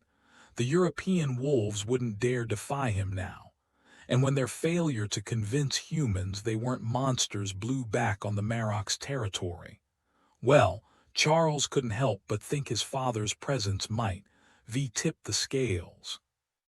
Meanwhile, back at the lodge, Angus's TV blared with a South Park marathon, the only thing Anna and Rick could stomach among his 100-plus channels of infomercials and reality TV. As the kids fled from Nazgul fifth graders, the screen cut to an ad for peak performance pills. Perfect timing. Anna rolled her eyes at the cheesy grin plastered on the TV host's face, turning to Rick instead. Okay, explain this to me. How exactly is joining the hunt supposed to help? Rick didn't seem thrilled with the guy on screen either, because he sprang up, killed the TV, and dropped back onto the desk with a huff. My alpha still doesn't get the difference between submissive and omega. Now that I do, I want him to figure it out too.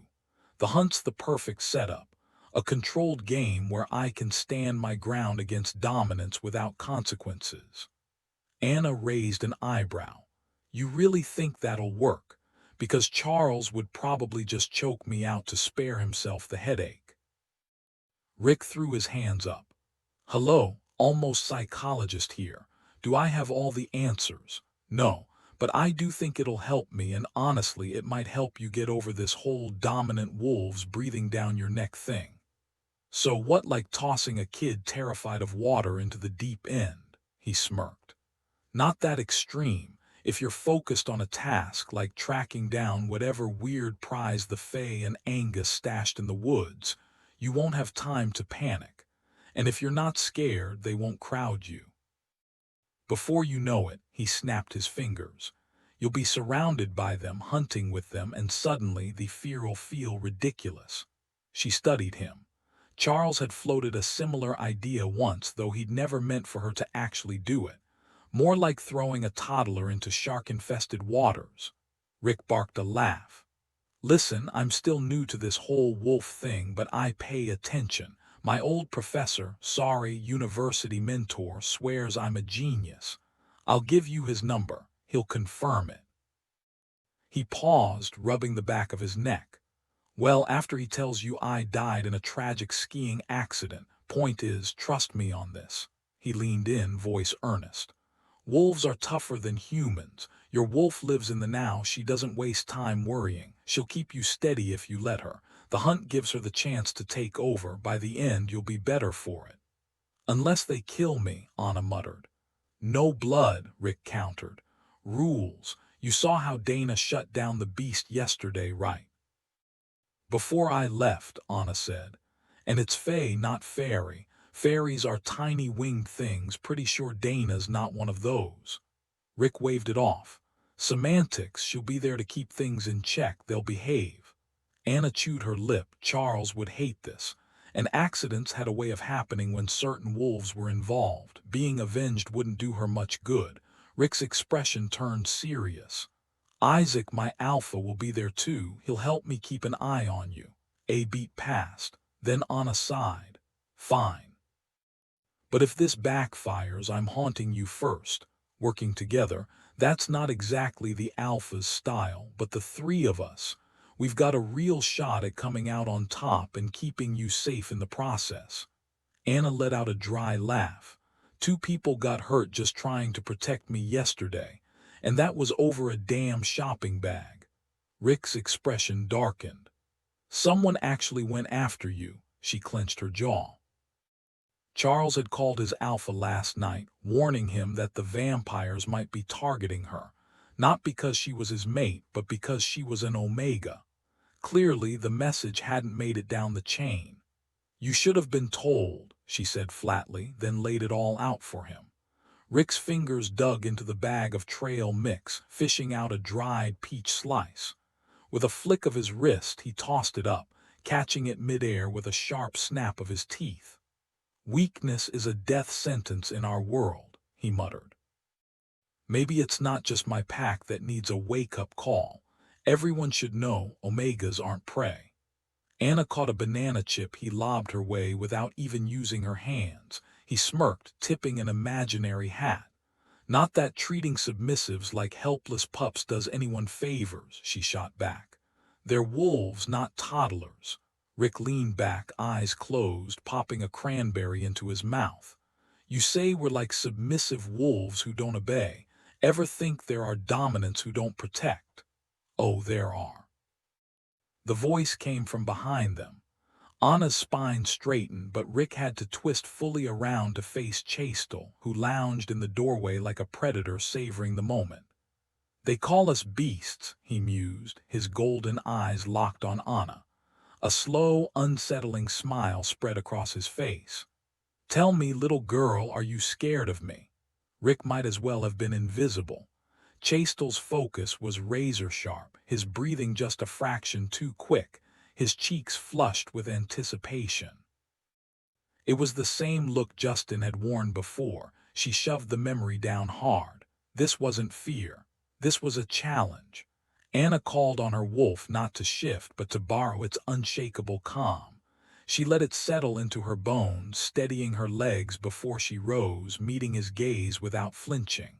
The silence between them thickened, heavy as storm clouds. When she finally spoke, her voice was cool, deliberate. You're the one who should be afraid. Truth wrapped in a lie. Because she was afraid. But she'd be damned if she let him see. Etana bared her teeth in a slow, deliberate grin, channeling every ounce of menace she could muster from those 2 acting classes she'd taken back in the day. Lay a finger on me, and Charles will hunt you like prey. He'll crack your bones open while you're still breathing just to hear you beg.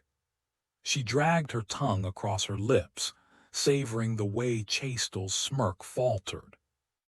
The beast of Gavaudin might have thought her weak, but she wasn't that terrified girl from Chicago anymore.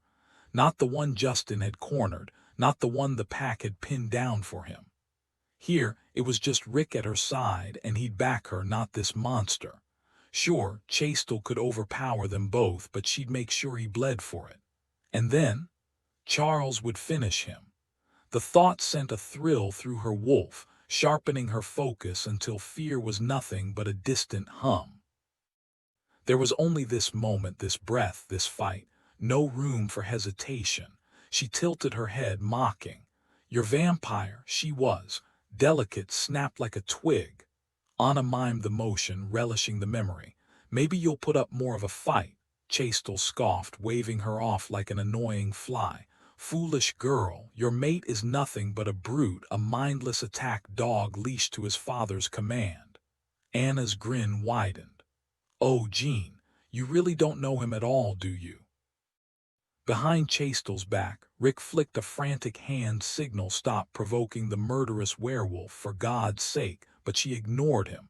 Backing down wasn't an option, not when the alternative was curling into a ball and waiting to die. Sallow, Chastel spat. She batted her lashes. Why, thank you.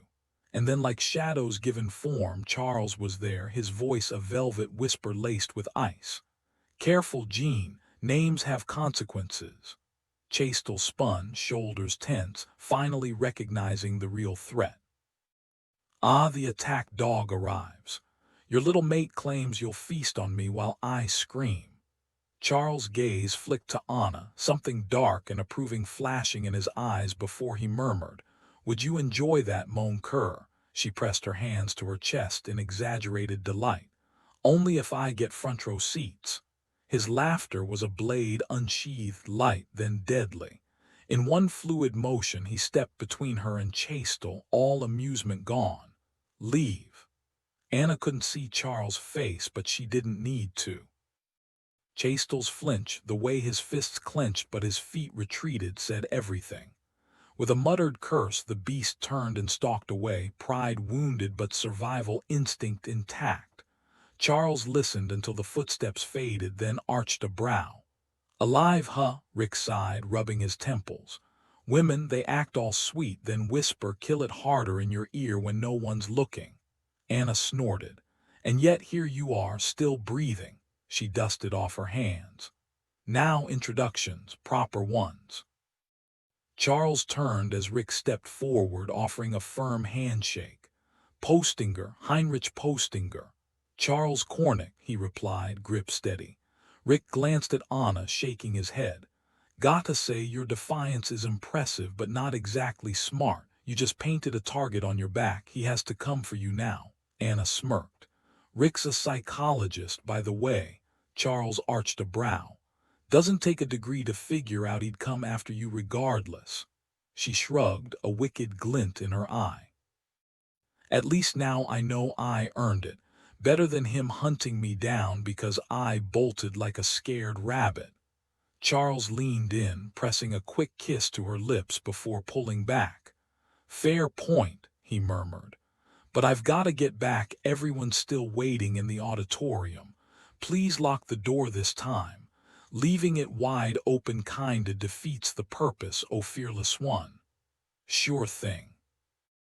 With a sudden surge of boldness, she stretched up on her toes, brushing a kiss against his chin, the highest she could reach without his help. His eyes crinkled in amusement as she pulled away. Good, he said, the word teasingly ambiguous. Was it about the kiss or the promise to lock up? He was almost out the door when she called after him. Oh, and Charles, he had no clue about the vampires. He paused, glancing back.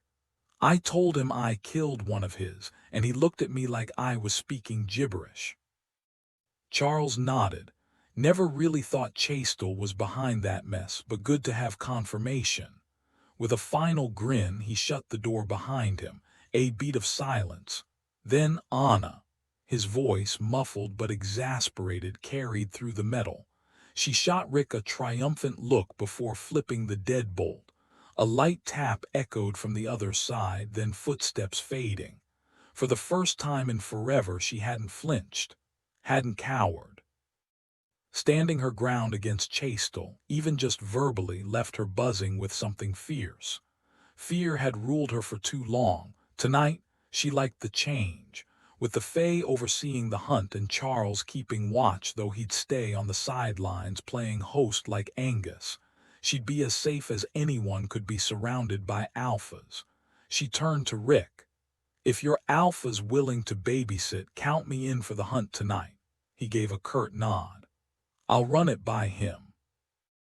Meanwhile, Sunny scowled at her chipped nail as the elevator descended to the parking garage.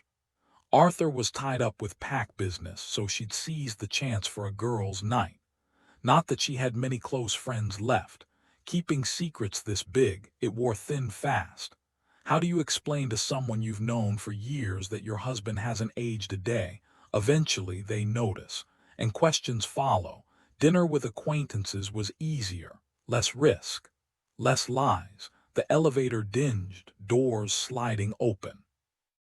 She stepped out, heels clicking against concrete, already mentally drafting a text to cancel next week's brunch.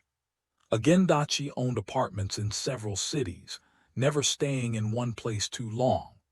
After about 10 years, she'd vanish, no forwarding address, just a few half-hearted emails before letting friendships fade. These women she'd met at the gym were pleasant enough, good for a night out, swapping stories over cocktails, laughing about men. Surface-level connections, but they kept loneliness at bay. Still, she'd excused herself before dessert.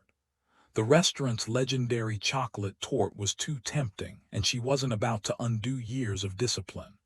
Besides, the sky had darkened, and Arthur fretted when she stayed out late. The parking garage was dim, one of the overhead lights flickering out as the elevator doors slid open. She quickened her pace, then rolled her eyes at her own nerves. Nearby, a couple bickered, not seriously, just the kind of heated banter that might lead to something else. Knew that tone well. Before she could spot them, a silver Porsche roared to life, its headlights washing over her as it sped past. Her keys clattered to the concrete. Before she could bend down, a gloved hand scooped them up. Let me get those. The man was leaner than Arthur, but his tailored coat and crisp shirt screamed money, not menace.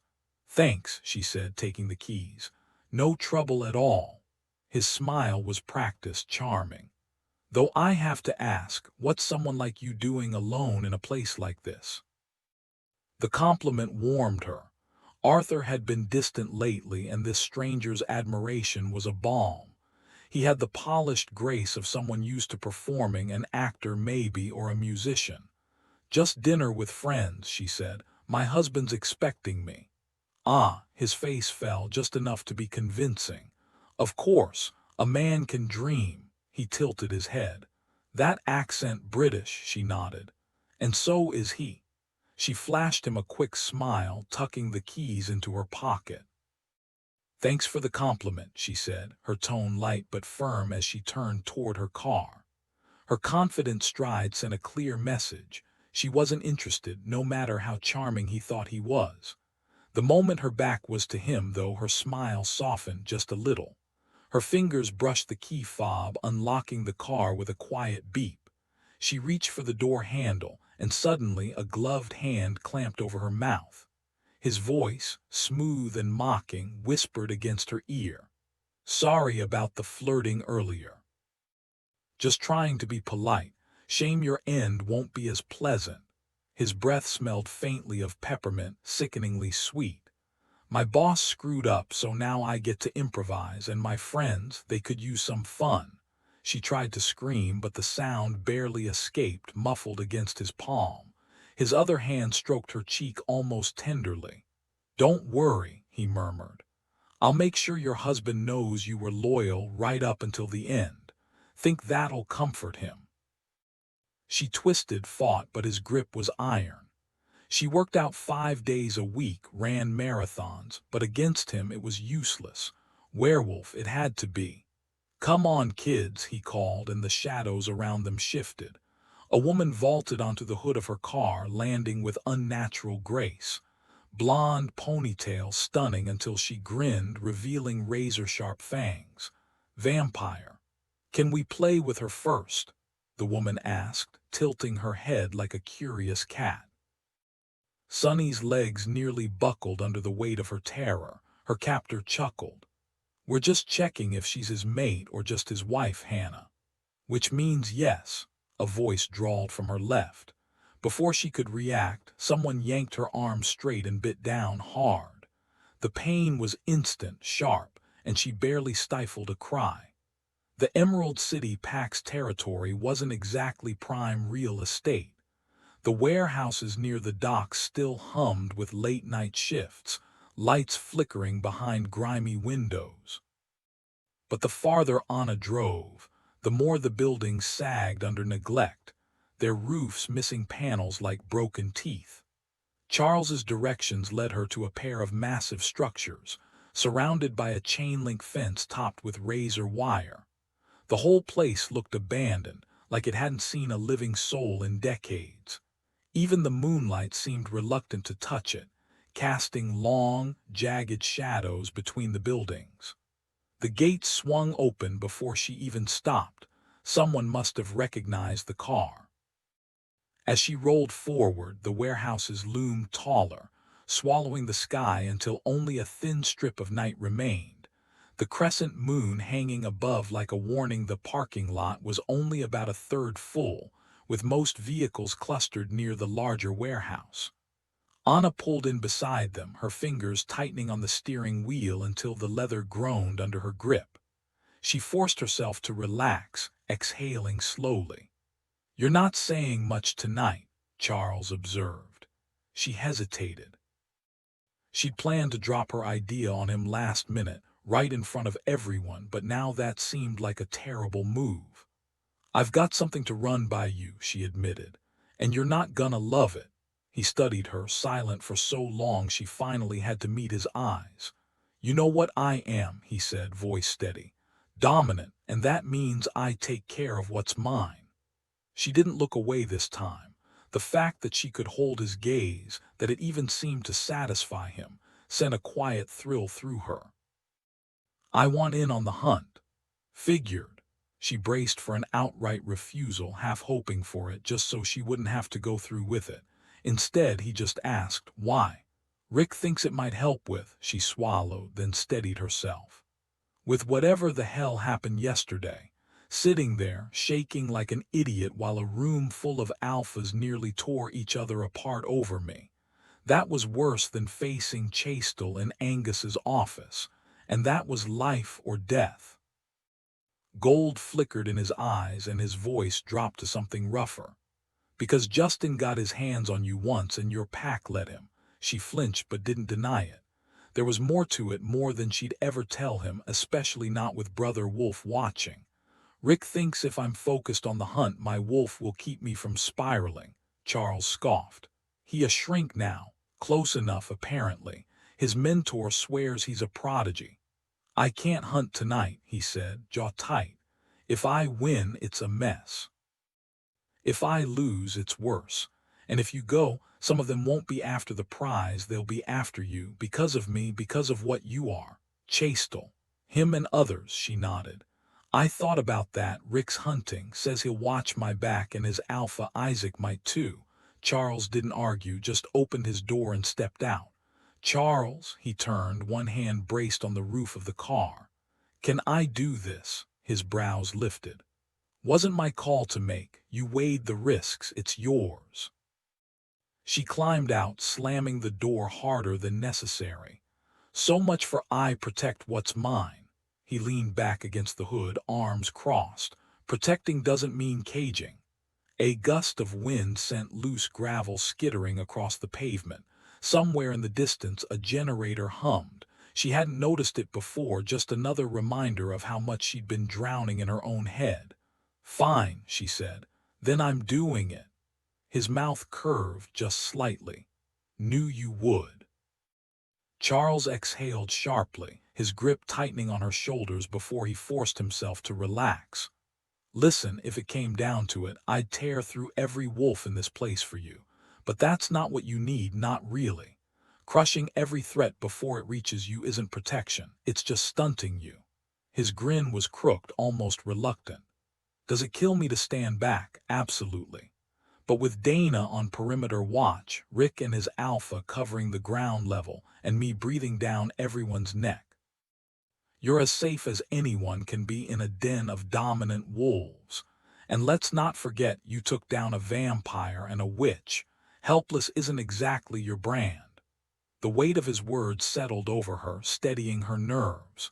She stepped into him, pressing her cheek against the worn flannel of his shirt, the one he always wore when he wanted to feel grounded. Beneath it, his heartbeat was steady, familiar. You're ridiculous, Charles Cornick, she muttered into his chest. His arms locked around her, chin resting atop her head. Ridiculously underrated, he corrected, voice dripping with faux solemnity. Most people miss my genius. Tragic, really. She jabbed a finger into his ribs, tilting her head back to glare. And your humility, staggering. Like I said, tragic. The warehouse loomed around them, its cavernous space swallowing sound and light. The main chamber stretched high enough to fit a two-story house, with a steel platform jutting over the packed crowd of wolves below, most still in human skin, tension humming in the air. A bank of screens flickered to life along one wall, flashing an image of a ring, a raw, unpolished star ruby cradled in a palm, its crimson depths catching the light like trapped fire. Dana's voice cut through the murmurs. No blood, not a drop. These walls remember, and I'll know. Her gaze swept the room. You'll start human. When the bell rings, you run. 3 bags are hidden, each with pig sausage. One holds the ruby. And no, she added dryly, none of you give a damn about the prize, but the hunt, a slow, sharp smile. That's the point. Angus shouldered forward as the screens dimmed. Ground rules, both warehouses are fair game, connected by tunnels beneath us. Watch your backs and each other's. Anna flexed her fingers, adrenaline prickling under her skin. Around her the alphas shifted, eyes gleaming with something older than hunger. This was why they'd come. Not for trinkets. For the chase. The structure towered above them, a labyrinth of concrete and steel with anywhere from 2 to 6 twisting levels above ground, while the other buildings nearby had 3 or 4. Beneath them all stretched 3 original basement floors, plus 2 more secret levels added later. Hidden somewhere in this maze were 3 bags, one of which held the prize, the ring.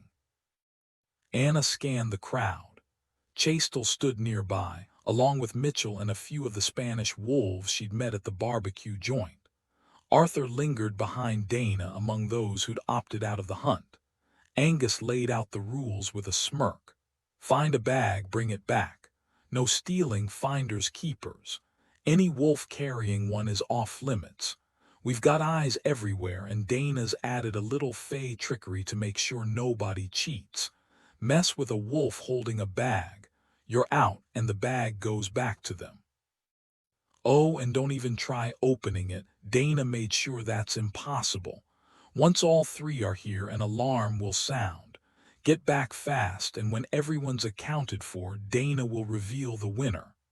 After a quick Q&A, Charles stepped forward. His gaze flicked to Anna, then to Rick and his alpha beside her. Ready or not, he said, voice low, the hunt begins. A metallic clunk echoed and the lights cut out. Anna yanked off her shirt just as fabric tore around her, the air filling with grunts and sharp inhales as dozens of werewolves began their transformation. She laughed, breathless, stripping off the rest of her clothes before the pain hit, white-hot, starting at her spine and exploding outward. Bones cracked, joints realigned, and her wolf surged to the surface. Fur replaced skin, claws split from fingertips, and her vision blurred with tears. She staggered to her paws, muscles humming with raw power. The room was chaos, too many scents, too many bodies, but she was the first. A gift from Brother Wolf maybe, or the mate bond sharpening her instincts. She could have bolted straight into the hunt, but Rick and his alpha, Isaac, were still mid-change. So she waited, teeth bared at any wolf who got too close. Isaac rose first, his winter-white coat barely larger than hers. Rick followed, shaky as a fawn on new legs, still learning how to sync mind and muscle after the shift. Anna huffed, nudging him upright. No way was she leaving them behind. Not when the real game was just beginning. Anna pressed her shoulder against Rick, letting him lean into her for support. In human form, he wasn't particularly imposing, average height, maybe even a little wiry. But as a wolf, he towered over her and Isaac. The darkness stripped away color, leaving only vague outlines. She could tell he was lighter than his alpha, but still darker than her, though whether his fur was gray, brown, or russet remained a mystery. With a sudden shake, like he was shedding water, Rick signaled readiness and his alpha surged ahead, leaving Anna and Rick to trail behind. They moved quickly, first down a dim hallway, then descending a tight, winding staircase. The air shifted from crisp to stale, thick with the scent of damp and decay. After a few moments, Charles's wolf vision adjusted, piercing the blackness. A sliver of starlight seeped through a crack above, while infrared cameras flickered to life, painting the cavernous room in fiery hues as wolves darted past. Brother Wolf nudged at Charles's awareness. Anna had already shifted. First, as usual, he braced for her to bolt, but she held back, waiting. For her pack, Brother Wolf noted with approval. The thought of Anna leading the hunt while they were stuck babysitting the stragglers gnawed at him, especially with Chastel lurking somewhere out there. But knowing she wasn't alone kept the wolf in check. The last of the shifters' pained groans melted into howls, claws scraping wood before silence swallowed the room. Then, a click. Dim lights flickered on. "Lights are off everywhere else," Angus announced. "Might as well get comfortable. My wolves are setting up downstairs where we can watch the chaos." It didn't take long for the spectators to pick out friend from foe on the infrared feed.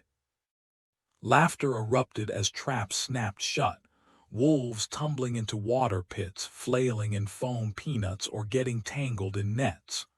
One net meant for a single wolf snagged 6.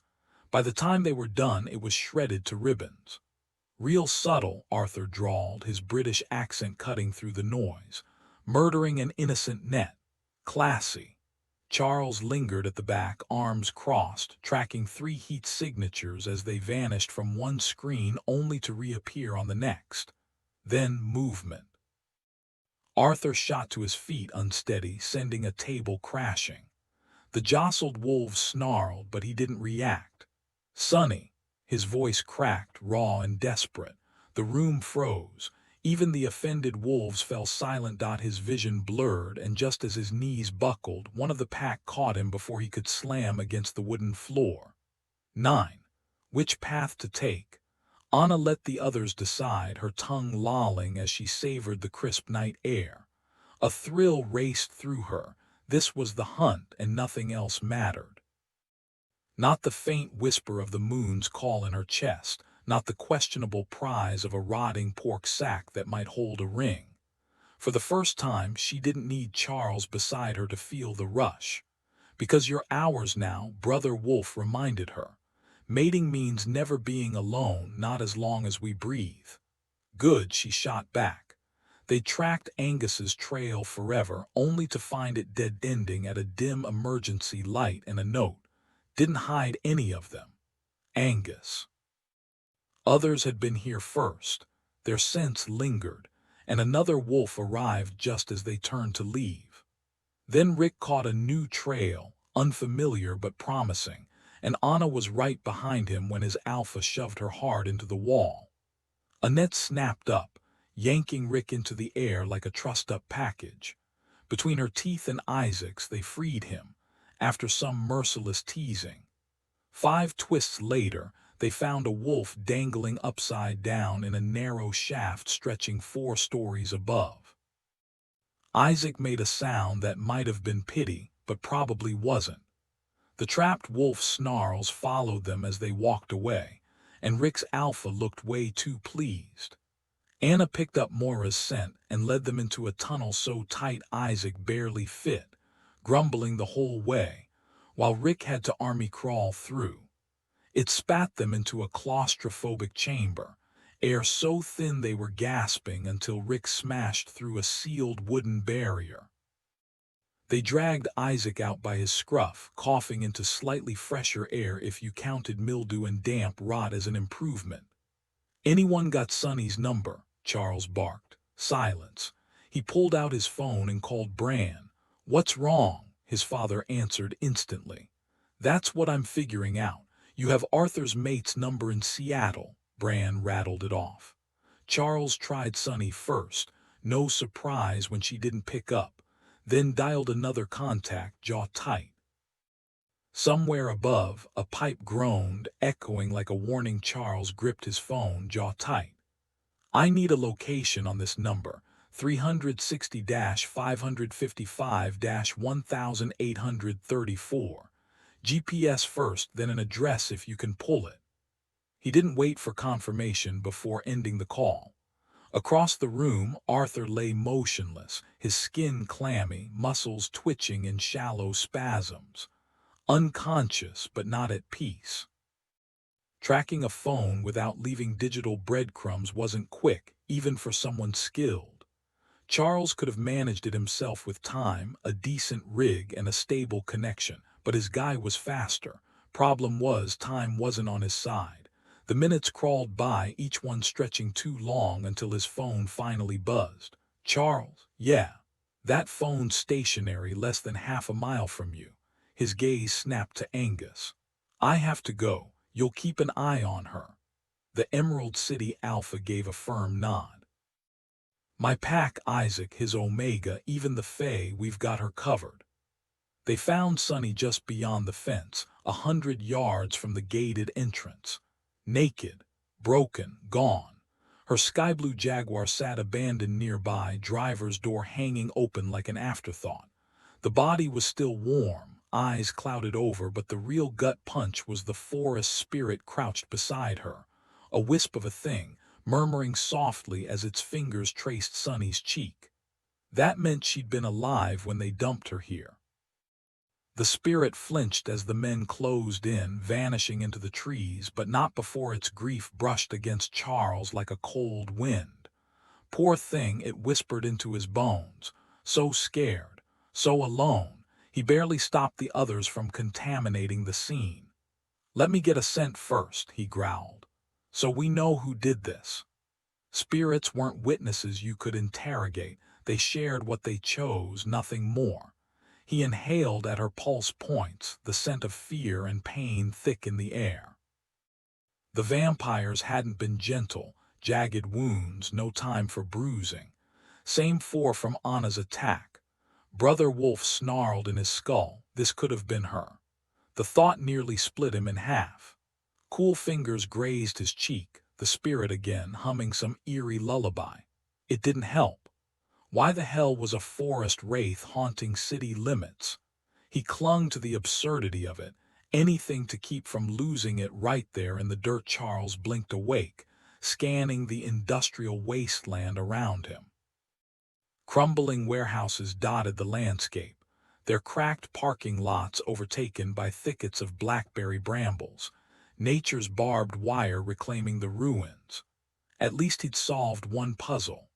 The melody of his grandfather's old song hummed in his mind, steadying him, even as an unseen spirit pawed at his shoulder.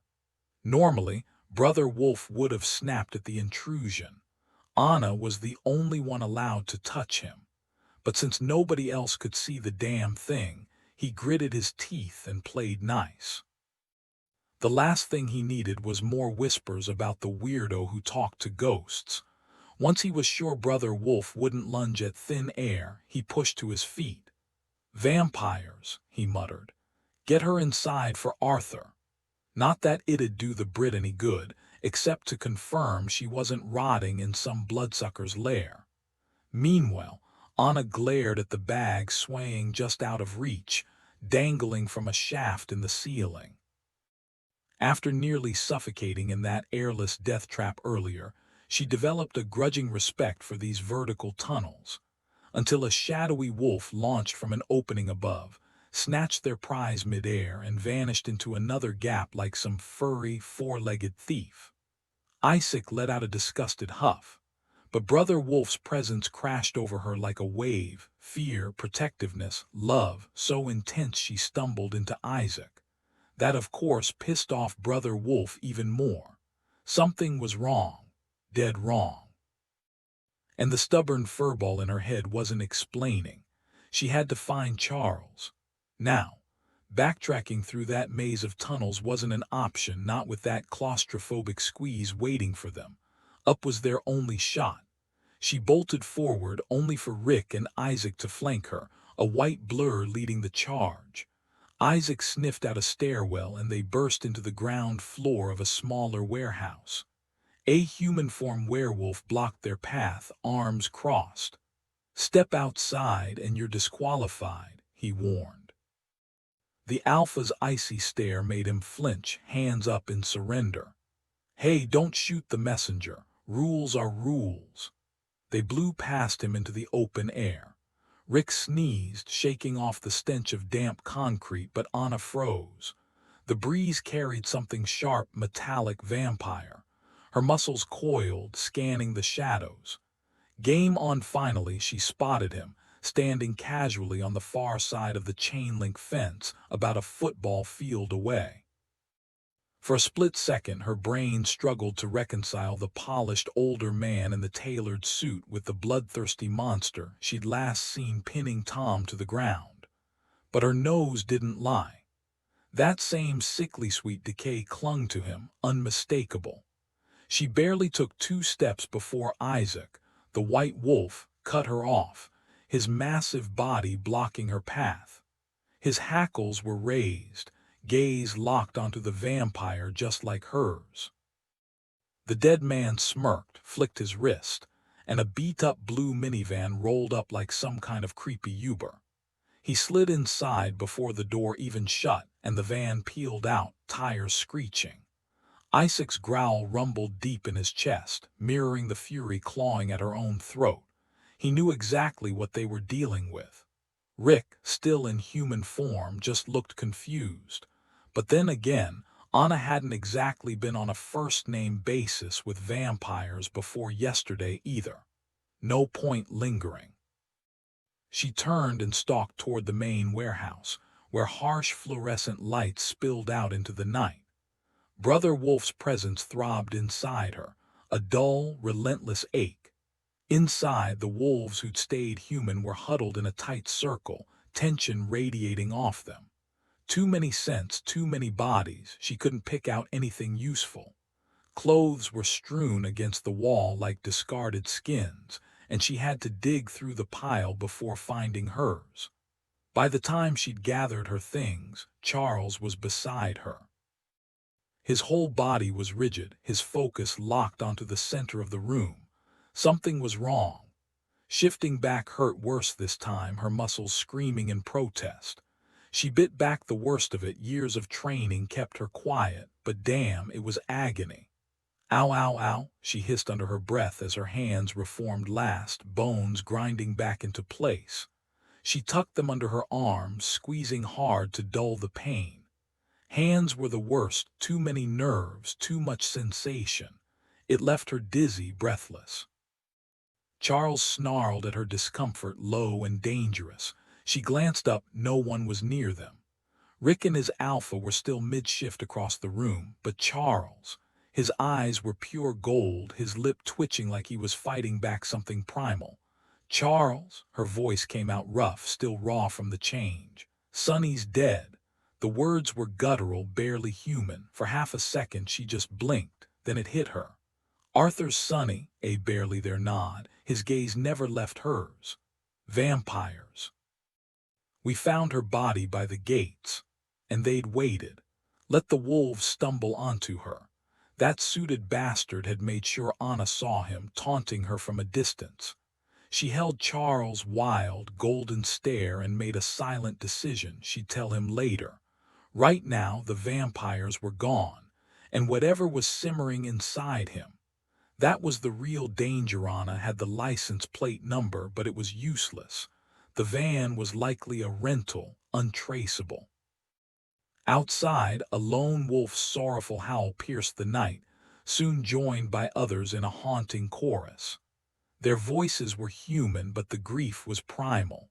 Charles reached for her, helping her up. She was still stiff from the change, and he looked like he needed the distraction. He positioned himself between her and the rest of the room, shielding her from prying eyes.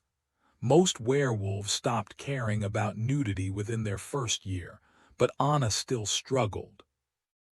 It wasn't modesty. It was the way clothes had once been her armor against the hungry stares of her old pack. She dressed fast, shoving her feet into sneakers and stuffing her socks into her pockets. "Is Arthur okay?" she asked. Charles exhaled sharply, pulling her close, burying his face in the curve of her neck like he was drowning in her scent. "No," he murmured. "And neither am I." Every inch of her ached, her skin raw as if she'd spent hours under a scorching sun. She wanted to curl up somewhere dark and quiet, but he needed this, so she leaned into him. Sonny was dead, killed by vampires. She would have been an Omega if she'd been turned, Anna said, more statement than question. "Yeah," Charles answered, his grip tightening. She winced, her sore muscles protesting, but her wolf urged her closer, wanting to protect him. He was holding her too tight, but she didn't pull away. She could feel the tension in him, the barely leashed violence simmering beneath his skin. Brother Wolf was restless, demanding blood or release, neither of which he'd get. Not yet. Slowly, as she relaxed against him, his breathing steadied. But it would take a long time before the storm inside him passed. The image of Arthur's grief was too fresh, too easy to imagine as his own. None of this made sense. The attacks were too scattered, too random. If they'd wanted Anna, why not take her? Sonny's death served no purpose. Unless the real targets weren't the Omegas but their mates. The most dominant wolves at the conference. But why? The negotiations were already over. What was the point? And then it hit her. What if the point wasn't to stop the talks but to start a war? Charles still couldn't piece together the vampires' motives, or whoever was pulling their strings. The puzzle refused to snap into place. Anna believed a werewolf was behind it and her instincts carried weight. Brother Wolf trusted her judgment, and that was enough for him. A dominant wolf would struggle to harm an omega, even a human one. Hell, maybe not even Chastel could stomach it. Charles forced himself to step back from Anna, giving her space. The tension in her shoulders eased, not because of him, but the lingering shift still prickling under her skin. "You're back early," he said. She shot him a sideways glance. "Brother Wolf said you needed me." Well, that was news to him. Before he could figure out how to respond, Dana slipped away from the group huddled around Arthur and approached. "They're worried about Arthur's control," she murmured. Translation: if he snapped, no one else could stop him. "I'll handle it," Charles said. Anna stepped forward. "I'll come too, might help, right?" Every instinct screamed to keep her away. Too many wolves, too much risk. But an Omega's presence could calm a storm. "Thanks," he said, ignoring Brother Wolf's growl of protest. Arthur knelt on the ground, Sonny cradled in his arms, whispering broken words against her hair. His face was raw with grief, tears cutting tracks through the dirt. "She's gone," he rasped, eyes locking onto Charles. "Vampires did this." His whisper turned into a roar, shaking the walls. "They hurt her." "I know," Charles said. "I'll find them, kill them." Arthur's voice was barely human. Charles nodded. Arthur tucked Sonny's head against his shoulder, rocking her gently. "She hated getting old," he choked out. "Now she never will." Angus clapped a hand on Charles's shoulder. "He'll pull through. If madness was coming, it would have taken him by now." He glanced at Arthur. "We should move the wounded and the dead. No need to tempt fate when the others return." Arthur didn't argue. The hunt was over. The real fight was just beginning. Arthur hesitated, but there was no point in risking it. "Yeah," he muttered, rising with his wife's lifeless body cradled against his chest. Charles watched him sway slightly. Angus might have been too quick to declare Arthur stable. The guy looked wrecked, shell-shocked. Still, getting him away from the hunt was the priority. Problem was, Arthur had come alone, no pack, no backup. A show of strength, maybe even trust, but now he was stranded in unfamiliar territory with nothing but grief and a corpse. Angus caught Charles's gaze, maybe sensing the unease there. Comforting people wasn't exactly Charles's forte. Even on a good day, he was more the silent, brooding type. The Emerald City Alpha turned to one of his wolves. "Find Alan Chew and get me Tom." His eyes flicked back to Charles just long enough to include him. "Alan's family runs a funeral home. They know our kind. They'll handle things for Arthur. And if Tom and his witch can take down vampires, they can keep Arthur from falling apart." Tom appeared before they could send for him, his usual smooth stride slightly off, the only hint he wasn't fully recovered. His sharp eyes took in the scene. Arthur's hollow stare, Sonny's body. "I see. Alan's on his way," Angus nodded. "Grab a few more pack members, your witch, and get Arthur settled at his place tonight." Charles fished out Arthur's address card, one of the few things he kept in his wallet. "His house is in Seattle. Someone needs to drive Sonny's car back too." Blue Jaguar parked near the gate. Tom took the card. "I've got it." Within minutes, he'd orchestrated the exit. Arthur, the body, a small escort, like he'd done this 100 times before. Just as the door shut, the first victor of the hunt strode in. Charles scanned the room for Anna and found her deep in conversation with Rick and Isaac, her expression somber. Good. Right now, he wanted nothing more than to whisk her away, lock her somewhere safe where no vampire, or whoever was pulling their strings, could touch her. But that kind of thinking wasn't helpful. Better to keep his distance for now. The wolf who entered carried a bag reeking of decay. Even in human form, Anna recognized Moira's scent lingering on it. The wolf paused near their group and she caught his, Valentin, the one they'd found tangled in the net earlier. Isaac's voice dripped with sarcasm. Yes, Valentin, well done. Now get that thing out of here. It smells like death warmed over. The stench of spoiled meat hung thick in the air. The wolf bared his teeth around the captured prize, padding toward Dana and Angus with a smug satisfaction. The bag was quickly snatched up, tagged and marked business as usual. So the negotiations are dead in the water, Anna muttered, picking up the conversation the wolf had cut short. Charles hadn't mentioned today's failure yet. Maybe he was still clinging to hope. But Isaac's grim certainty said otherwise. Isaac gave a half-hearted shrug. Anything's possible except standing up to Chastel, my bet. Everyone walks away empty-handed, then sneaks back later to cut private deals. Nothing as solid as what we could have had out in the open, but hey, survival's survival. His smile didn't reach his eyes, something hollow lurking beneath. Anna clenched her fists. Why doesn't anyone just take Chastel out? Because he's every bit as deadly as he boasts, Isaac said flatly. Europe's fields are littered with the bones of wolves who tried. Maybe the Marok could face him, but on Chastel's turf. I wouldn't put money on it. Here, different story, but the Marok isn't here and Charles isn't him. He made Chastel back down twice, Anna shot back. Isaac's expression darkened. Chastel doesn't fight fair when he hunts. He doesn't give you a chance unless you're helpless kids, human women. In his first century alone, he slaughtered over 300 humans that we know of, most in broad daylight right in front of their families. Bullets, blades, nothing stopped him. He leaned in, voice dropping. Back in 18th century France, Chastel turned Gavaudan into a nightmare. Peasants refused to leave their homes. Nobles hired hunters, wiped out every wolf in the region, even innocent werewolves.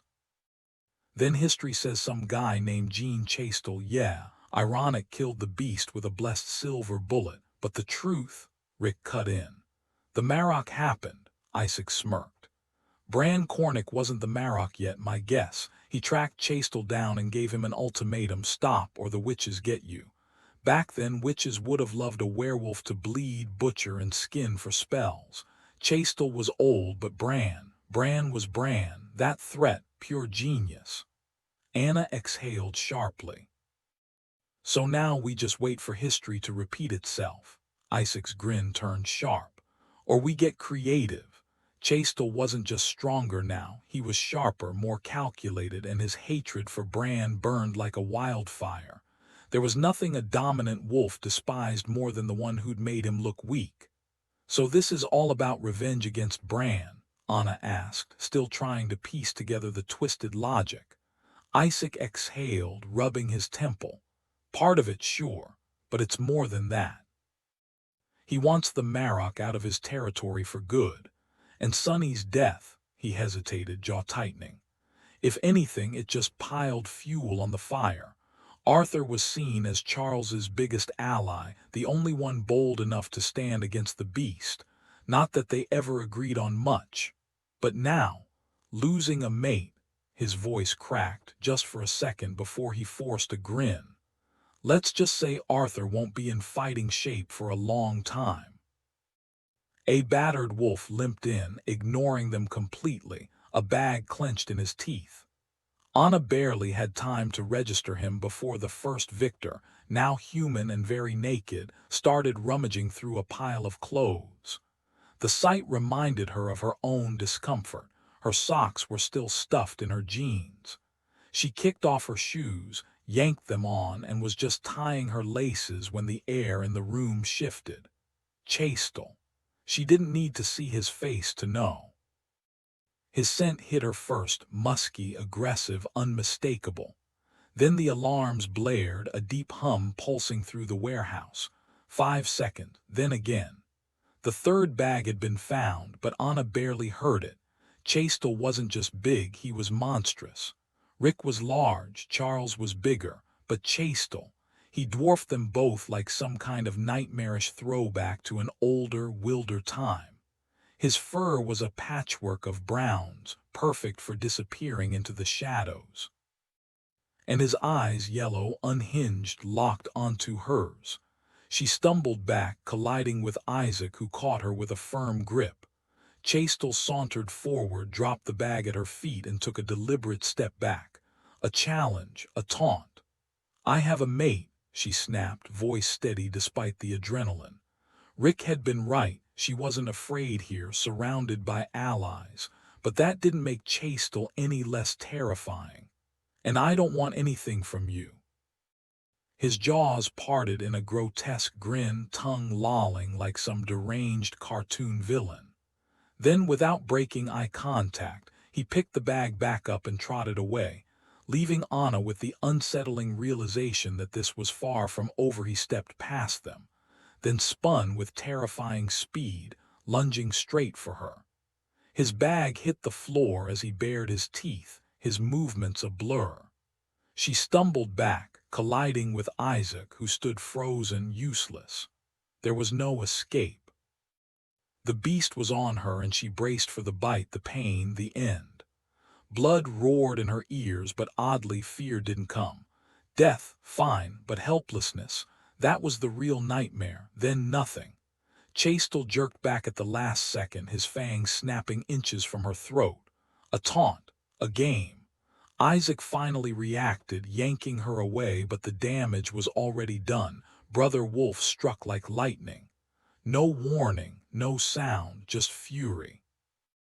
1 second Chastel was smirking, the next Charles was on him, a silent storm of teeth and claws. No hesitation, no theatrics, just lethal precision.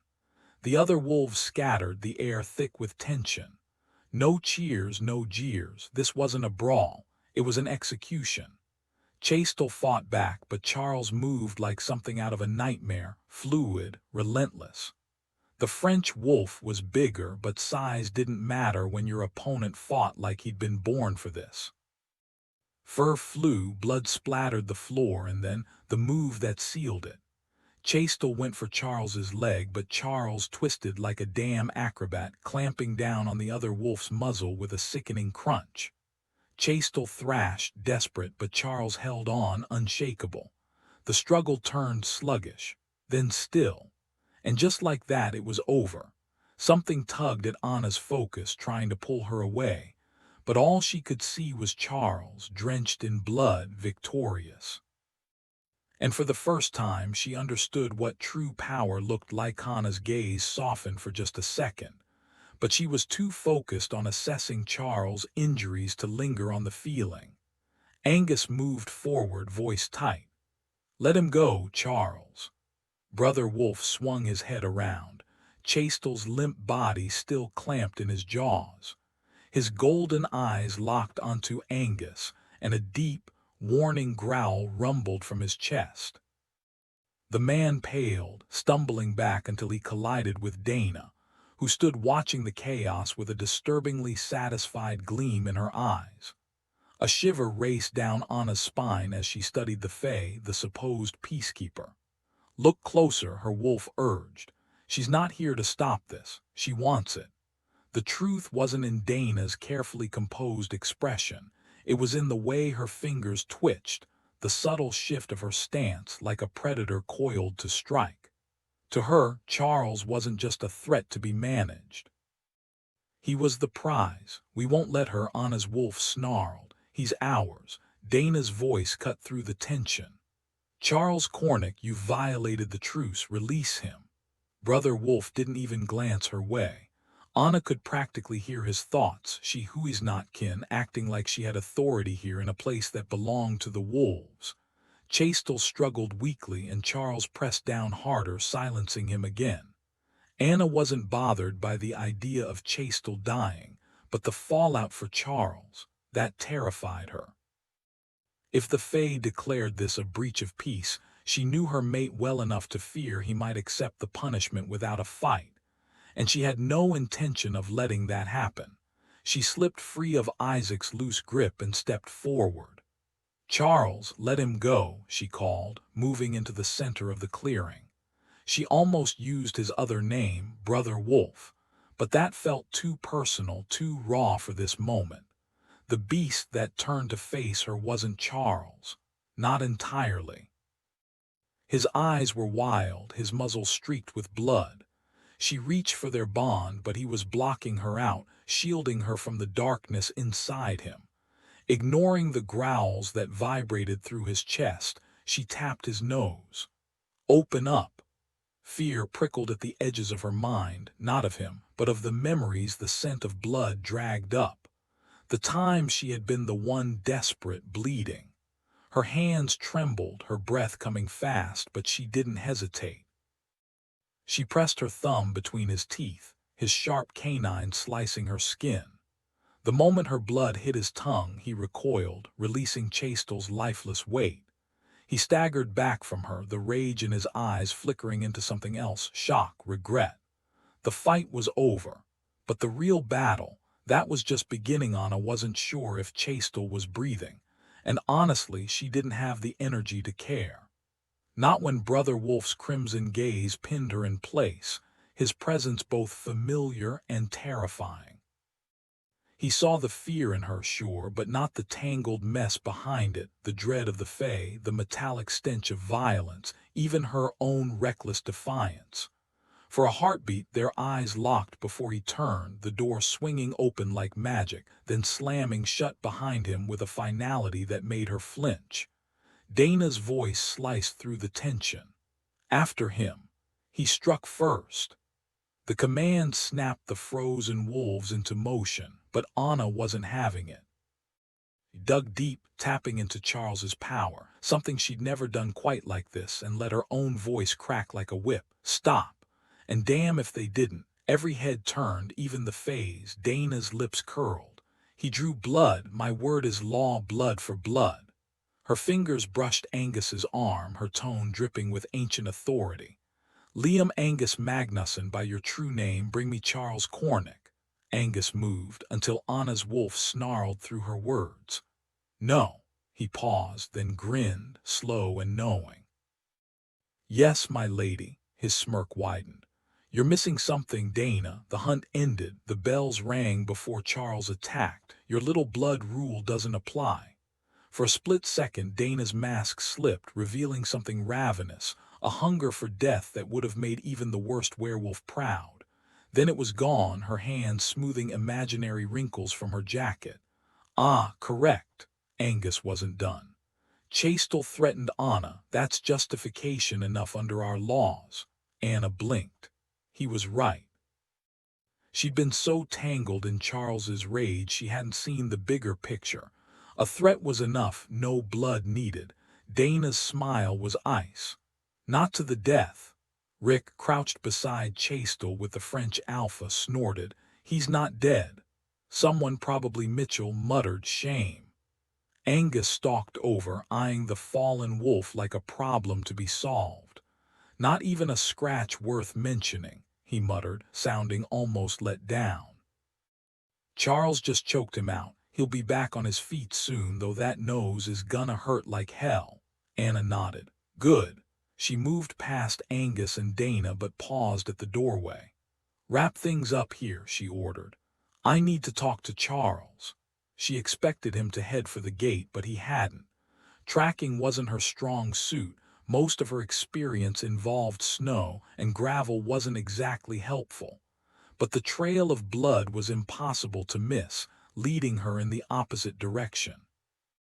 The sheer amount of it made her stomach twist, and she quickened her steps. The gravel gave way to mud, which wasn't ideal, but at least it held prints. Charles's paw marks were deep, his claws digging in as he moved toward the waterfront bordering the warehouse district. He wasn't running, just a steady, determined trot. That had to be a good sign, right? Then she reached the fence. 12 feet of chain link topped with razor wire, and somehow, wounded, he'd cleared it. She wasn't sure she could have managed that, even shifted. Changing again so soon wasn't smart, but waiting 20 minutes wasn't an option. There'd been something off in Brother Wolf's eyes earlier, something wild, unhinged. As she studied the fence, a memory surfaced, a challenge Charles had thrown at her before meeting Dana. She They'd both forgotten about it. "What is Dana, really?" she muttered, searching for a weak spot in the barrier. Something powerful enough to scare a troll, maybe even a gray lord. Something that hungered, unmistakably predatory. Water was tied to her, the houseboat, the fountain inside. La belle dame sans merci. The beautiful lady without mercy, drowning men in her river, making them believe lies. Charles had resisted her charm, but maybe not all her magic. He'd been on edge tonight, sure, but attacking after Chastel backed off. That wasn't like him. She'd been too focused on the fallout to realize how out of character it was. Her mate knew more about Dana than he'd let on, and Bran probably knew even more. She'd get answers, tell him what she'd seen in Dana's face, after she found Charles. With a sharp tug, she wrenched the chain link free from the fence post. Popping the retaining clips one by one, Anna yanked the fence post free, muscles burning with the effort. No ordinary human could. V managed it.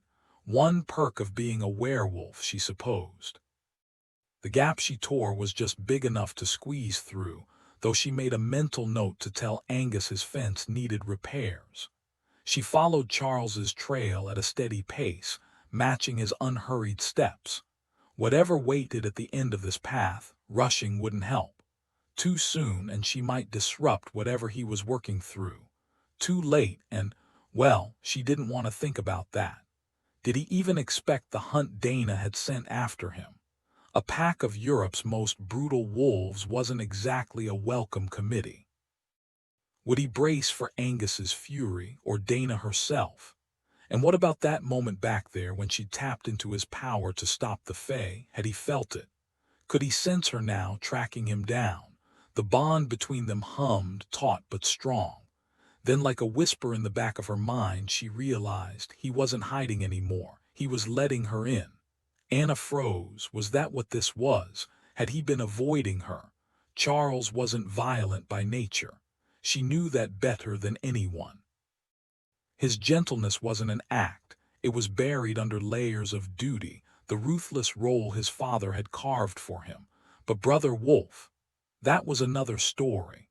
Blood and hunger lived in him, a craving her Omega nature spared her from. She remembered standing outside his father's house, the air thick with the scent of old blood. He'd asked her what she smelled. When she admitted it just smelled like iron and pain, he'd nodded. If you weren't Omega, he'd said, it would smell like a feast. He hadn't told her how much it tempted him. Shaking off the memory, she kept moving. The terrain sloped downward toward, she squinted, was that Puget Sound? Or just another of Seattle's endless saltwater inlets? She hadn't paid attention on the drive here, too preoccupied with the hunt. The path narrowed, skirting a shallow creek choked with blackberry brambles, their thorns snagging at her clothes. Mud sucked at her boots, threatening to send her tumbling into the water. Charles's paw prints sank deep where he'd paused to drink. Blood loss made you thirsty, she knew that much. The trail had grown fainter, which she took as a good sign. Dominant wolves healed fast unless silver exhaustion or magic got in the way. Still, worry gnawed at her. Relief hit hard when she finally reached the rocky shoreline. There he was, Charles, shaking seawater from his fur.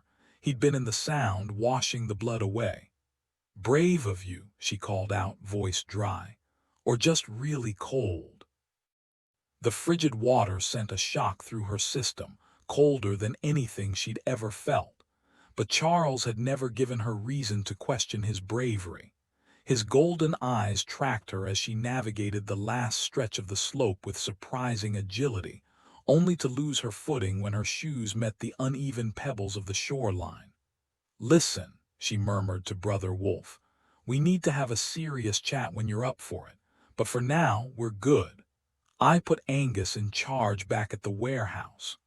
Or had she? Knowing Angus, he probably took charge on his own. The narrow strip of dry land barely gave her space to stand, barely 6 inches between the slope and the water's edge. She glanced at her ruined shoes, caked in mud, and figured they couldn't get any worse. With a deep breath, she stepped into the icy shallows, the cold hitting her like a slap.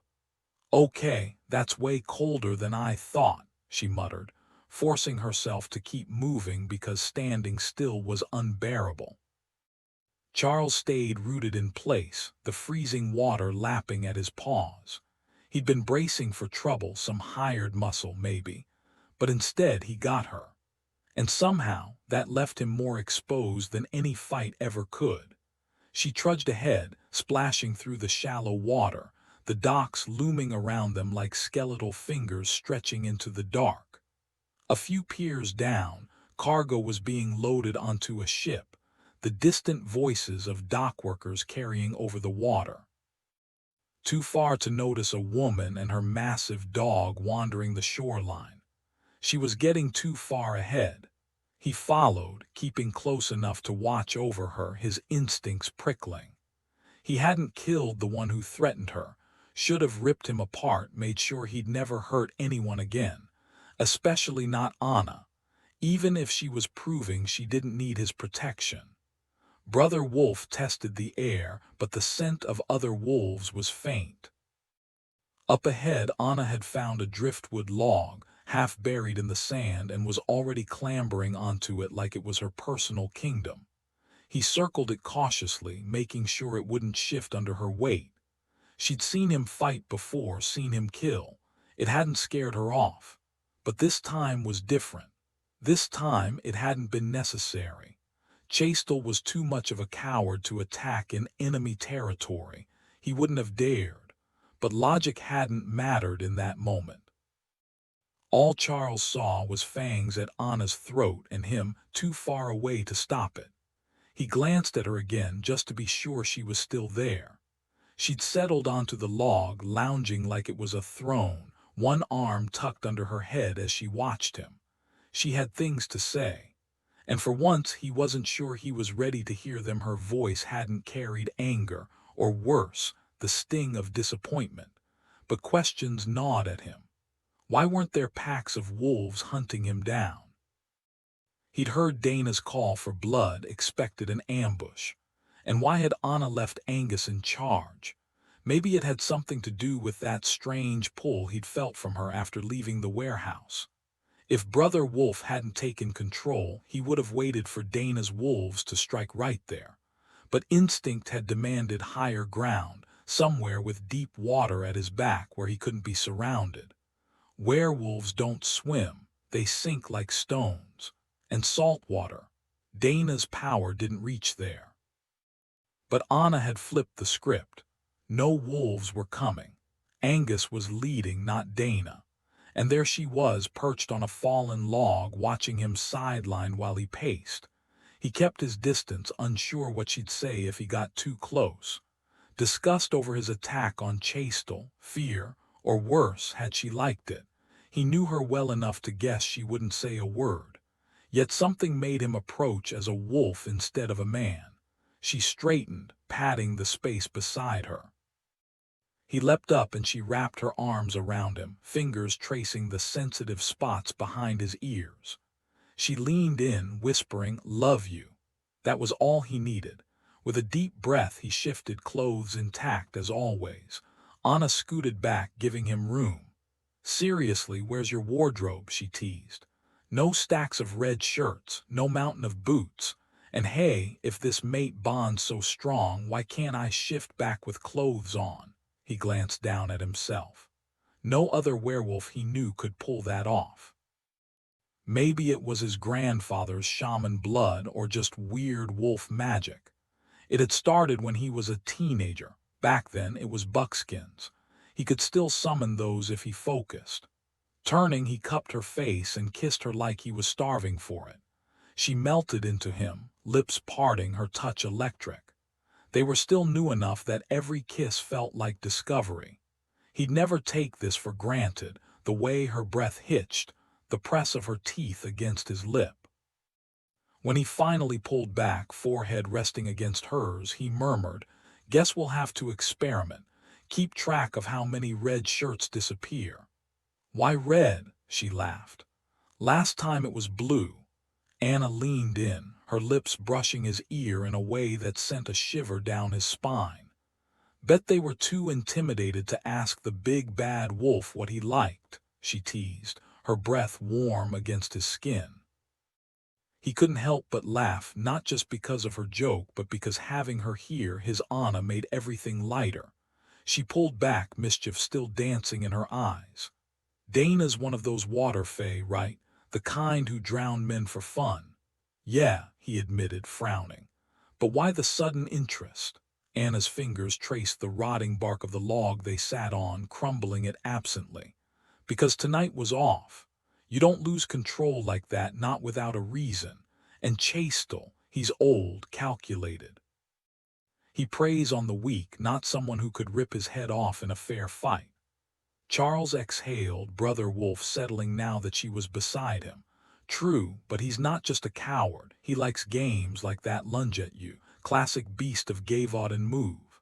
Still, she had a point. Chastel's theatrics tonight had been strange. But leaving that bag at your feet, that wasn't his style. Almost romantic in a twisted way. Anna scoffed. Romantic, more like a serial killer's love letter. She hesitated, then added, he told Rick and me he's the opposite of an Omega, all violence, no protection. Charles blinked. That's weirdly self-aware for him. I just call him evil. Evil works, Anna muttered, shredding the bark between her fingers. Charles rubbed his jaw. But the way I reacted, that wasn't normal either. It felt like he'd hurt you, even though he never touched you. You think Dana messed with our heads? Anna's grip tightened on the log, her nails gouging deep. Oh, she wanted to. The second you went after Chastel, she was practically salivating. Jumped straight to accusing you of breaking the rules, conveniently forgetting the hunt was over. Her voice turned sharp. She was hoping you'd be her next victim. Charles glanced at her, realization dawning.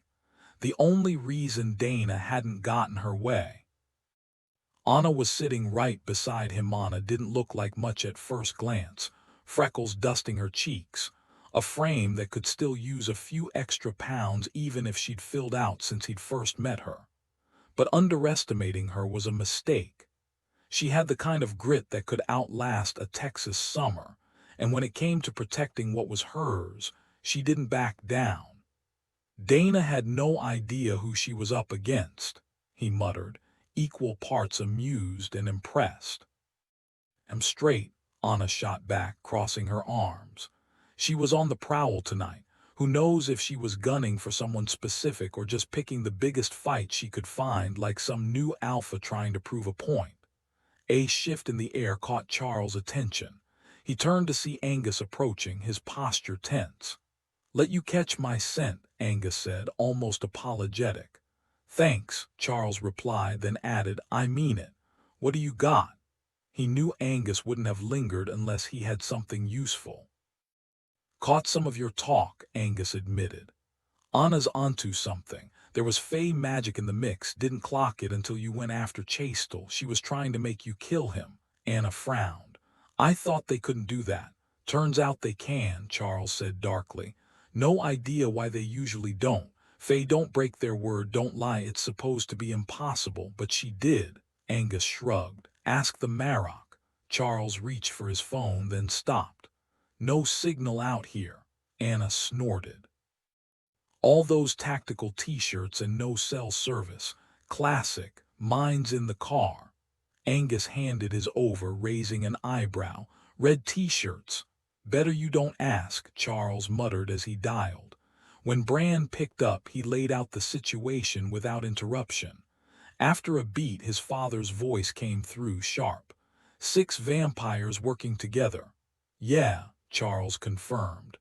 Sounds like hired guns. I'll dig into it. Angus hasn't had issues with Seattle's vamps in years, and Tom would have known if they were local.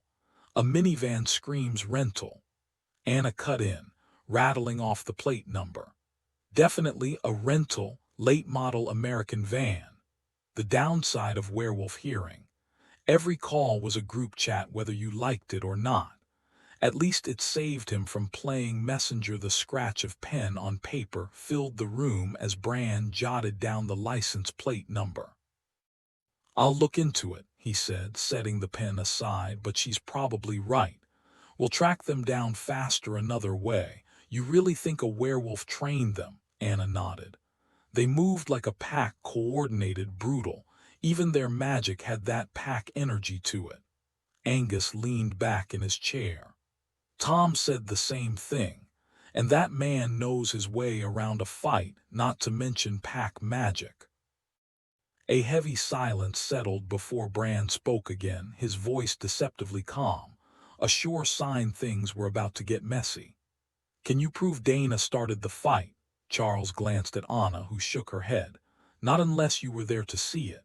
"Exactly," Angus agreed. "I recognized it, but who else would? She tried to send me after Charles when I refused. Used my true name, one I haven't answered to in a century. Back then, I wasn't even Alpha, wasn't even in this country. How she dug that up is a mystery worth solving." Bran raised an eyebrow. "True named and you still disobeyed." Angus barked out a laugh. "For God's sake, Bran. I took one look at your daughter-in-law, this tiny thing trembling in a room full of predators, and thought your son had married a were-rabbit." Anna shot him a glare sharp enough to cut glass. "Thanks for that." Unfazed, Angus grinned but kept his focus on Bran. "I underestimated her. Then she killed a vampire, sent an ancient fae running, and broke Dana's hold over me with a single command, like she'd been doing it her whole life." Bran's lips twitched. "You should have seen her take down that witch a few weeks back. A soul spent 2 centuries running from her, and Anna ended her with just a knife." Angus blinked. "Wait a soul the more," Charles smirked. "The very same." Suddenly, Angus looked far less embarrassed. "Well, hell, if a soul got outplayed by a rabbit, I don't feel so bad." Anna's fingers tapped the table. "One more rabbit joke and you'll be eating those words." The tension broke when Bran cut in. "If I come now—" "No," Charles said instantly. Bran sighed.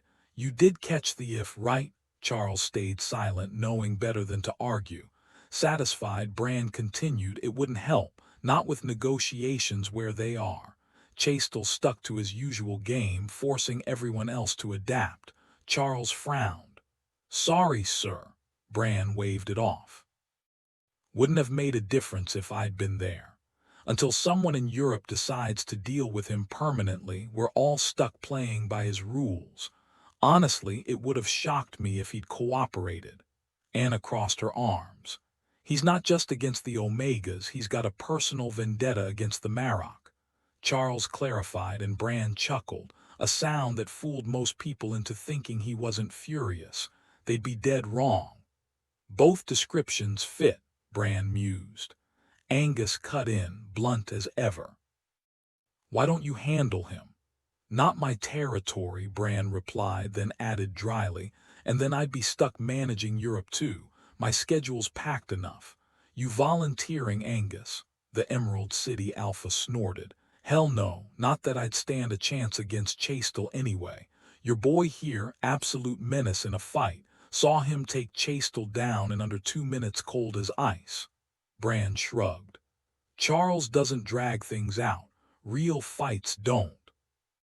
The air shifted as Bran exhaled, steering the conversation. "Your job, Charles, is tracking down the vampires who killed Sonny. Eliminate them, find out who sent them." Anna frowned. She broke her word. Bran's voice turned grim. "We can't prove it." Charles raised an eyebrow. "What happens when a fae breaks an oath? All I've heard is that they don't." "Beats me," Bran admitted. "I'm not fae and they're experts at loopholes. Never seen one outright break a promise, bend it into knots, sure. But this—" "I'd expect divine retribution. Since that hasn't happened," he paused. "Stay sharp. Maybe dig out that crucifix of yours. Anna should have something too. Won't stop them, but it helps." The call ended. Anna smirked. "Kind of disappointed. Thought he knew everything." Charles grinned. "Just really good at faking it." Angus chuckled. Never caught him bluffing, though. Then again, maybe he's the lightning strike. Would pay to see that. Charles stretched. One more meeting tomorrow. I'll throw in some of Des wilder proposals, then wrap it up early. No point dragging this out. Anna's expression sobered. Sonny's death feels wrong to use it, but it gives us a clean exit. Angus nodded. Practical. Everyone knows what Chastel did. There's no hiding it. But at least this way we can keep some dignity intact.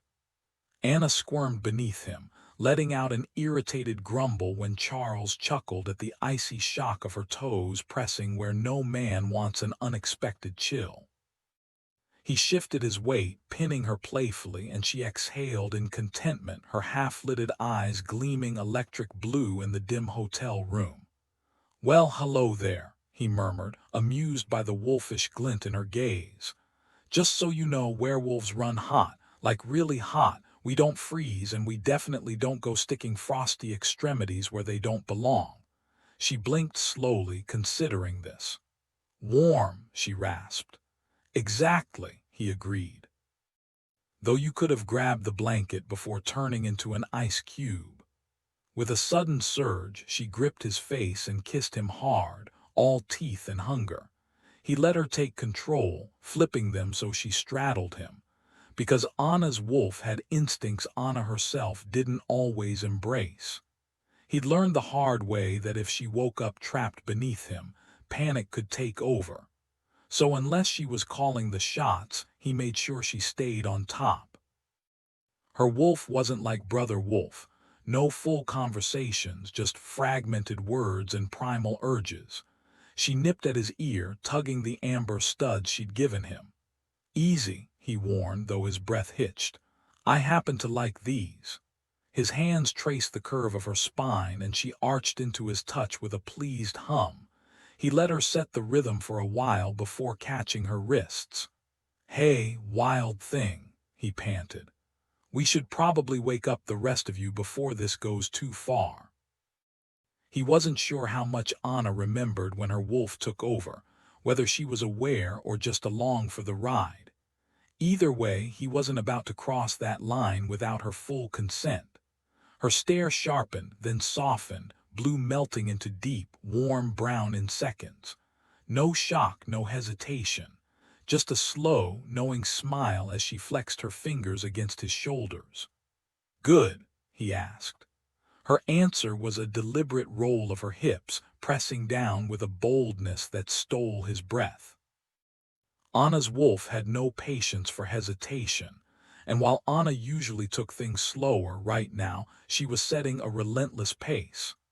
"Guess I'll just lie back and think of baseball," he teased, trying to lighten the mood. "Bad move." She paused, pinning his hips with her knees. "If you're thinking about baseball," she purred, "then I'm clearly not doing my job right." And then she proved exactly how wrong he was in ways that left him utterly speechless. Afterward, she draped over him like a living, breathing blanket, one that lazily traced kisses along his throat. Because apparently, even sated, she wasn't done with him yet. He smirked, leaning in closer. "Remember when I told you we were mates and your brilliant response was that you weren't into sex?" She laughed, shoving him playfully. "Hey, full disclosure is important. Bunnies love sex," he deadpanned, earning himself a sharp pinch on the nose. "Oh, you're gonna regret that," she warned, grinning. "I know exactly where you're ticklish." A sharp rap at the door cut through the moment.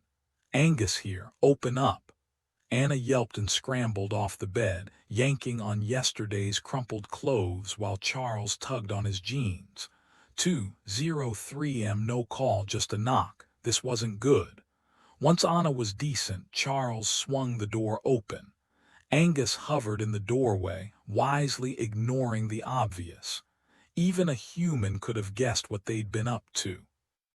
"Brought reinforcements," he muttered, holding out a tray with 4 steaming cups, 2 hot chocolates, 2 coffees. Charles grabbed cocoa out of habit, but Anna snatched the coffee instead. "Gotta stay awake," she mumbled before he could react. Angus dropped into a chair, gripping his own coffee like a lifeline. Chastel's dead, Charles frowned. I didn't hit him that hard. Wasn't the fight. Angus took a long swig. Someone pumped him full of silver buckshot, then went full Hannibal Lecter on him. Mitchell got wrecked too, broken jaw, ribs, the works. He won't be talking anytime soon. Who did it? That's the kicker, Angus said grimly. Only sense at the scene, yours, Chastel's, and Mitchell's. Anna bristled. He was here all night. Charles shot her a proud grin before turning back. Not me, and I had no part in it. Angus sighed. Figured, but had to ask. Filleting someone isn't quick, Charles mused, then caught himself. How clean was it? Professional grade, Angus admitted. I butchered meat for 2 decades, couldn't have done it cleaner myself. He hesitated, rubbing his temple. Look, I know it wasn't you, this was. Messy, personal, you'd have just torn him apart and moved on. But Dana, that phase got a grudge and she won't care about the truth. Soon as she hears, she'll be gunning for you. He glanced at Anna. Saw the way she zeroed in on you before, and let's be real, you've got motive. The fight, the conference drama, stalking your mate. Tom's been a cop forever, he'll see it too. Anna's grip tightened on her coffee cup. So what now? Angus exhaled. Now we figure out who actually did this before Dana decides she doesn't need proof. The threat was clear. If she brought this evidence to human authorities, it could land you behind bars, maybe for good. Charles met his gaze, silently acknowledging the danger. Remember, she doesn't need to convince us or your father. The Grey Lords are the highest authority among the Fae, and if human courts would buy her story, they'll accept it too. Angus took a long swig of his coffee, the bitterness in his voice matching the taste. Her word alone carries weight. She's a Grey Lord. Every Fae in the country will be hunting you. If you fight back, if your father resists, and we both know he will, it'll mean war. Anna hesitated. Would she really go that far? Absolutely, Angus snapped without missing a beat. Charles remained eerily calm, like he was discussing the weather. Then we find out who killed him before she hears Chastel's dead. Simple. Right. Call your people, Charles ordered. Cancel the circus for today. Arthur's mate's death is a solid excuse. First, we check Chastel's crime scene. Then I'll talk to Mitchell. Angus proved to be a surprisingly considerate guide, easing through yellow lights so Anna, trailing him in her beat-up Corolla, wouldn't have to speed or lose him. He'd mentioned the French wolves were staying in a rented house in Queen Anne, a quiet neighborhood of manicured homes just a short drive from their hotel. She spotted the place before Angus even signaled, a sleek, modern structure sticking out awkwardly among its classic neighbors. The werewolf lounging on the porch with a beer confirmed it. Ian, the same wolf who'd greeted them at the airstrip, rocked lazily in a metal chair, the can in his hand a weak disguise. The chill in the air made his loitering suspicious, but the beer gave him just enough cover, like a guy locked out, waiting to be let back in. Anna squeezed her car into the packed driveway, barely fitting beside 2 other vehicles. The moment she stepped out, the metallic tang of blood hit her. She glanced at Charles, but he showed no reaction. Raw hunger wasn't new to him. He'd long since made peace with Brother Wolf, their harmony unmatched among their kind. At the top of the stairs, Ian held the door open but kept his distance, his jaw tight against the stench of death. His focus stayed locked on his alpha. "Sir," he said. "No one's been inside since you left. Guards are posted front and back. The rest of the French pack is at the hotel like you ordered." "Good." Ian exhaled, tension lining his shoulders. Without thinking, Anna reached out, brushing his hand. He blinked at her, startled, then took a shaky breath. Angus chuckled, giving him a light tap on the cheek. "Omega Wolf, kid, gets you every time." Anna followed Charles into the house, the weight of the situation pressing between them. "If Dana orchestrated this," she said quietly once the door clicked shut, "she already knows we're onto her." Charles gave a slow nod. "True, but no need to announce it if she doesn't. He stopped in the hallway, studying Anna with that unnerving focus of his. You read people better than I ever could. Would Dana work with vampires, or are they acting alone? She almost laughed. Charles was sharper than he gave himself credit for. Still, she turned the question over in her mind. Dana's a Grey Lord. She loves theatrics, hiding behind illusions, making herself seem unremarkable when she's probably anything but. Anna closed her eyes, piecing it together. No way she'd hire vampires. Too unpredictable, too much risk of betrayal, but she'd absolutely use someone indebted to her Fey underlings maybe. Blackmail material, just not mercenaries.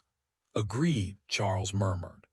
As for the vampires, when they attacked it was cold, impersonal, but after we took a few down, that changed. Sonny's death wasn't just business, it was a message, a twisted trophy left for us to find. Angus, Charles turned to him, you live here, you know Dana better than we do. Angus held up his hands. I don't pretend to understand women, let alone Fae, but Anna's got it right and the vampire angle spot on. Anna, Charles corrected, his voice mild but firm. Not Rabbit. Angus dipped his head. Meant no disrespect, just a nickname. Charles let it go, shifting focus. The vampires have a way to mask their scent, keeps us from tracking them to their daytime hideouts. Angus went still. You think they took down Chastel and Mitchell, 4 against 2? The beast was injured, Charles said carefully, avoiding the dead men's names. Mitchell wasn't a fighter. If he'd been stronger, the beast would have killed him years ago. Where were the other French wolves?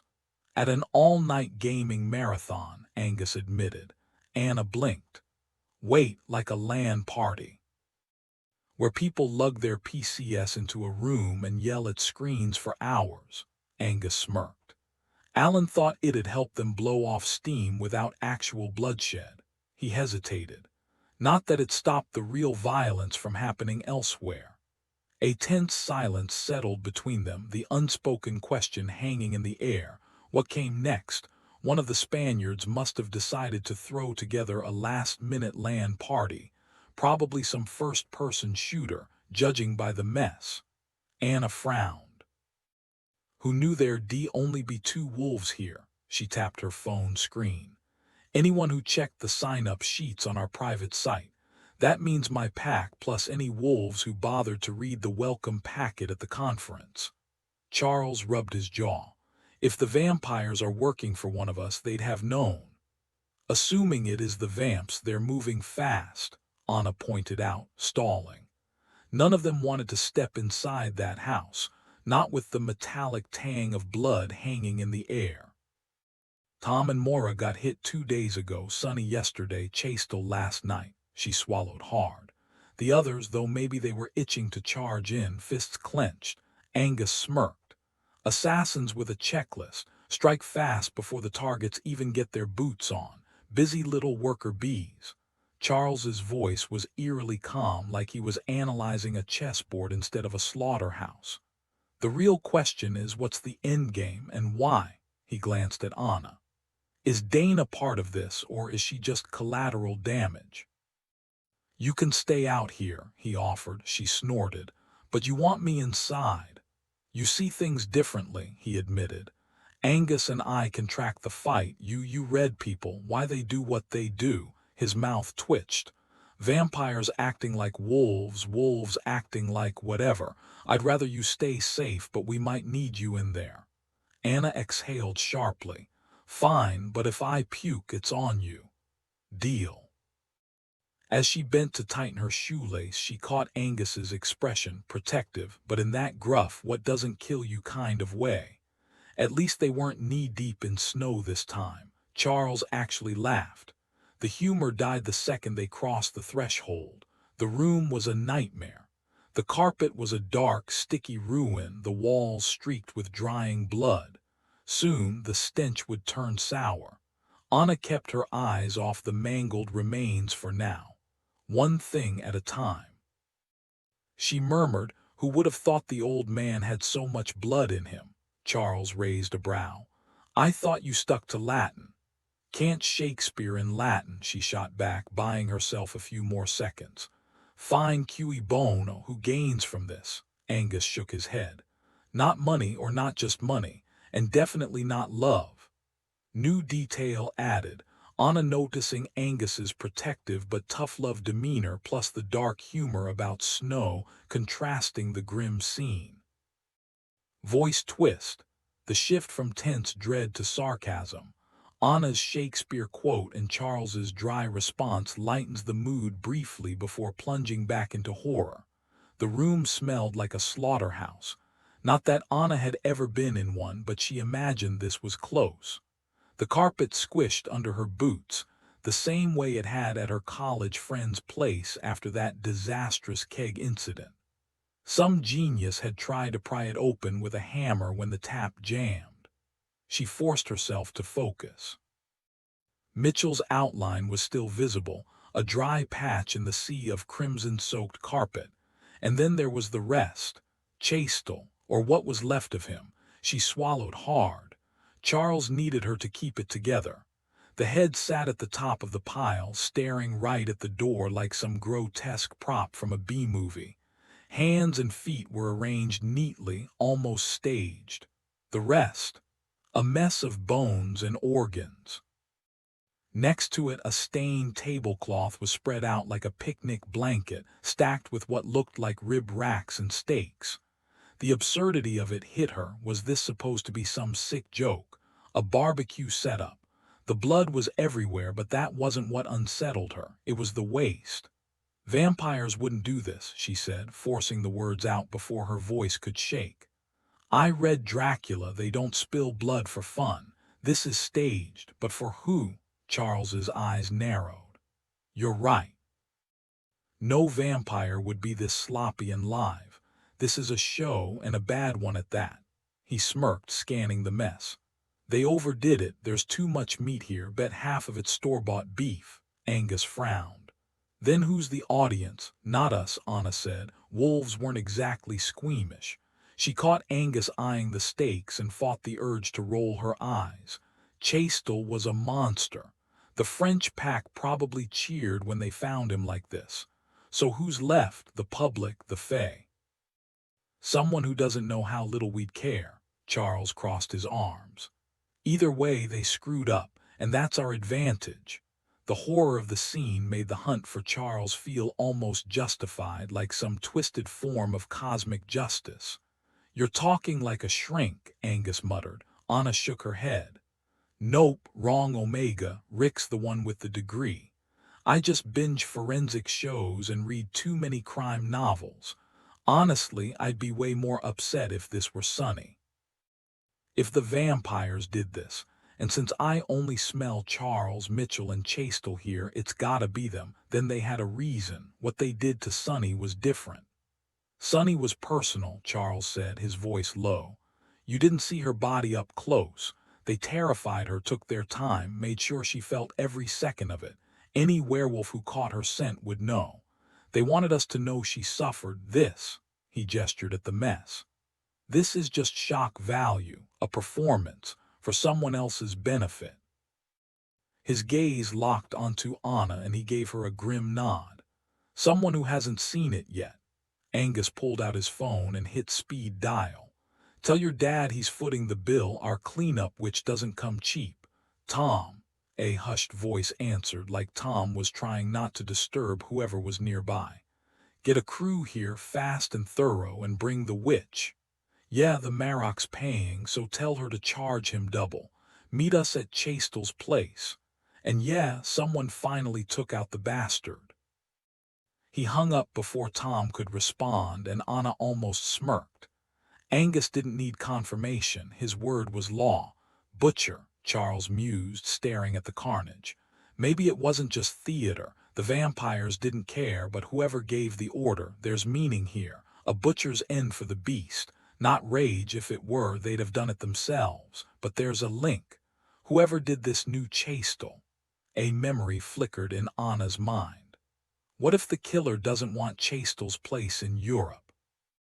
They'd expect a challenger to step up, right? Even if it wasn't a formal fight.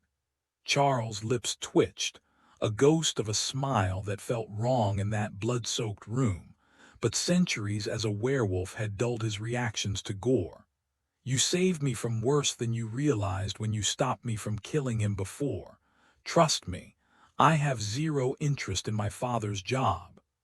Anna swallowed hard, forcing herself not to look at Chastel's lifeless eyes staring back at her. One last question, she said, already backing toward the door. She needed air. Maybe as a wolf the sight wouldn't claw at her nerves, but right now human instinct screamed at her to run. Anna hesitated at the door, her fingers gripping the frame. "Why keep Mitchell alive?" she asked, voice tight. Angus shrugged, phone pressed to his ear. "Doubt they meant to. Guy's a mess, but he's got a knack for playing hurt worse than he is." She knew that trick too well. If they thought they'd cracked a rib the first time, sometimes they'd walk away. No second hit. "That's it," she muttered, stumbling down the hall. "I'm done." The bathroom door slammed behind her. Coffee burned bitter in her throat. At least she'd skipped breakfast. Cold water splashed over her face, the towel rough against her skin. She scrubbed her shoes next, leather still new enough to shine. The blood came off easy, mostly. Mitchell wasn't just hurt, he was one breath from dead. Alan had him caged in a basement clinic because wounded wolves without an alpha nearby. Yeah, they got bitey. Charles figured talking could wait a day. Let the guy knit back together first. Anna looked wrecked, not tired, sick. The scene hadn't hit Charles the same way. Maybe if Chastel had been alive when they started carving, or if it had been someone under his protection. But Anna, she'd seen ugly, but not this kind of ugly. Or maybe she just hadn't learned to stomach it between coffee and breakfast. "Hotel," Charles said, nudging her toward the door. "Sleep. Angus, call when it's clean." Angus waved, still mid-call. Anna dug in her heels. "Thought we were questioning Mitchell. Tomorrow. Vampires did this, not us, not him. No way a half-dead wolf could have taken Chastel down, let alone turned the place into an art project. This was calculated," she frowned. "Then why'd the room smell like you?" Charles shoved her forward. "No clue. Angus, look into it." Another absent nod from Angus. Anna stopped again. "Who won the hunt? Does it matter? Maybe. If Chastel had that ruby ring and Dana got her hands on it. Fae enchant objects, right?" Charles glanced back. Angus was still listening. "Hold on a sec," Angus said to the person on the other end of the call, his voice low. "Valentin got it, the German wolf." Anna let out a sharp exhale. Damn. Charles had never heard that word packed with so much frustration before. She shot him a weary smirk. "Valentin swiped that bag right out from under us. We were this close. Stole it from you and the Italians." Charles raised an eyebrow, impressed.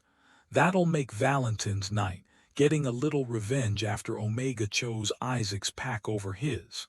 "So no enchanted Fae gem involved," Anna muttered. "Doesn't look like it."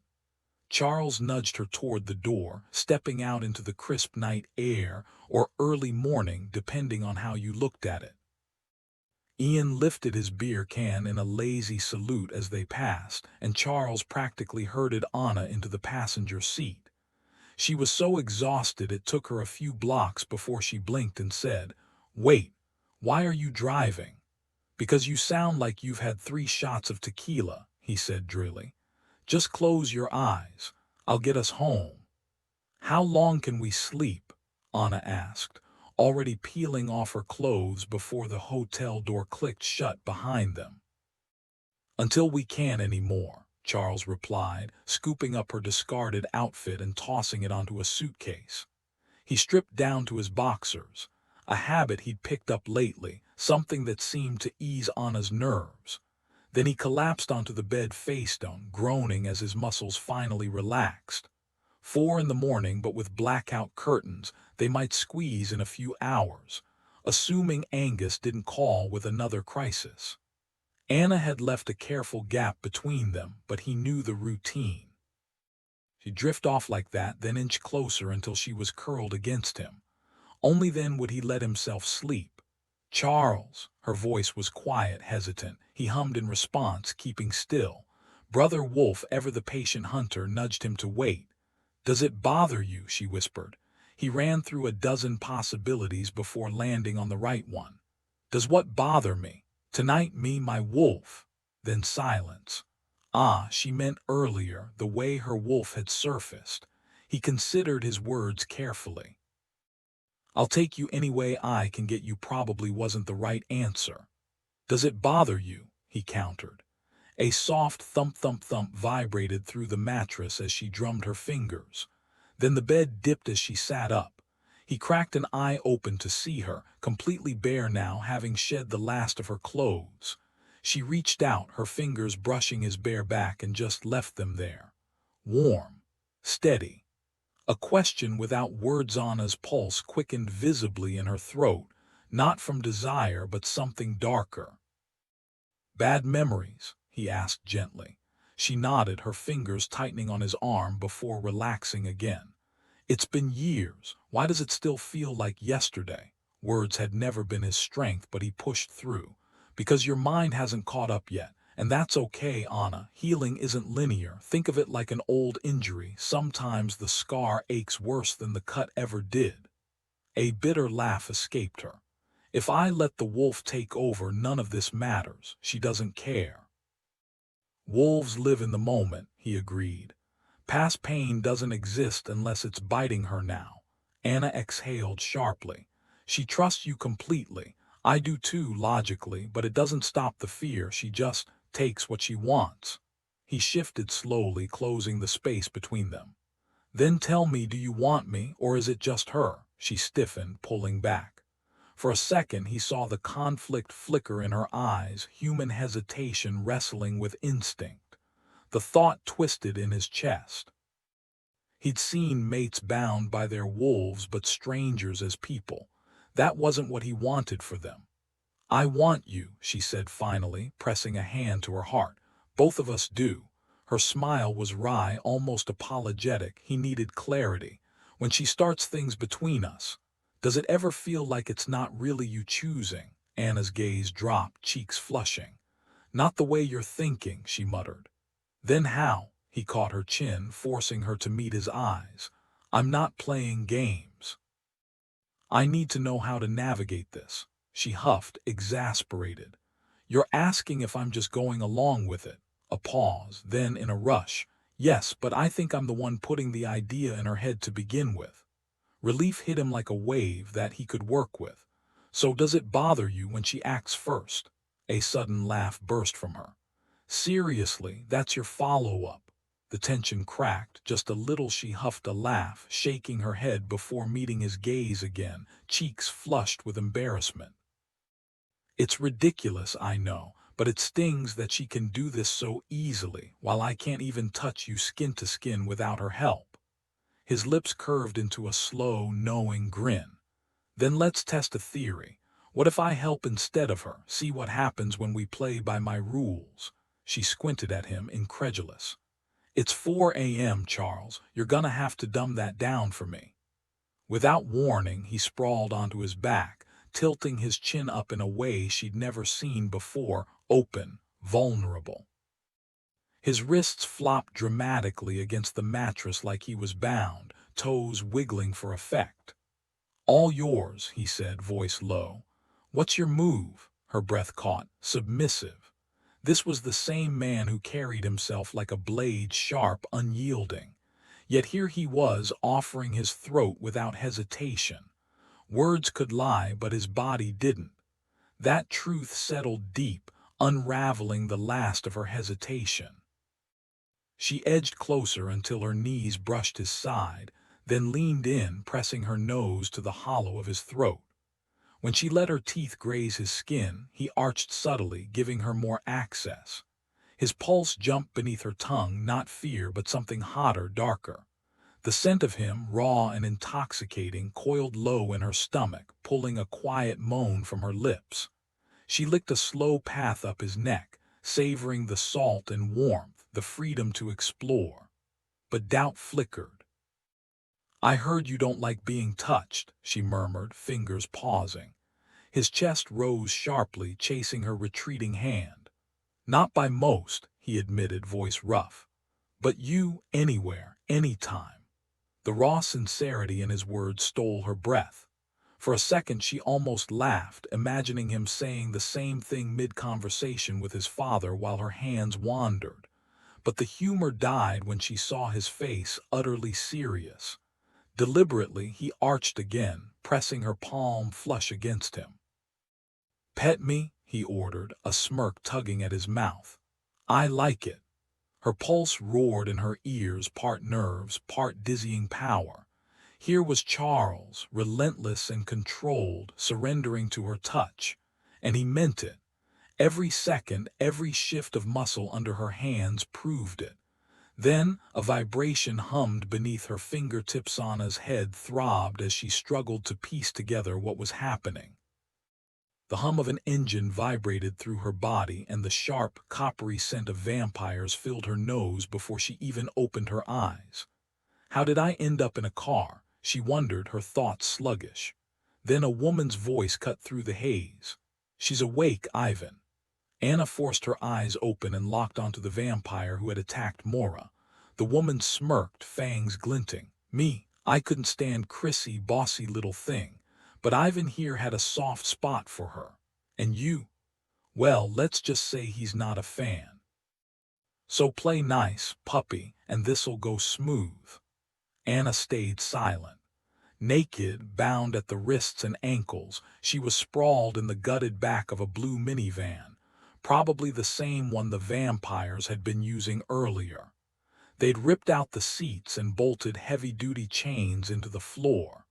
Good luck explaining that to the rental company, she thought dryly. Even the most forgiving insurance wouldn't cover this kind of customization. The female vampire lounged against the sliding door, her boot pressing into Anna's ribs. Beside her sat a man who looked middle-aged, though with vampires appearances were deceiving. He could have been stuck at 45 for decades. Questions burned in Anna's throat. Where's Charles? How did they take me? But she bit them back. The bond between her and Charles still hummed steady. Brother Wolf wasn't shielding it. That meant he was alive. The last thing she remembered was the warmth of his skin under her lips. No weakness, she needed to be smart. "Who hired you?" she demanded. The woman's grin widened. "Not my department. Our job's simple: package you up and ship you overseas. No fuss, no bruises, unless you want us to have some fun. Overseas. Europe, probably." Some wolf thought distance would keep Charles from finding her. They were dead wrong, but it'd be better if she never got on that plane. With a sudden jerk, Anna arched her back, driving her legs against the chains. Metal bit into her skin, but she ignored the pain. The floor groaned as the eye-bolt holding her feet started to warp. "Damn it!" The male vampire shot a glare toward the front. "I told you this piece of crap rental wasn't built for this." "Just shoot her," the driver snapped. Anna couldn't see who was behind the wheel, but she'd bet money it was the guy from the warehouse. A shotgun suddenly flew backward from the front seat, snatched midair by a male vampire who wasted no time pulling the trigger. The blast hit her square in the shoulder at point-blank range. Charles jolted upright, his head throbbing like a drumline. Brother Wolf's panicked voice cut through the fog. "She's gone. They took her." "I couldn't move, couldn't stop them, couldn't wake you up." The empty space beside him in bed confirmed it. The room reeked of vampires and the crisp night air pouring through the shattered window. Jeans first, then shoes. No time for socks, but bare feet wouldn't help him catch up. Thank God they'd switched to a fifth-floor room instead of the seventh. He leaped out the window, tucked into a roll on impact, and sprang up, ignoring the sharp protest in his knees. Tracking them in the city would be messy, but he had a better option. He tore open the bond between him and Anna, reckless and desperate. She wasn't far, but she was moving fast, and hurt. The pain must have shattered whatever witchcraft had knocked him out. He could still feel the spell's sticky remnants clinging to him, but awake, he burned it away like dry paper. Vampires with witch magic, that was new. He forced himself to mute the bond, dulling her pain to a distant hum. All he needed was direction. Worry wouldn't help her now, speed would. Seattle's maze of streets and waterways made the chase harder. South, Beacon Hill, West Seattle. The Italians had been staying out that way. Airport, Brother Wolf insisted. SeaTac, 15 miles. Wolf form would be faster, but shifting would cost time, and a sprinting wolf on the highway tended to draw attention. Stealing a car was an option, but every second counted. He could outrun a car in the city, especially if the vamps were playing it safe to avoid cops. So he ran. Hard. And he was gaining. The pre-dawn streets were eerily quiet, the same empty roads he'd navigated hours earlier when driving back to the hotel. Charles guessed it couldn't be past 5 in the morning. He hadn't been out long. Up ahead, brake lights glowed from a minivan idling at a red light. He narrowed his focus, willing the signal to stay red. He'd never tried this in a city before, but the light stubbornly refused to change as he sprinted the block. Then he was airborne, crashing through the rear window onto one of the vampires. Instinct took over. No hesitation, no mercy. He tore the creature's head clean off and hurled it toward the front seats, where it bounced off the dashboard. 1 down, 3 left. His fingers closed around something solid near his knee. A shotgun, as it turned out. "Shoot him," someone screamed. The driver was scrambling over the seats, but the cramped space worked in Charles' favor. The front passenger bailated out, either fleeing or circling back didn't matter. It bought him seconds. The female vampire was mid-shout when he drove the shotgun barrel through her ribs, shoving her straight out the side window. She wasn't dead, but she wasn't getting up either. 2 down. Anna gasped as the driver stumbled over her. The tight quarters gave Charles the edge. Vampires were quicker, but the van crippled their agility. Problem was, Anna was still chained inside. So when the last vampire yanked the passenger door open, Charles seized the driver and hurled them both out, using the momentum to slam the guy into his ally. The impact was brutal. The fourth vamp dropped his weapon, some kind of reinforced cane. Charles didn't question the idiocy of arming your enemy. He snatched it up and drove it straight through the fallen vampire's heart. Blunt force worked just fine for a werewolf. That left one. He whirled back toward the van, only to find crumpled metal and silence. He took a sharp breath, listening, then caught the sound of footsteps sprinting away. Darting around the van, he confirmed it was the driver fleeing, not some panicked bystander who'd stumbled onto the bloodbath. No human could move that fast. "Don't leave me." The voice came from below. He glanced down at the female vampire impaled by the shotgun, dark fluid seeping around the barrel. "Sunrise won't come for hours," she gasped. "End it, please." With Anna wounded, he wasn't in the mood for interrogation or mercy. He granted the vampire's request and dealt with the other one too. In under 4 minutes, the van's back held 3 headless corpses and their severed skulls. Danger handled, he turned to Anna. She was murmuring to him, but Brother Wolf only cared about the wound, making her wince. The manacles were a problem, no tools, no patience. But a shotgun barrel made a decent lever, and the chain gave way with a snap. The moment she was free, she tried to sit up and hissed in pain. The close-range shot had torn into her shoulder, the birdshot barely spreading, lead not lethal, just enough to stop her. But that didn't mean she was safe. "I'm fine," she kept saying, voice tight. A lie. "Stay still," he ordered. Miraculously, his phone had survived. He dialed Angus. "Where's Chew?" he demanded the second the call connected. "Anna's hit." "Anna's what?" 3 dead vamps in a wrecked blue minivan. They shot her. I need Alan Chu. Is he with Mitchell? He prayed not. Issaquah was too far.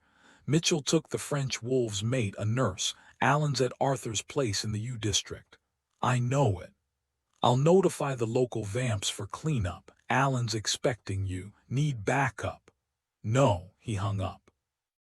Leaving Anna with the corpses wasn't ideal, but moving her would only make it worse, and a bloody, half-conscious woman in the passenger seat would raise more eyebrows than a dented van.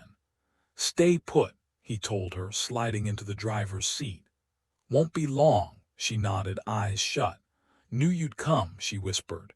Just didn't want you chasing me across the globe. Lucky I'm fast, he said. A faint smile touched her lips. She didn't open her eyes. Lucky break, he muttered, wrestling with the dented side door that refused to shut properly. After a few futile attempts to force it back into shape, he grabbed a belt from one of the fallen bodies, rolled down the passenger window, and lashed the door as tightly as possible to the frame. The van was still running, keys dangling in the ignition. Vampires weren't exactly known for their parking etiquette. As he shifted into drive, the light turned green. Charles, Anna's voice was tight with unease. Talk to me. I keep imagining those things twitching. Dead, he assured her, though his own adrenaline still hummed under his skin, craving another fight. But yeah, we can talk. Thankfully, she took the lead. Do you think our Arthur could actually be the Arthur? He exhaled, easing into the rhythm of the road. My old man says the real Arthur was a tactical genius, a brutal fighter, and way too pragmatic to waste time on fairy tales. No knights, no grail, just a bunch of guys fighting to keep their land from invaders. There was a white lady, but she wasn't Guinevere, and Merlin, more like a cranky old fae with grudges, the truth's grittier than the legends. He glanced at Anna, her face pale in the dashboard glow. But De never tells the full story, likes his mysteries. So Arthur the werewolf hates Lancelot's guts, Charles cut in, dry as dust. If he's a reincarnation, he's a lousy copy. Though fair warning, my dad and Arthur can't stand each other. Take his rants with a grain of salt. Anna managed a weak chuckle. He seemed to like you well enough. Reincarnation, he shrugged. No proof it's real, but no proof it's not. Personally, I'd rather stay dead than crawl back to this mess. The sword, though Excalibur, old but no magic left if it ever had any. De says the Fae forged it during the wars along with a spear and a dagger. Arthur's not wrong about that. Silence settled for a few blocks before Anna spoke again, her voice fraying. Your father, he knew Arthur. His grip tightened on the wheel. No blood, but her breathing was off. He pressed the gas harder. Ask him yourself if you're up for dodging half-truths. The van lurched forward, streetlights blurring into streaks. Somewhere ahead, safety waited. Maybe the moment Charles pulled into Arthur's driveway, he spotted Alan and 2 unfamiliar figures waiting outside. The stranger's presence set off alarms. These weren't from Angus's pack. Vampires, Charles muttered under his breath. Alan shrugged. Cleanup crew. Where's Anna? Charles slid open the van door, the one that still worked, and Alan leaned in. Hey, Alan, Anna greeted weakly. He took one look at her and smirked. Got yourself shot, nice. A dry chuckle escaped him. You'll live. Stepping back, he motioned toward the house. Bring her in. We'll patch her up. Careful not to jostle her, Charles lifted Anna into his arms. Alan held the front door open, but as soon as Charles stepped inside, he froze. Arthur stood blocking the hallway, looking like death, warmed over, sunken eyes, skin a sickly gray.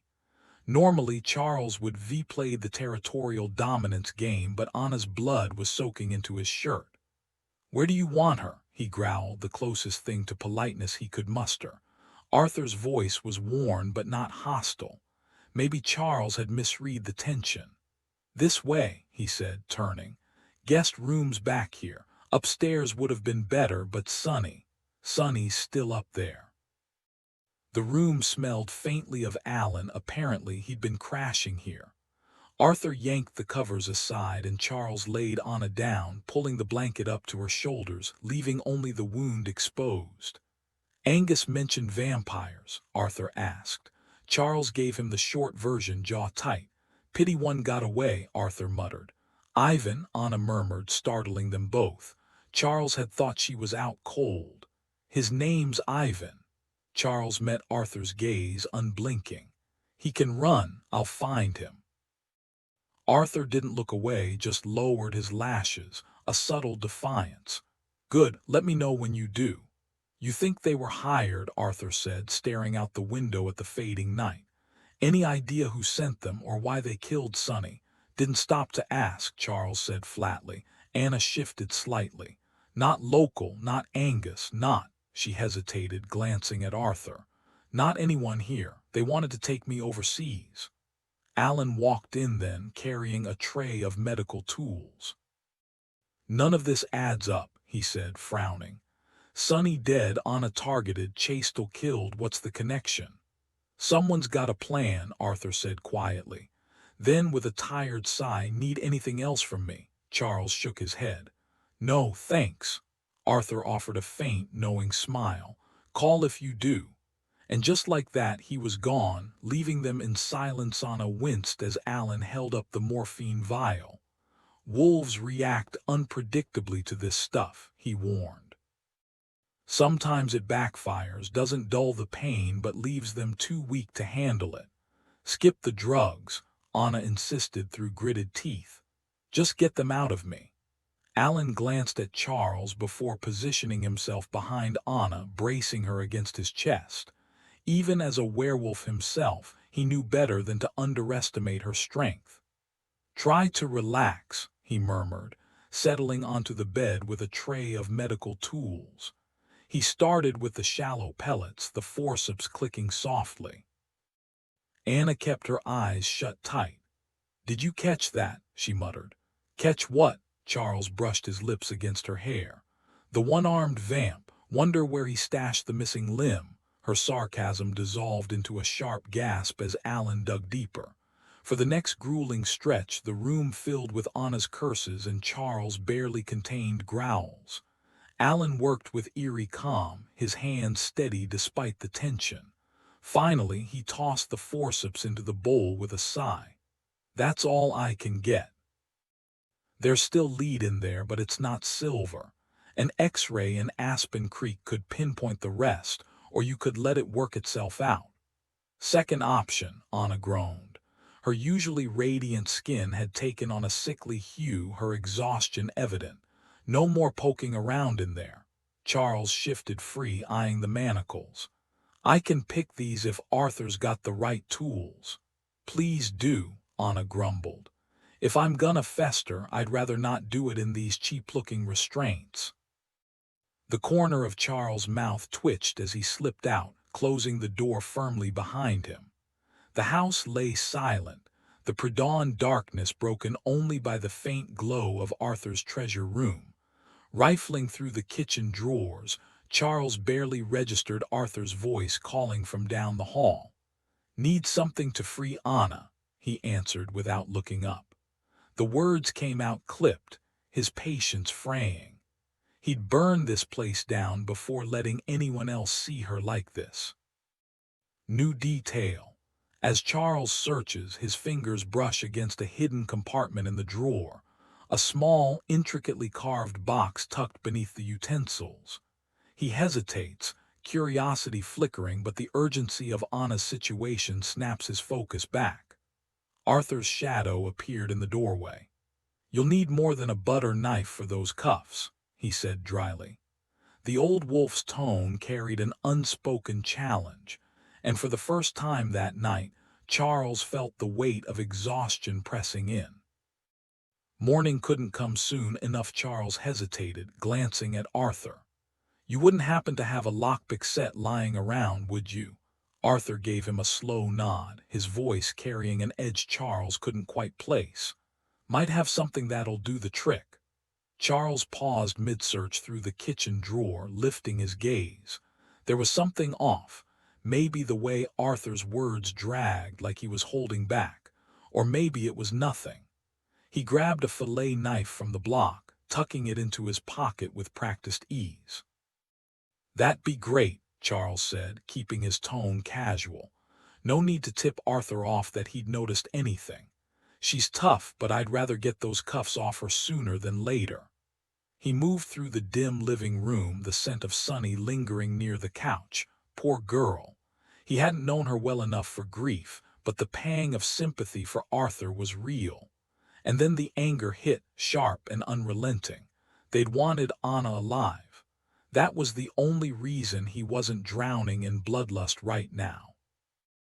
If they'd killed her, he'd have followed. The realization settled in without resistance. Wherever she went, he'd be there. "Charles," Arthur's voice cut through his thoughts just as his phone buzzed. "Hold on, Angus is calling." He flipped it open. "Yeah," Angus's voice crackled through. "Anna was right. Cops swarmed Chastel's place an hour ago. Someone reported screams, gunshots, the works. They brought luminol, but Moira's cleanup was flawless. Not a trace left." Charles exhaled. Trap sprung too late. He caught Arthur hovering nearby, listening. "Yep," Angus confirmed. "And about your scent, Moira found clothes in the mess. Someone planted them, dragged them around. No way to tie it back to you now." "Good. One more thing, those vamps cleaning the van recognized the stick you used, called it a spellcatcher." Charles frowned. "A what?" "Vampire magic. Rare, expensive. Whoever hired these guys had deep pockets." Charles clenched his jaw. This was bigger than he'd thought. This enchanted stick can store up to 4 spells, and whoever it's bonded to can unleash them, even if they don't have magical abilities themselves. That explains how those vampires pulled off the shadow trick and the look not at me when they ambushed Anna the first time. And that hotel room kidnapping had to be a witch's sleep spell channeled through the spellcatcher. Here's the catch. It only works if the spells are willingly handed over by the caster, which means a werewolf gave them those spells. Charles paced, his boots scuffing the hardwood. Cell phones had their downsides, but at least he wasn't tripping over cords. "Anna okay?" he asked, voice tight. "She'll be fine once the bullets work their way out," came the gruff reply. "And once I pick a few locks so she doesn't have to explain her new accessories to the cops." Arthur loitered in the doorway, eavesdropping shamelessly. "Good," Angus muttered, then cleared his throat. "You did good, son." Charles smirked. He was centuries older than Angus. "Yeah. She balances me." "Tell her that," Angus chuckled. "Women love when we fumble over the mushy stuff." "Noted." He hung up. Arthur raised an eyebrow. "Cleanup crew." Charles hesitated. There was a lot Arthur didn't know. "Chastel got himself butchered last night. Messy business." "You didn't?" "Nope, vampires." Arthur exhaled, gaze drifting. "Chastel, never thought I'd see the day." His smile was brittle. "Guess it finally happened to the right guy, huh? Poor Sonny." He scrubbed a hand over his face. "Sorry, so clean up." Charles bit back sympathy. It wouldn't help. Anna figured the scene was staged. Too much blood, too vampiric. "Wait, vampires killed him, you're sure?" "Positive. Half the wolves I know would have paid for the chance." "Who called the cops?" "The vamps." Charles shrugged. "Timing's off. They wanted the police to walk into a horror show. Maybe to keep the werewolves out. Maybe to make framing him easier. Without the scene, no one would have traced his scent there. But they gave us too much time. Cops won't find a thing now. Angus is thorough. His second Tom works day shift as a cop, knows exactly how to scrub a scene." Charles paused. Charles turned the idea over in his mind. Arthur, the kind of guy who'd pay someone else to get his hands dirty. But the thought didn't sit right. Sonny was dead, and no wolf, no matter how ruthless, would turn on his own mate. Still, he couldn't shake the nagging feeling, so he tossed out a line just to see if Arthur would bite. "Whoever tipped off the cops waited way too long," Charles mused, shaking his head. "If they'd called right after the job, it might have worked. That's what's been eating at me, the sheer sloppiness of it. Most wolves hunt better than this." He let out a dry chuckle. "The vamps made a play for Anna right before dinner, lost two of their own in the process. Mitchell, one of the French wolves, was with Chastel when they got him. Left him for dead, too. He'll pull through, and when he does, he'll tell us exactly what those bloodsuckers said. Maybe even who hired them." Arthur's eyebrow twitched. "Hired? Professionals," Charles confirmed, counting off on his fingers. "Brought to Seattle for 3 jobs: snatch Anna, kill Sonny, and take out Chastel messily. Something that screamed monster to the cops." He paused, rubbing his jaw. "Thing is, the vamps weren't the problem. If they'd known what they were walking into with Anna, they'd have pulled it off. Someone underestimated the escort I sent with her. Figured Tom was the only real threat. Chastel's death, that was art. Any human who saw it would have had nightmares for life. But the idiot who was supposed to call the cops dropped the ball." Out of the corner of his eye, Charles caught the way Arthur's knuckles whitened, the subtle tension coiling through his frame. "Incompetent," he repeated, watching Arthur's jaw tighten. Arthur. His father had been suspicious about that alpha's death in London, strong, dominant, taken out in a staged car wreck. Too convenient. Charles turned away, pacing like Arthur wasn't even there, letting the silence stretch. Taking out Chastel made sense. The man had been a roadblock to Arthur's ambitions in Europe. A fair fight. No chance. Arthur wasn't strong enough to face him head-on. But an assassination dressed up as a monster's work. That he could do. He just couldn't afford to get caught. No one would follow a wolf who took the coward's way out. Charles smirked to himself. Arthur didn't give a damn about the werewolves going public. He was exactly the kind of polished, charming face Bran wanted to introduce to the world. Too bad charm didn't make up for a spine Arthur needed to shift suspicion away from himself. So framing Chastel's murder as something meant to draw human attention was the perfect cover. Plenty of wolves despised his father's schemes. Bran would never suspect Charles of the killing, so Arthur had to craft a phantom enemy for Bran to chase. Some faceless mastermind who hired vampires and vanished without a trace. That gruesome display. Just Arthur making a statement. Chastel was a savage after all, while Arthur saw himself as refined. He'd never recognized the irony. To him, mindless brutality was beneath his dignity. Arthur didn't kill for sport. Chastel ruled through fear, slaughtering challengers to keep the rest in line. Arthur. He'd started the same way, eliminating alphas in Britain before realizing there were cleaner methods for dealing with threats. Bran could connect the dots from here. Charles knew the truth. Arthur and Chastel were cut from the same cloth, power-hungry but careless with what they claimed to own. Arthur would never admit it, though. Maybe that's why he'd made Chastel's death so messy, a not-so-subtle reminder of who really held the reins. Then there was Sonny. Hiring vampires made sense if you couldn't risk a werewolf attacking an Omega, but using them to kill your own mate, that was next-level cold. Suddenly, Anna's kidnapping attempt clicked into place. Arthur had resources, private jets, connections, and Anna was everything Sonny could have been. An Omega, a status symbol, immortal. Sonny had been aging, slipping through his fingers. His grief in the warehouse had been real, sure, but so was his relief when he ended her suffering. Too bad for him he hadn't realized grief would hurt worse. Casually, Charles pulled out his phone. "Gotta update, duh," he said, keeping his tone light. "He hates interruptions during breakfast." No lies, just misdirection. He typed a quick message to Bran, "It's Arthur." Then, angling the screen away, he fired off another to Angus, "Don't call. Send backup. Arthur's behind it all." A little dramatic, maybe, but clear. Arthur might V lacked the strength to take Chastel head-on, but Anna and Alan were here now, vulnerable.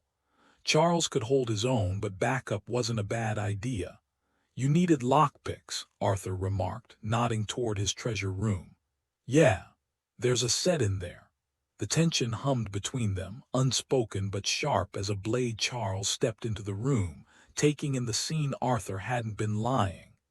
The tapestries were carefully packed into museum-grade crates, the kind used to ship priceless artifacts. Only the sword's display case remained untouched. You've been busy, Charles remarked, tracing the edge of the wooden crate. But tell me, how did you convince Dana to break her oath? Arthur froze, his expression shifting, the grief in his eyes fading into something sharper. Same way I got the vampires to play along. I gave her something she couldn't refuse. His grin turned smug. Though honestly she was already pissed at you. That helped. Charles frowned. What did I do? Then it hit him, the painting his father had sent her. A gesture meant as kindness, but Dana had taken it as a slap in the face. Arthur rolled his eyes. Who knows, Fae are touchy. As for my end of the deal, he gestured to the sword case. That's not Excalibur, Charles said flatly. When she realizes you tricked her, she'll make sure you regret it. Arthur smirked, sliding open a hidden panel in the case. Funny thing about hiding things in plain sight. The sword he pulled out wasn't the one on display, but the moment it left the case, the air hummed with magic. Charles's instincts screamed. Fae forged, no question. Arthur adjusted his grip, every movement precise, years of training evident. Charles knew he was outmatched, but Angus was on his way. He just had to stall. Anna won't follow you, Charles said, keeping his voice steady.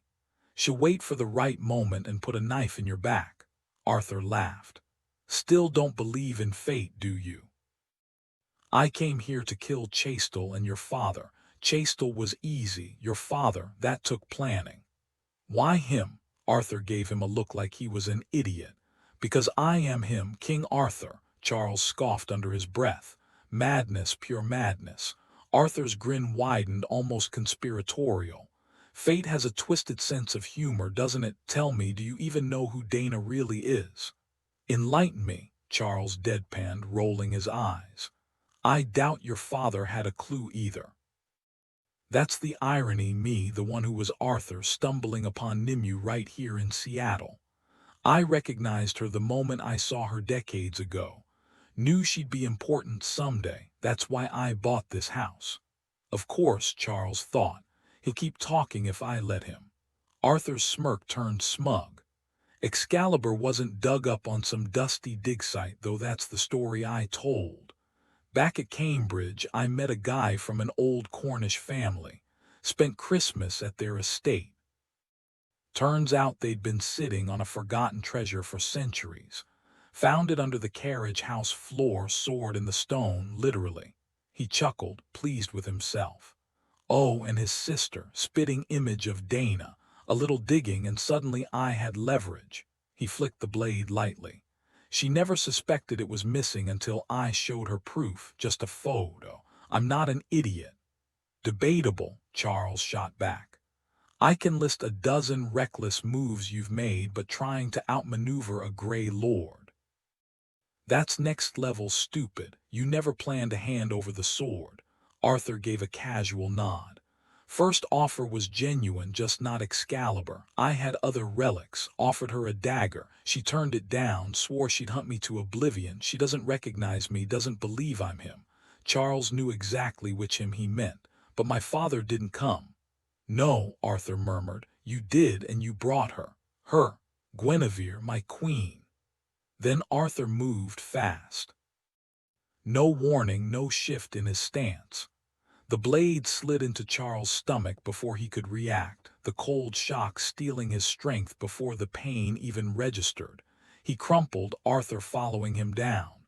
Quick fights are the cleanest, Arthur mused. I know you. When your father didn't show, I was furious. But then I saw her, my Guinevere, and I understood.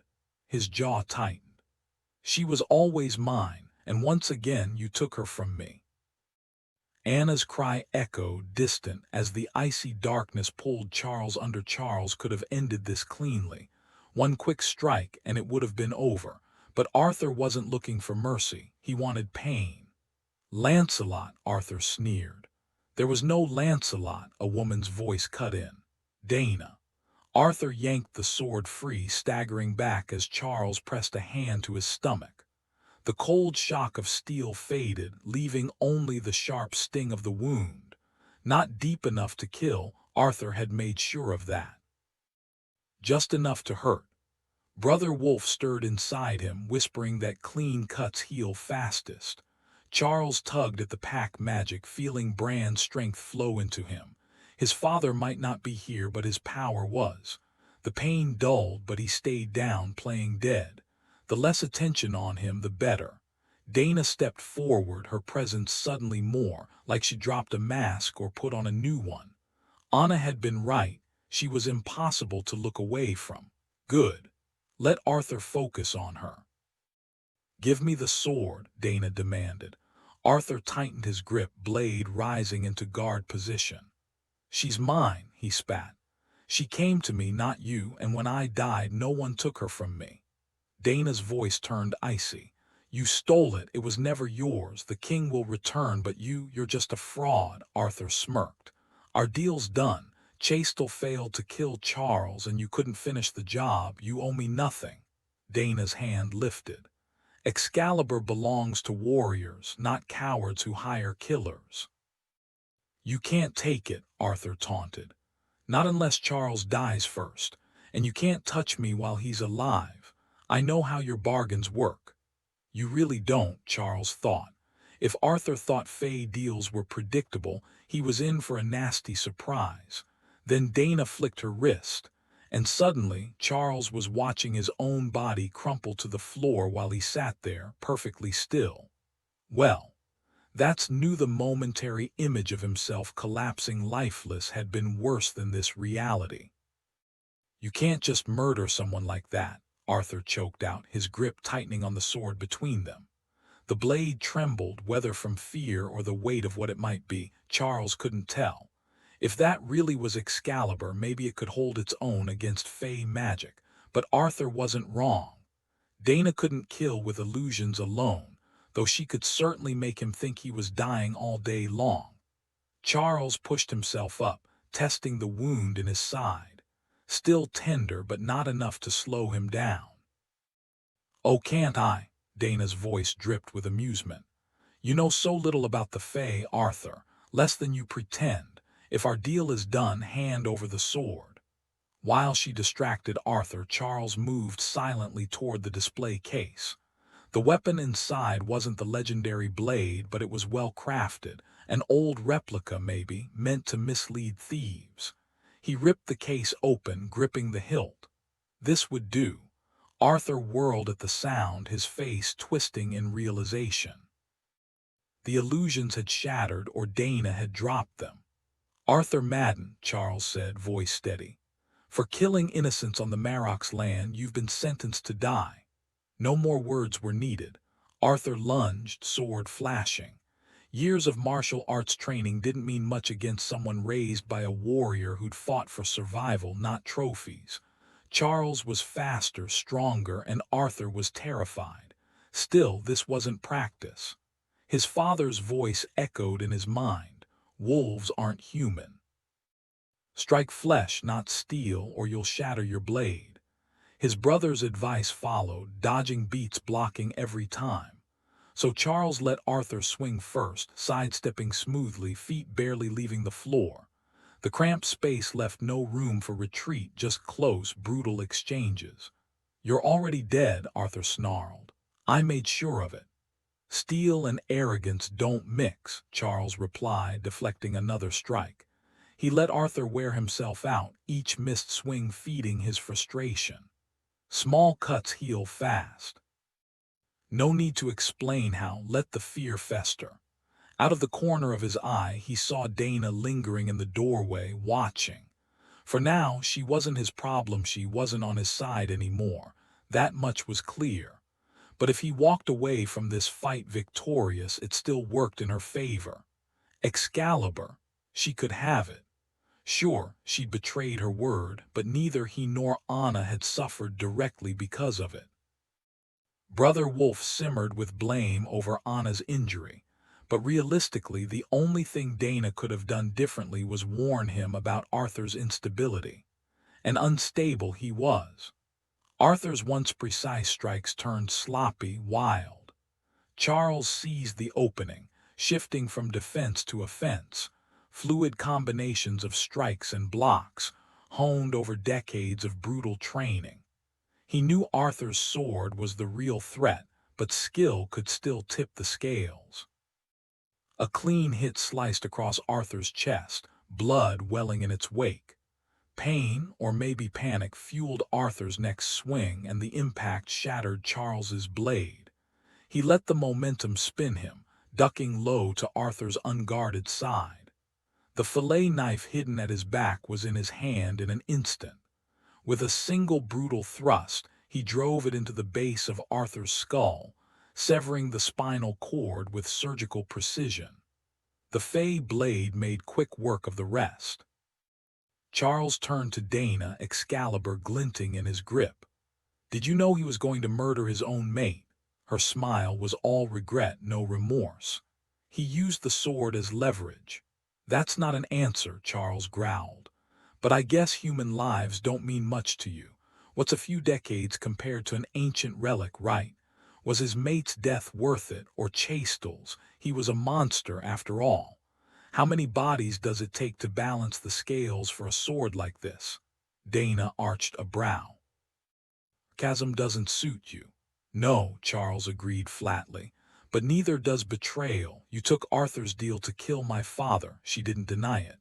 "Not until he offered Excalibur. She's my purpose, my duty, and that fool had her. But my father never came." Charles needed answers while he still had the upper hand. "Of course not." Dana's voice was eerily calm. "The elements whispered he wouldn't, but I needed Arthur to bring the sword to me.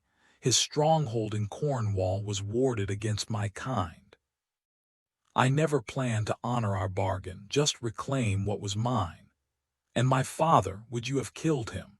"Not if he'd stayed in Montana." Her gaze flickered. "But then you showed up instead with something Arthur wanted even more." Charles clenched his jaw as Dana's confession settled between them like poisoned smoke. She'd orchestrated everything, pitting Chastel against him, ensuring Arthur's twisted plans would unfold without interference. And all for what? A petty revenge wrapped in cold calculation. His skin crawled with the filth of the night, the metallic tang of blood still clinging to him. He barely resisted the urge to scrub his hands raw. With deliberate slowness, he extended the sword toward her, grip loose, as if even touching it now disgusted him. "Yours," he muttered. "Try not to lose it again." Dana's fingers curled around the hilt, her side dripping with eerie satisfaction.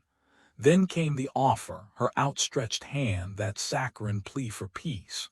No hard feelings.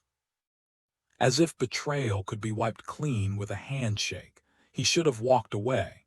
But duty, damn it all, made him take her hand. Big mistake. Her grip turned vice-like and the world tilted. One second he was standing, the next his knees hit the floor, his vision swimming with ghostly blue tendrils snaking up his arm. Pain lanced through him, locking his muscles, stealing his voice. Dana leaned in, her breath warm against his ear. "Humans die faster," she murmured, almost tenderly. "But this is cleaner. No evidence, just silence." Brother Wolf snarled inside him, but the agony pinned them both down. Across town, Anna paced the reinforced room like a caged animal. Alan's phone had been useless until they'd found the jammer hidden in the shadows. Now, with Angus's sarcastic 14 minutes ringing in her ears, she wanted to scream, "Apologies, forget it." The walls were closing in, every second stretching into an eternity. Dana's lips brushed Charles's cheek, a mockery of affection. "I do like you," she whispered, "but your father owes me a debt, and tonight he pays in kind." The pain spiked. Somewhere a clock ticked, 13 minutes left, maybe less. Angus was already en route when they reached him, having gotten a heads-up from Charles's text. Bran the Marrock was less than half an hour from Seattle. His gut had warned him something was wrong earlier, and when Charles stopped answering his calls, Bran didn't hesitate. He boarded the jet immediately. Anna clenched her fists, the short chain still dangling from her wrists, jingling with every step. At this point, Bran might even arrive before Angus. It had been 10 minutes since Alan identified the earlier commotion as a sword fight. 8 minutes since Charles had shut her out completely through their bond, leaving her with nothing but the faint awareness that he was close and motionless. Her injuries had mostly healed, though a few spots still stung, and the makeshift sheet dress she'd wrapped around herself wasn't exactly high fashion. The cheerful clinking of the chains was grating on her nerves, and probably Alan's too, though he was too polite to complain. 16 minutes later, the door finally clicked open. "Sorry," Tom muttered, stepping inside. "Took us a while to find the electronic lock. Turns out it was in the room with Arthur's body." Anna didn't waste time. "Where's Charles?" "Mora's with him," Tom said. She found Charles sprawled in Arthur's trophy room, surrounded by shattered steel and blood. Mora knelt beside him, hands pressed to his bare shoulder, her expression tight. "I've stabilized him for now," she said, voice strained. "But it won't last. Someone hit him with a death curse. He's fighting it, and I'm helping, but—" Anna's breath caught. Charles wasn't unconscious. His body was rigid, veins standing out like cables under his skin. "How do we stop it?" she demanded, her voice raw. "Find whoever cast it and make them undo it," Mora said flatly, "or kill them." "Can you tell who did this?" Mora shook her head. "I've never seen anything like it. Could be witchcraft, fey magic, even some twisted werewolf trick. It's tangled up with his own power, and his magic, it's different." Angus spoke up.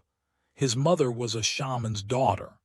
And his father is witch-born," Anna added without thinking. Bran might not like that detail getting out, but right now they needed every advantage. Maybe Charles's extra magic would buy them time. She scanned the wreckage, broken weapons, Arthur's corpse, the lingering stench of dark magic.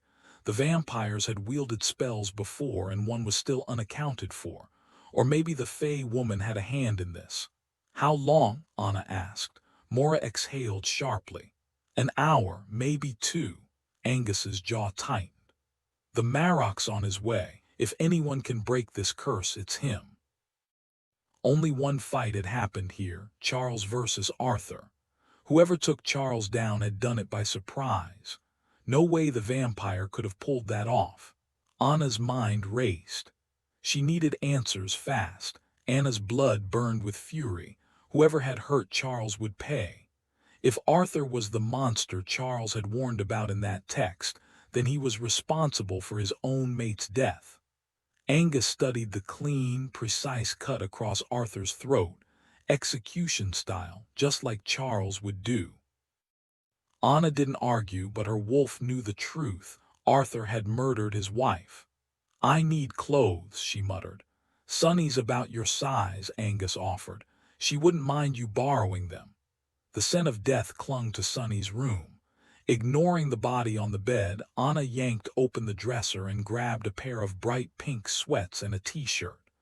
The tennis shoes fit perfectly, small miracles.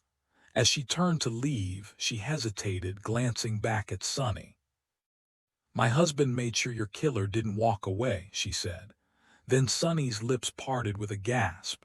Anna froze. The corpse spoke. "Anna Latham Cornick, mate of Charles, Omega of Aspen Creek, wolf, sister, beloved." Sonny's milky eyes snapped open, locking onto Anna. "Dana, she once Nimue, Lady of the Lake, has betrayed her oath. We choose you as our justice. Take Carnwenin."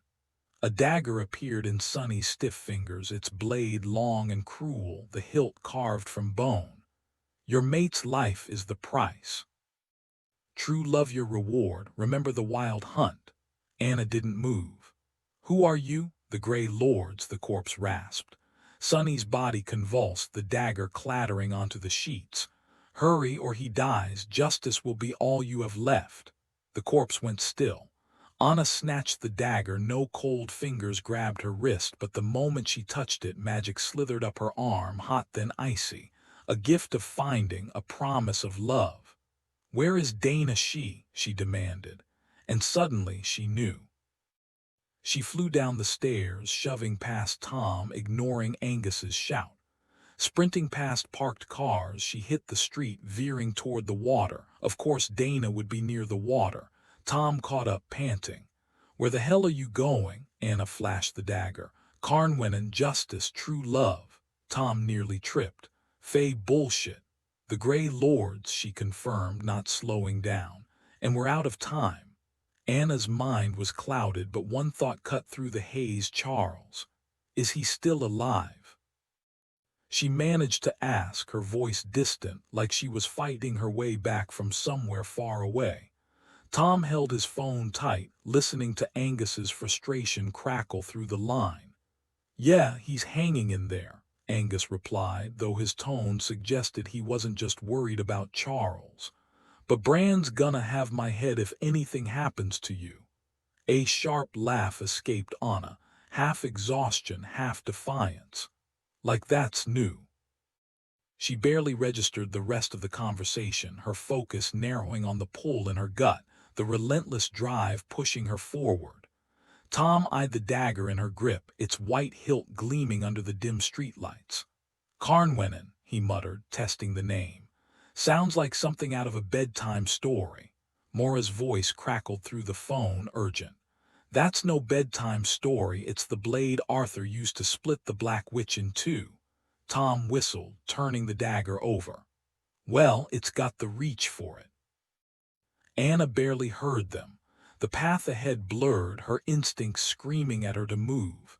When Tom tried to steer her toward Dana's boat, she jerked free, pointing down the Burke-Gilman trail. "This way." Tom hesitated, then shrugged. "Fine. Less chance of someone calling the cops on us for sprinting through Seattle with a mythical weapon." The cold air burned her lungs as she ran, the hunt humming in her veins. The wild hunt had nothing on her now. The pre-dawn gloom clung stubbornly to the docks, broken only by the thinnest crescent of moonlight, just enough to see by, though Anna knew the true darkness of the new moon was coming. The unnatural compulsion gripping her finally loosened as Dana's floating home came into view. At first her legs moved stiffly, but the weight of the iron cuffs seemed to anchor her, and soon she staggered to a stop. Oddly, her limbs obeyed her before the rest of her did. "Tom." She gasped between breaths. "Thank God," he muttered, relief sharp in his voice. "You're yourself again." "Magic," she spat, flexing her fingers. "Yeah, what the hell happened to you?" The words tumbled out faster as her speech returned, corpses whispering, the hunt's call, the sickening realization she'd been sent as a pawn. Tom grimaced. "Dead folks chatting, that's messed up." He handed the phone to Moira, and Anna repeated the story, acutely aware of unseen werewolves listening in. Moira's voice crackled with exhaustion. "One of the Morrigan then, Babbed likely, or Nemen, doesn't matter, point is they want Dana dead." "Why?" Angus' growl cut through. "She betrayed them, now she's a lesson and using Anna to do it." His disgust was palpable. Anna clenched her fists. "They called the Wild Hunt, or I think that's what they said. Sounded like I was the only one hunting." Angus scoffed. "A human-form wolf with a knife sent after a Grey Lord, please. They never expected you to win." Then Brother Wolf's voice roared through her mind, clearer than ever, Charles' timbre but deeper, laced with urgency. "She is Nimue." The flood of images that followed was brutal. Arthur's stolen treasures, Excalibur in Dana's grasp, the dagger's true purpose. A warning, a trap. Pain radiated through their bond, raw and barely restrained. Go back, wait for the Marok, stay away from her. And just like that he was gone, leaving the bond frayed thin. "Never trust the Fae," Anna muttered. She believed him. Thank God the others hadn't heard or they'd stop her from what came next. "Mora," she forced out. "How's Charles?" A pause. "Not good," she already knew, had felt it. "How long?" 15 minutes maybe. After that, Mora's voice wavered. "The pain's eating at him." Anna's breath hitched. She swallowed hard, fists trembling. "No, not an option." Mora shook her head, her fingers tightening around the phone. "Even if he'd been dead when I arrived, I wouldn't have known it was a curse. No one could prove it was magic, not unless they saw him fighting it like Charles is now." Anna exhaled sharply, her mind racing. Dana had no idea Angus and Bran were already aware of her betrayal. She'd assumed Charles was the only one who knew. "How long until Bran gets here?" she muttered, more to herself than anyone else. 10 minutes until he lands at SeaTac," Mora answered. Anna hung up. Too late. She turned to Tom, who was watching her with wary curiosity. "What's the plan?" he asked. She smirked. "Plan's too generous a word. I'm winging it, but this might be the only shot Charles has. And if she failed, it wouldn't just be his life, it'd be hers too." The phone buzzed again. Tom glanced at the screen. "Angus might give us the green light." "And if he says no?" Tom powered off his phone without hesitation. "You want me with you or as backup?" Anna considered it. "Dana likes men, might work in our favor if you come in with me." She eyed his jacket. "But let me borrow that first." People always underestimated her. Maybe the Grey Lords had made the same mistake. The dock swayed beneath her feet, the water below ink black and unwelcoming. She knocked, Tom a solid presence behind her. Dana's voice echoed unnervingly close. "Who's there?" "You know exactly who," Anna said flatly. "I've got something for you. Could be a gift, could be a warning, depends on you." "Studio," came the reply. The door clicked open. Inside, the scene was eerily familiar. Soft lights, the scent of paint, Dana absorbed in her work. The Marok's painting hung alone on the left wall, but Anna's attention snagged on the sword propped nearby. It looked like Excalibur, or at least the real one. The fake had shattered, protecting Charles. Anna didn't waste time. "The Grey Lord sent me to kill you." Dana didn't look up. "Brother Wolf thinks I'm just the messenger," Anna continued. "Here to warn you, if you try this again, the Wild Hunt comes for you. He thinks I'm delivering their gift." She steadied herself. "And I think he's right." Finally, Dana lifted her gaze. She wasn't just beautiful, she was alive, the kind of woman who could burn cities with her rage and carve legends with her blade. Anna couldn't shake the magnetic pull Dana still had on her, even now. She clenched the cold metal cuff around her wrist, grounding herself. Dana's beauty was undeniable, but this time, Anna didn't feel like she was drowning in it. Instead, she met Dana's amused smirk with steady eyes. "Brother Wolf?" Dana asked, tilting her head like a cat toying with its prey. "A friend," Anna replied, keeping her voice casual. She wasn't about to hand Dana any ammunition. "I was supposed to come here and attack you, but Arthur's vampires left me with a little souvenir." She rattled the chains on her wrist, then kicked her foot to make them clink. "Turns out their screw-up gave me options. And you, if I had attacked and you killed me, you'd be at their mercy, wouldn't you?" Dana's lips curled. "I am a Grey Lord, I bow to no one," Anna scoffed. "Sure, until Charles dies, then the Marok hunts you down. You'd either have to flee back to Europe or die. Either way, you'd be under their control." A flicker of fear cut through Dana's anger. Anna could smell it. The Fae tried to shift the conversation. "You mentioned a gift." Anna wasn't letting her off that easy. "You didn't realize, did you?" she said, softening her tone just enough to sound sympathetic. "When you cursed Charles, you broke your word. Angus and I saw it. We told Bran, not enough to accuse you publicly, but enough that if Charles dies mysteriously, Bran will come for you." Dana set down her paintbrush, avoiding Anna's gaze, but Anna didn't need to see her face. The scent of panic was unmistakable. "Good." She wasn't scared of Anna, she was terrified of the Marok. Anna circled the easel, stopping just inches away. "Nimue," she murmured, summoning the part of herself that soothed and calmed. "Lift the curse from my husband. I swear no one will ever hear of your deception. The Marok won't hunt you, you'll be free." Dana's eyes stayed locked on the painting, Picasso, not Vermeer. Smart choice, Anna thought. No one could accuse her of misinterpreting abstract chaos. "No," Dana hissed, her voice trembling with fury. She pointed at the Marok's gift on the wall. "Do you know how much this still hurts? Every time I look at it, it's like reliving that day. I swore I'd make him suffer the same way. He took my home, now he loses his son." Anna had planned to return to Europe, but fate had other ideas. With a swift, brutal motion, she drove the hidden dagger straight into Dana's chest, just under the ribs, right where that crime drama she binge-watched had shown her. The Fae's eyes widened in shock for a split second before going blank. "No" was definitely the wrong answer, Anna muttered, yanking the blade free. Tom didn't hesitate. He grabbed the sword leaning against the wall and made sure Dana wouldn't be getting back up. Anna wiped the dagger clean on one of Dana's paint-stained rags, her hands trembling. 6 decapitations on this trip alone, not even counting the vampires that turned to dust. 6 is pushing it, don't you think?" she said, voice unsteady. Tom shrugged. "Cold iron should have done the job, but I wasn't taking chances." He snatched the rag from her, cleaning the sword with quick practice strokes before handing it back. Then he pulled out his phone. "Moira, how's Charles?" "Alive," came the exhausted reply. "Not great, but the curse broke. He'll pull through." Angus smirked.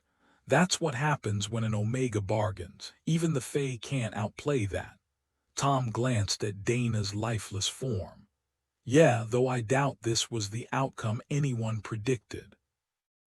Outside, the troll, disguised as a homeless man, leaned against their boat, cigarette dangling from his fingers.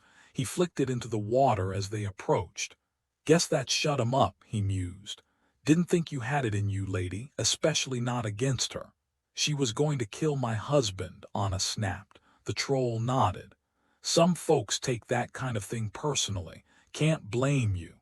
He eyed the weapons in her hands like they were radioactive.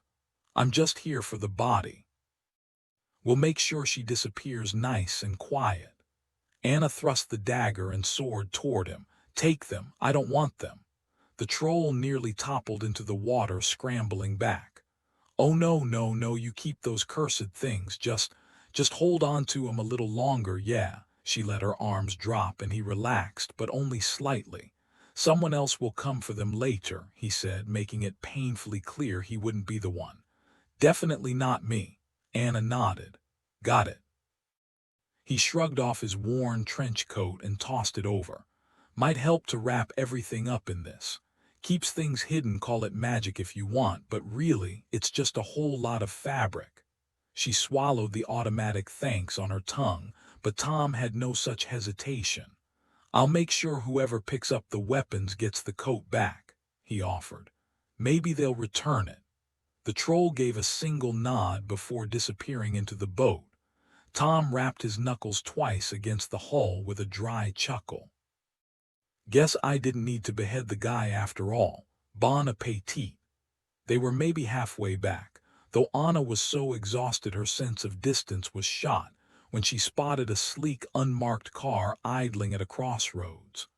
"I see it," Tom muttered, stepping protectively in front of her. Anna didn't argue. She might not want the sword, but she sure as hell didn't want certain people getting their hands on it, like that vampire who'd slipped away. She fell back a few paces, letting Tom take point. If only it had been a gun instead. She actually knew how to use one of those.